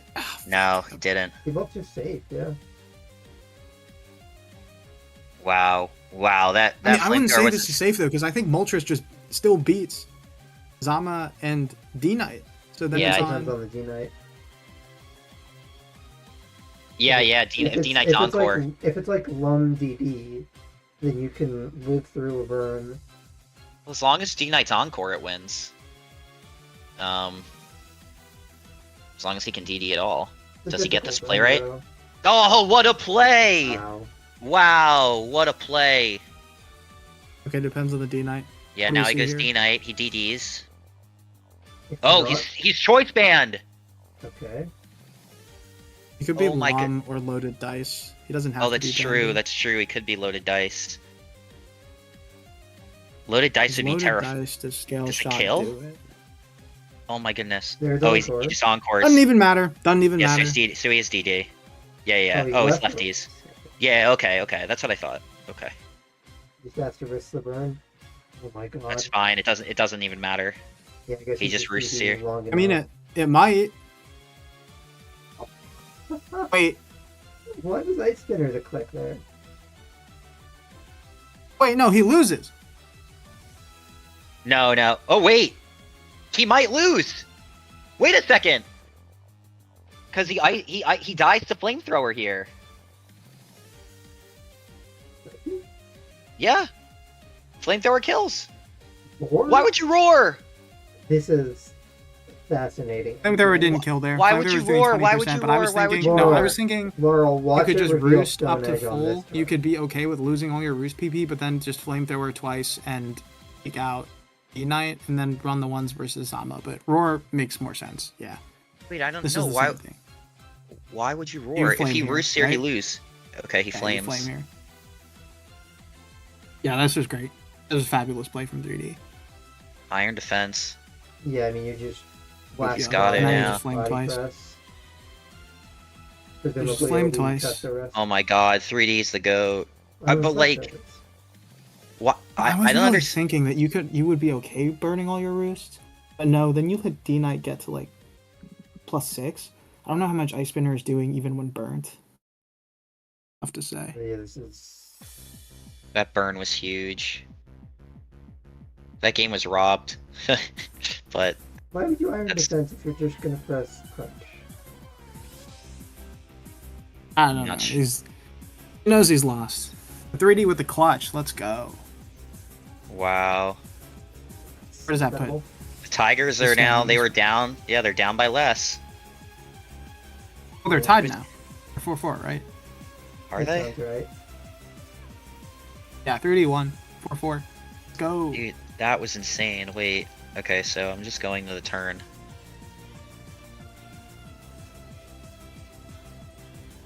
Camp. The Moltres was the big threat. So he flames. He gets T-Bolt. Dark pulses he ice beams the Zama. So, folks, I know that we said we were gonna end the stream, and folks need to leave.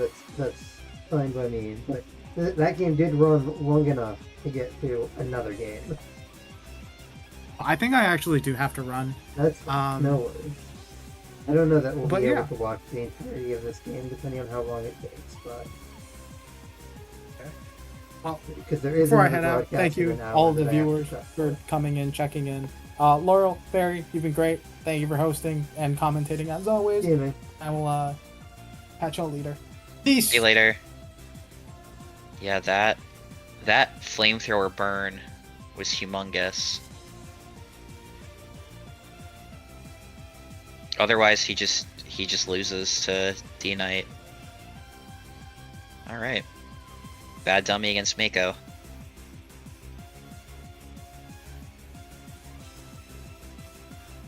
All right, hold on. It's the first turn. Skip.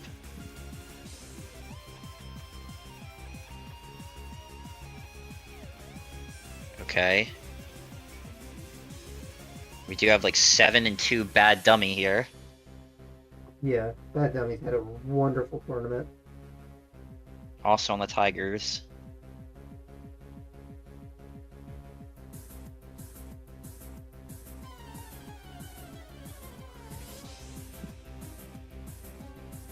Yeah, I mean, if Bad Dummy wins this, then that's a... I don't want to say a comeback, but like... It was an uphill battle for the Tigers this whole broadcast, for sure. And then we'll have, you know, clocked back in an advantage. Oh my gosh. Alright, hold up. Curse Swampert.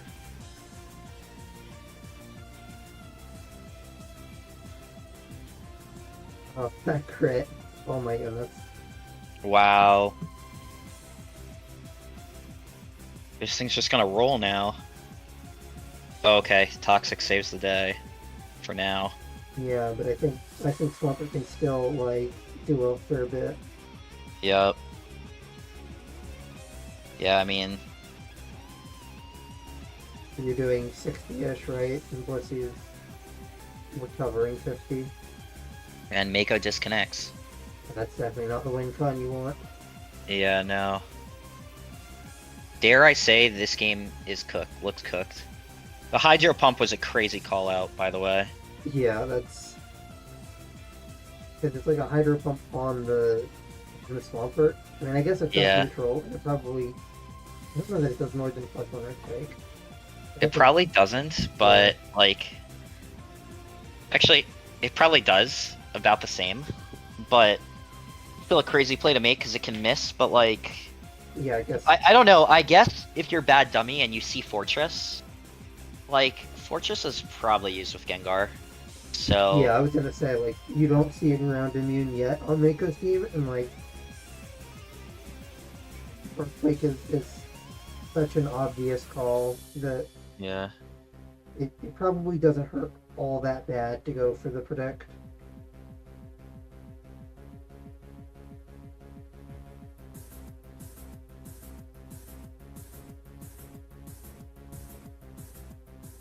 I wonder if the BKC Groudon game is waiting for this one to end.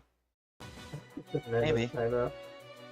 I will have streamed SPL 3 times, and 2 times I will have broadcasted a timeout. No, okay, there's the Mako reconnect, that's good. Yeah, Mako can reconnect, but real ones know that the Mako is cooked. I mean, you are way behind right now. Yeah, I mean, look at Mako's team versus a +1 Swampert. At the very least, you have the Toxic off, so, you know, enough good predicts, and the Swampert is gonna go low. Oh, that was HP Grass. What a scout. It definitely just keeps the Swampert for later. It's very effective into Mako's team for sure, but what ADV Swampert is it effective? The question is, do you baton pass right here? As who? I mean, Zap. Moltres doesn't run baton pass. Gotcha. The thing is if Bad Dummy has like a spiker. Oh my Okay. goodness. Yeah, I That's was. very good for Mako. Yeah, that was necessary for Mako to get that play right. Here comes T-Tar on sub. Wondering if this is like maybe checking for like HP grass or something, but I don't know that Tyranitar wants to take HP grass either. Not really, no. I don't know why you don't go Blissey though. Why do you go Tifa? Yeah, I mean, Blissey's definitely better. I'm pretty sure Blissey can live HP Grass plus T-Bolt anyways. Was Mako predicting a BP or switch out from the dummy to Probably. else? Maybe a BP. Yeah. So they want to be in on that again. I mean, the one thing that Mako does have going... Oh my... Wow. Greedy. Another T-Bolt. Wow, and that's a way higher roll.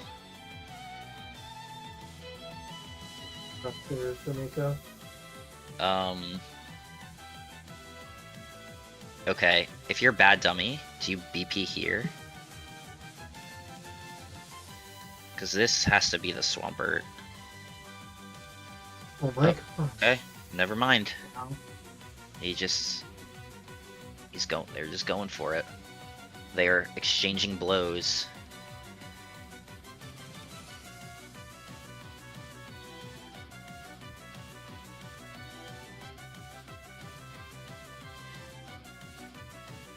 Okay, I'm looking around because there's a BKC Rudin game that's supposed to be happening now as well. And I see that there was a ping 2 minutes ago for that game. Alright, It's supposed to be happening now. We'll see how long it takes for that game to start. You wait long enough and anything can happen. Yeah, the problem is that there's another broadcast in 55 minutes that I have to prepare for. Let's see Rudon on that scores. HP Fire? What is that?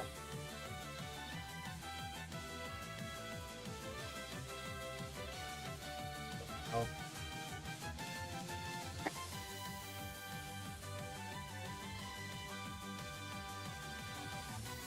What is Mako's outfit? I mean, Swampert? Mako's Zero? super cooked. It's Surf Swampert, so it's not even like a boosting thing.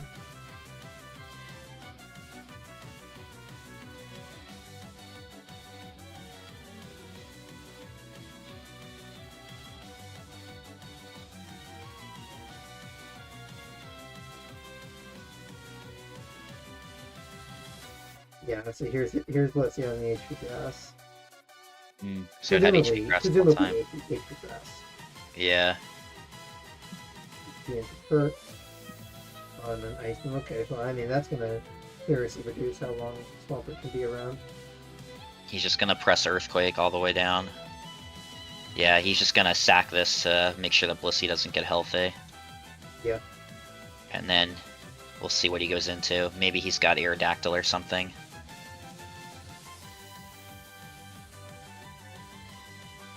Celebi. Interesting. You are skipping to N. Oh, my way. Yeah. Oh, No yeah. Oh, I must be way ahead. I'm 125 right now. Alright, let me watch your screen.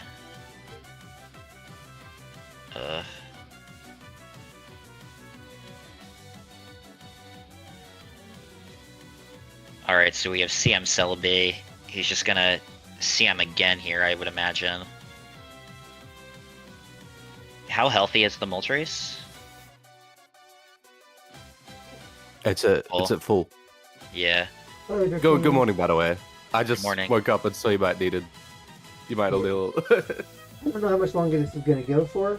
Oh wow, that was a huge toxic, and he and Mako missed. That was actually a great call out. Wow, now this just looks over. Can this? How well does this break through Blissey? Because I assume Blissey's going to Thunderbolt us, so it can't Focus Punch. But well, it's not going to Focus Punch. It'll Fire Blast for 50%. I think it's going to Focus Punch. Yeah. Actually, yeah. I think you're That's right. a different world if that toxic is bad. Yeah. There's And nothing. that does 0, obviously. Is this the HP grass? Yep. Man, like that it. toxic miss. That is rough. That was a great play by Mako that, like... Yeah, I mean, you're just gonna protect this like a last chance anything. I think you can live and then break the sub maybe, With Roar. but it's not really gonna. Yeah. You have to Roar, yeah. Yeah.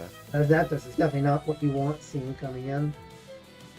Well, Yeah, you it's fine just because it's gonna go Blissey. go back to Blissey on Baton Pass. Is the last a physical attacker? Yep, Tyranitar. Oh yeah, it's over.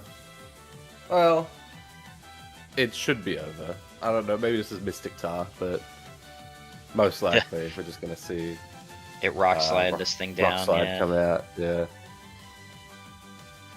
Yeah, you rock slide twice.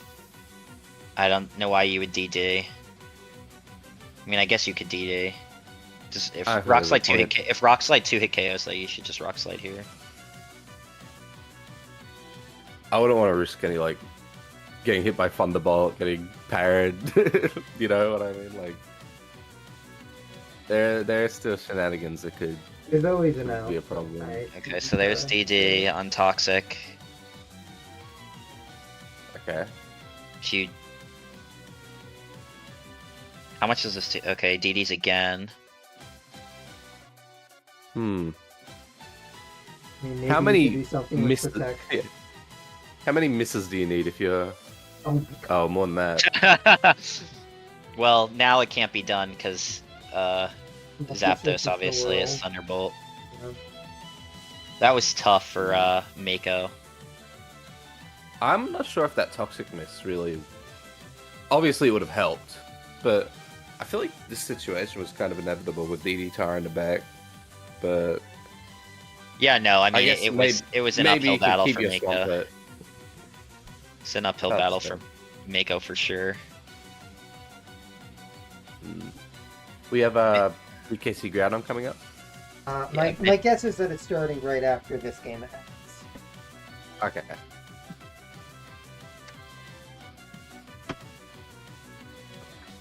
All right, here we Oh, go. yeah, it Go started. Dawn against BKC. This will be the final game we watch, folks. All right. Is Goat Dawn gonna scout for HP Grass? This is like the tale as old as time right here. I don't think. Do they run HP Grass in DPP that often? They Not do, really, but it's not really like a BKC thing. Right, Like okay, this looks sure. like vintage BKC. We're gonna see a Heatran, a Breloom, a Jirachi, those But types of we're not Pokemon. seeing Hearthstone. Yeah, I mean, on Yep. Paris Spam, you expect to see like. I assume this is a Paris Spam, but you seem to see like Latias, Jirachi, and really slow but powerful sort of substitute Okay. abuser, right? It used to be Machamp, they see Rhyperior sometimes, but The Groudon, first yes, side turns was just the fastest clicking. Yeah, I mean BKC just knows what he's doing, so like Yeah. I trust his clicking. This shows me that Groudon is nervous. it's also like, you know, Zapdos and the Starmie. It's something I think most DPP players have done a million times, this sort of Paris Spam. Yeah, but structure. Groudon But- should have used Rocks on turn 1 if he's staying in. Why are you using That's Ice fair. Beam? Like that's just a bad play. Yeah, I agree. Oh, maybe Alright, it's it's- not Rock Swampert. Maybe it's not Rocks. All right. Yeah, it shows what you know. Is this knockoff here? Grass Knot, Ugh. okay. I actually like this Pokemon, but I can never get it to work. Grass Knot, Spadef, and Polion.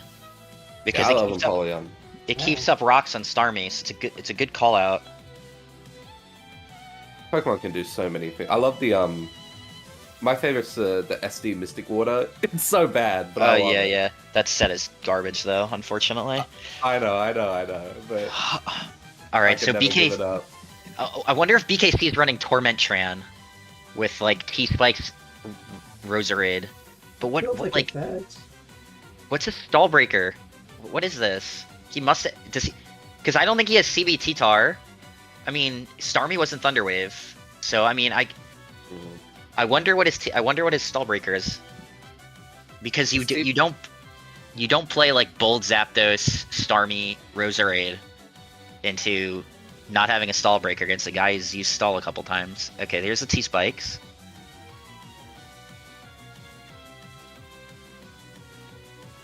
this gonna be? Worth noting that in this generation, Gengar can't absorb two spikes. It still has Levitate. That's right.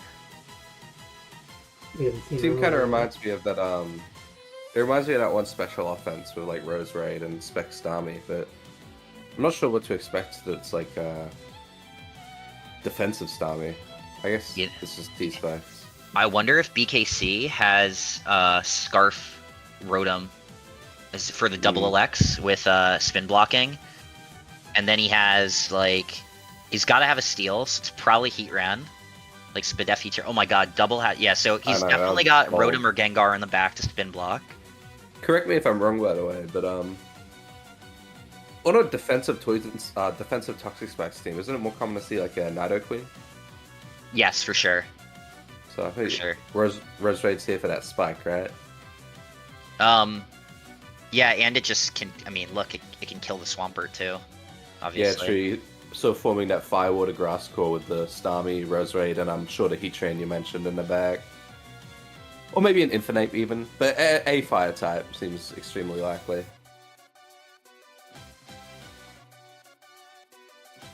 Because Infinite would obviously benefit a lot from all the spike stack chip damage coming out, right? But Absolutely. I mean, in general, like Roserade outside of the lead slot is looked at very, very unfavorably in the DPP community. yeah, So to see it like in SPL semis, again against the guy who's used a lot of stall, or at least some stall, is surprising. So interested to see how BKC rounds this out, but I assume it's got to be Rotom Tran, and then maybe the last is Jirachi or Gyarados. I mean, it could be like a Flygon as well. I mean, there's a lot of things the last can be, but I don't see him. I think he's got to have a Ghost type, so Gengar Rotom. I think Heatran is very likely. Maybe it's Scarf Heatran, but again, what? I mean, I guess it could be Spextran. Currently But, like- watching Greedon sit on timer. They've gone through about a minute and a half now. I still think the last might be Latias. I don't know. I That's true. sort of expect to see it with Zapdos and Starmie, no matter Yeah. what. HP Fire, yep. He sacks the Scizor. That's why I assume that's the anti-stall Okay. type you were talking about for Fortress. Yep. But So is this gonna be? This is just a disgusting matchup well, for this BKC. is where Latias would really come in handy. So, Yep. but even I'm pretty sure Groudon could just U-turn here for free, right? I guess not for free because BKC could stay in, but it would be extremely gutsy to do so. He's not gonna stay in, but he could. Yeah. Yeah, and if I'm Groudon, I'm pressing U-turn every time if I have it. Well, let's see.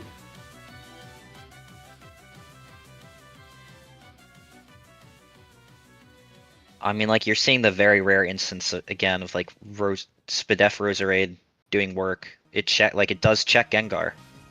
That's one thing it does do well. Well, how do you hit Gengar back? HP Fire? Or Oh my gosh, HP Ground? that's You didn't No, want HP that. Electric. It's HP Electric. You What's didn't that want trying to if catch? you're Groudon. I guess it's trying to catch Starmie, yeah, but like Starmie's never coming in on a possible Yeah. U-turn. I think this is nasty plot. Infernape. With Yeah, Vacuum Link. scary part is you've showed your hidden power hand too, so you can't even bluff ice. I mean, and yeah, this This is is probably Scarf anyway, yeah. this is So. probably Scarf gone. Yeah. This is very uphill for Groudon for sure. Yeah, I would say it's already over, frankly. I mean, I don't know what he could have in the back to possibly win this. Well, it has to be a setup sweeper King that's Gambit. immune to Toxic Yeah, Spike. yeah, So the King list is pretty Gambit. big. King Gambit, he's hacking. It's a King Gambit. Here, You know, okay, I now, used to I used to play DPP, but with Genesect in it with my friends as like a custom game. So yeah. maybe Genesect could come out. That'd be pretty good here. Anyway, BKC jokes aside.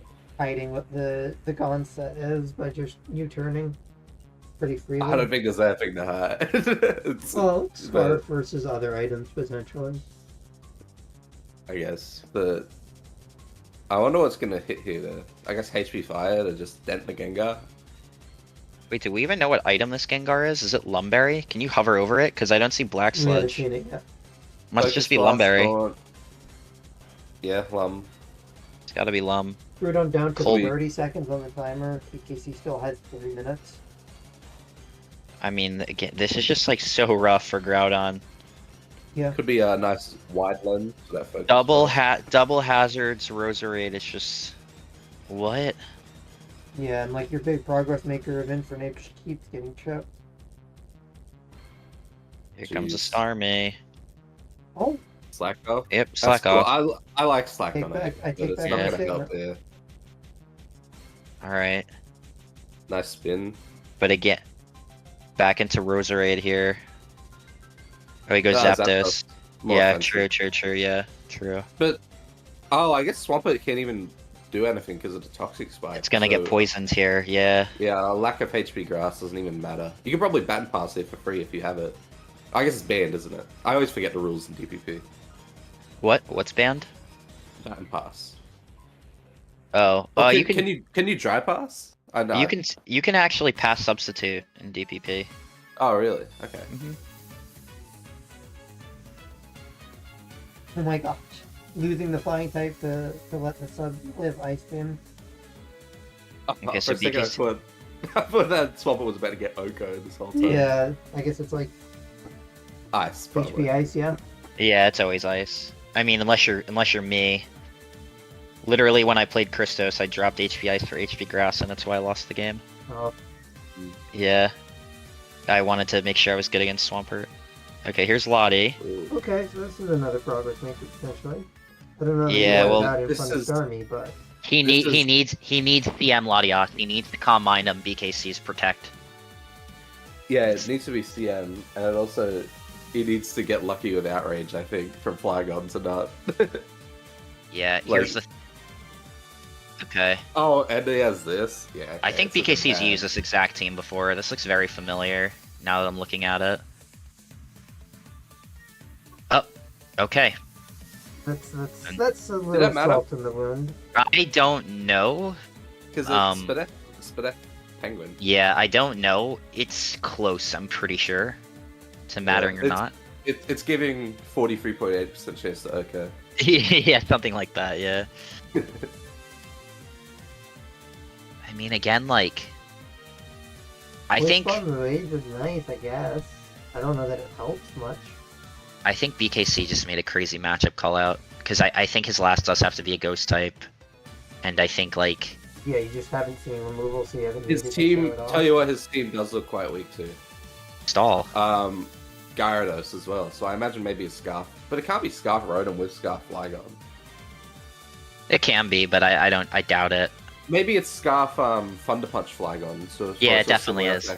Yeah, I don't think Gyarados is that bad. I mean, I don't think Gyarados is that bad, but he doesn't break. This team doesn't break stall, but it destroys offense, which is what he's against. So You never know. His last could be like a crazy Stallbreaker. Who knows? Maybe like a maybe it is Gengar, like taunt Gengar, taunt yeah, sub. true. I don't know. Frickin' rough. That you needed to not have been the slotty set. Well, yeah. I was actually gonna say this earlier when I said it has to be CM. I was gonna take that back and be like, wait, no, it needs a Scarfer. So Yeah, the team needs to start with it. DPP is like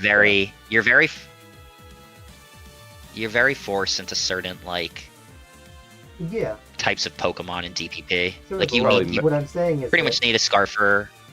What I'm Metagross saying is could that come in here Groudon, soon. in order to win here, needs this to be CM.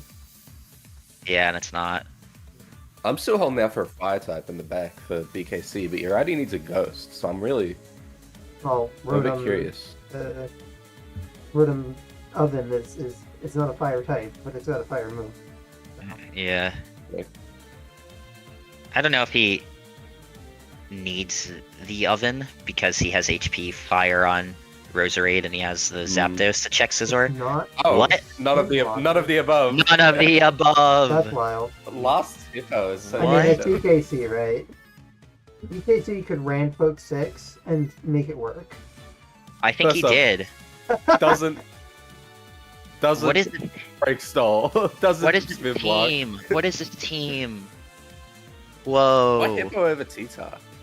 Is it just for like literally just like strong physical attackers or? I mean, I guess it's an extra check for DD for like DD Tar. Oh, wow. Yeah, I guess like Oh wait a like- minute. You definitely Hold are up, happy that with doesn't, that doesn't matter. Hold the phone. But I guess like Yeah. if Flygon If, comes like- in and kills with outrage. Yeah. maybe it's Hippo because if like a Luke SDs against this team, it could be a problem. But if you have But, Rotom, like- then doesn't. Who Yeah, cares? exactly. Double Alex is like super old school. I don't know. I mean, okay, here's outrage. It kills. It's looking pretty Pretty sure you. Yeah. I think with Toxic Spikes, I'm just recovering this Starmie. Like, BKT can't lose. It's a crazy game. Goodbye. It's just a crazy team. Like I don't think there was Oh, no. nothing Groudon could do. This game was just over before it started. This is my shameless plug for best of 3 because of games like this. This wasn't even a Mute game. them, mute them. No, don't let it air.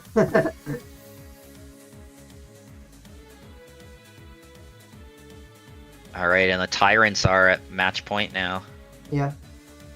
At worst, it'll be a tie. Wow. Again, looking at BKC's team, don't see a stall breaker, but Wild. crazy. Super anti-offense, I guess. I mean, he had the matchup pinned perfectly. That's Hippo is so random. That Hippo is beyond random. I don't get it at all. Okay, folks. That was the end of the games that we're going to cover for this week. SPL Semifinals are going to continue on. Next week, we will either have tiebreaker games, depending on how the sets go, or we will be in SPL Finals. So you'll definitely want to tune into that. Regardless, you'll find out if you check the forums later tonight or next week Sunday. I've been AF. Thank you to who are not here currently, Langloy and Tiski, aka Ming, for joining. Laurel and Drifting, thank you both very much for being on. And we're gonna Thank you very much. we're gonna call it here now, folks. Thanks for coming out, thanks for watching, and enjoy the rest of your days. Goodbye.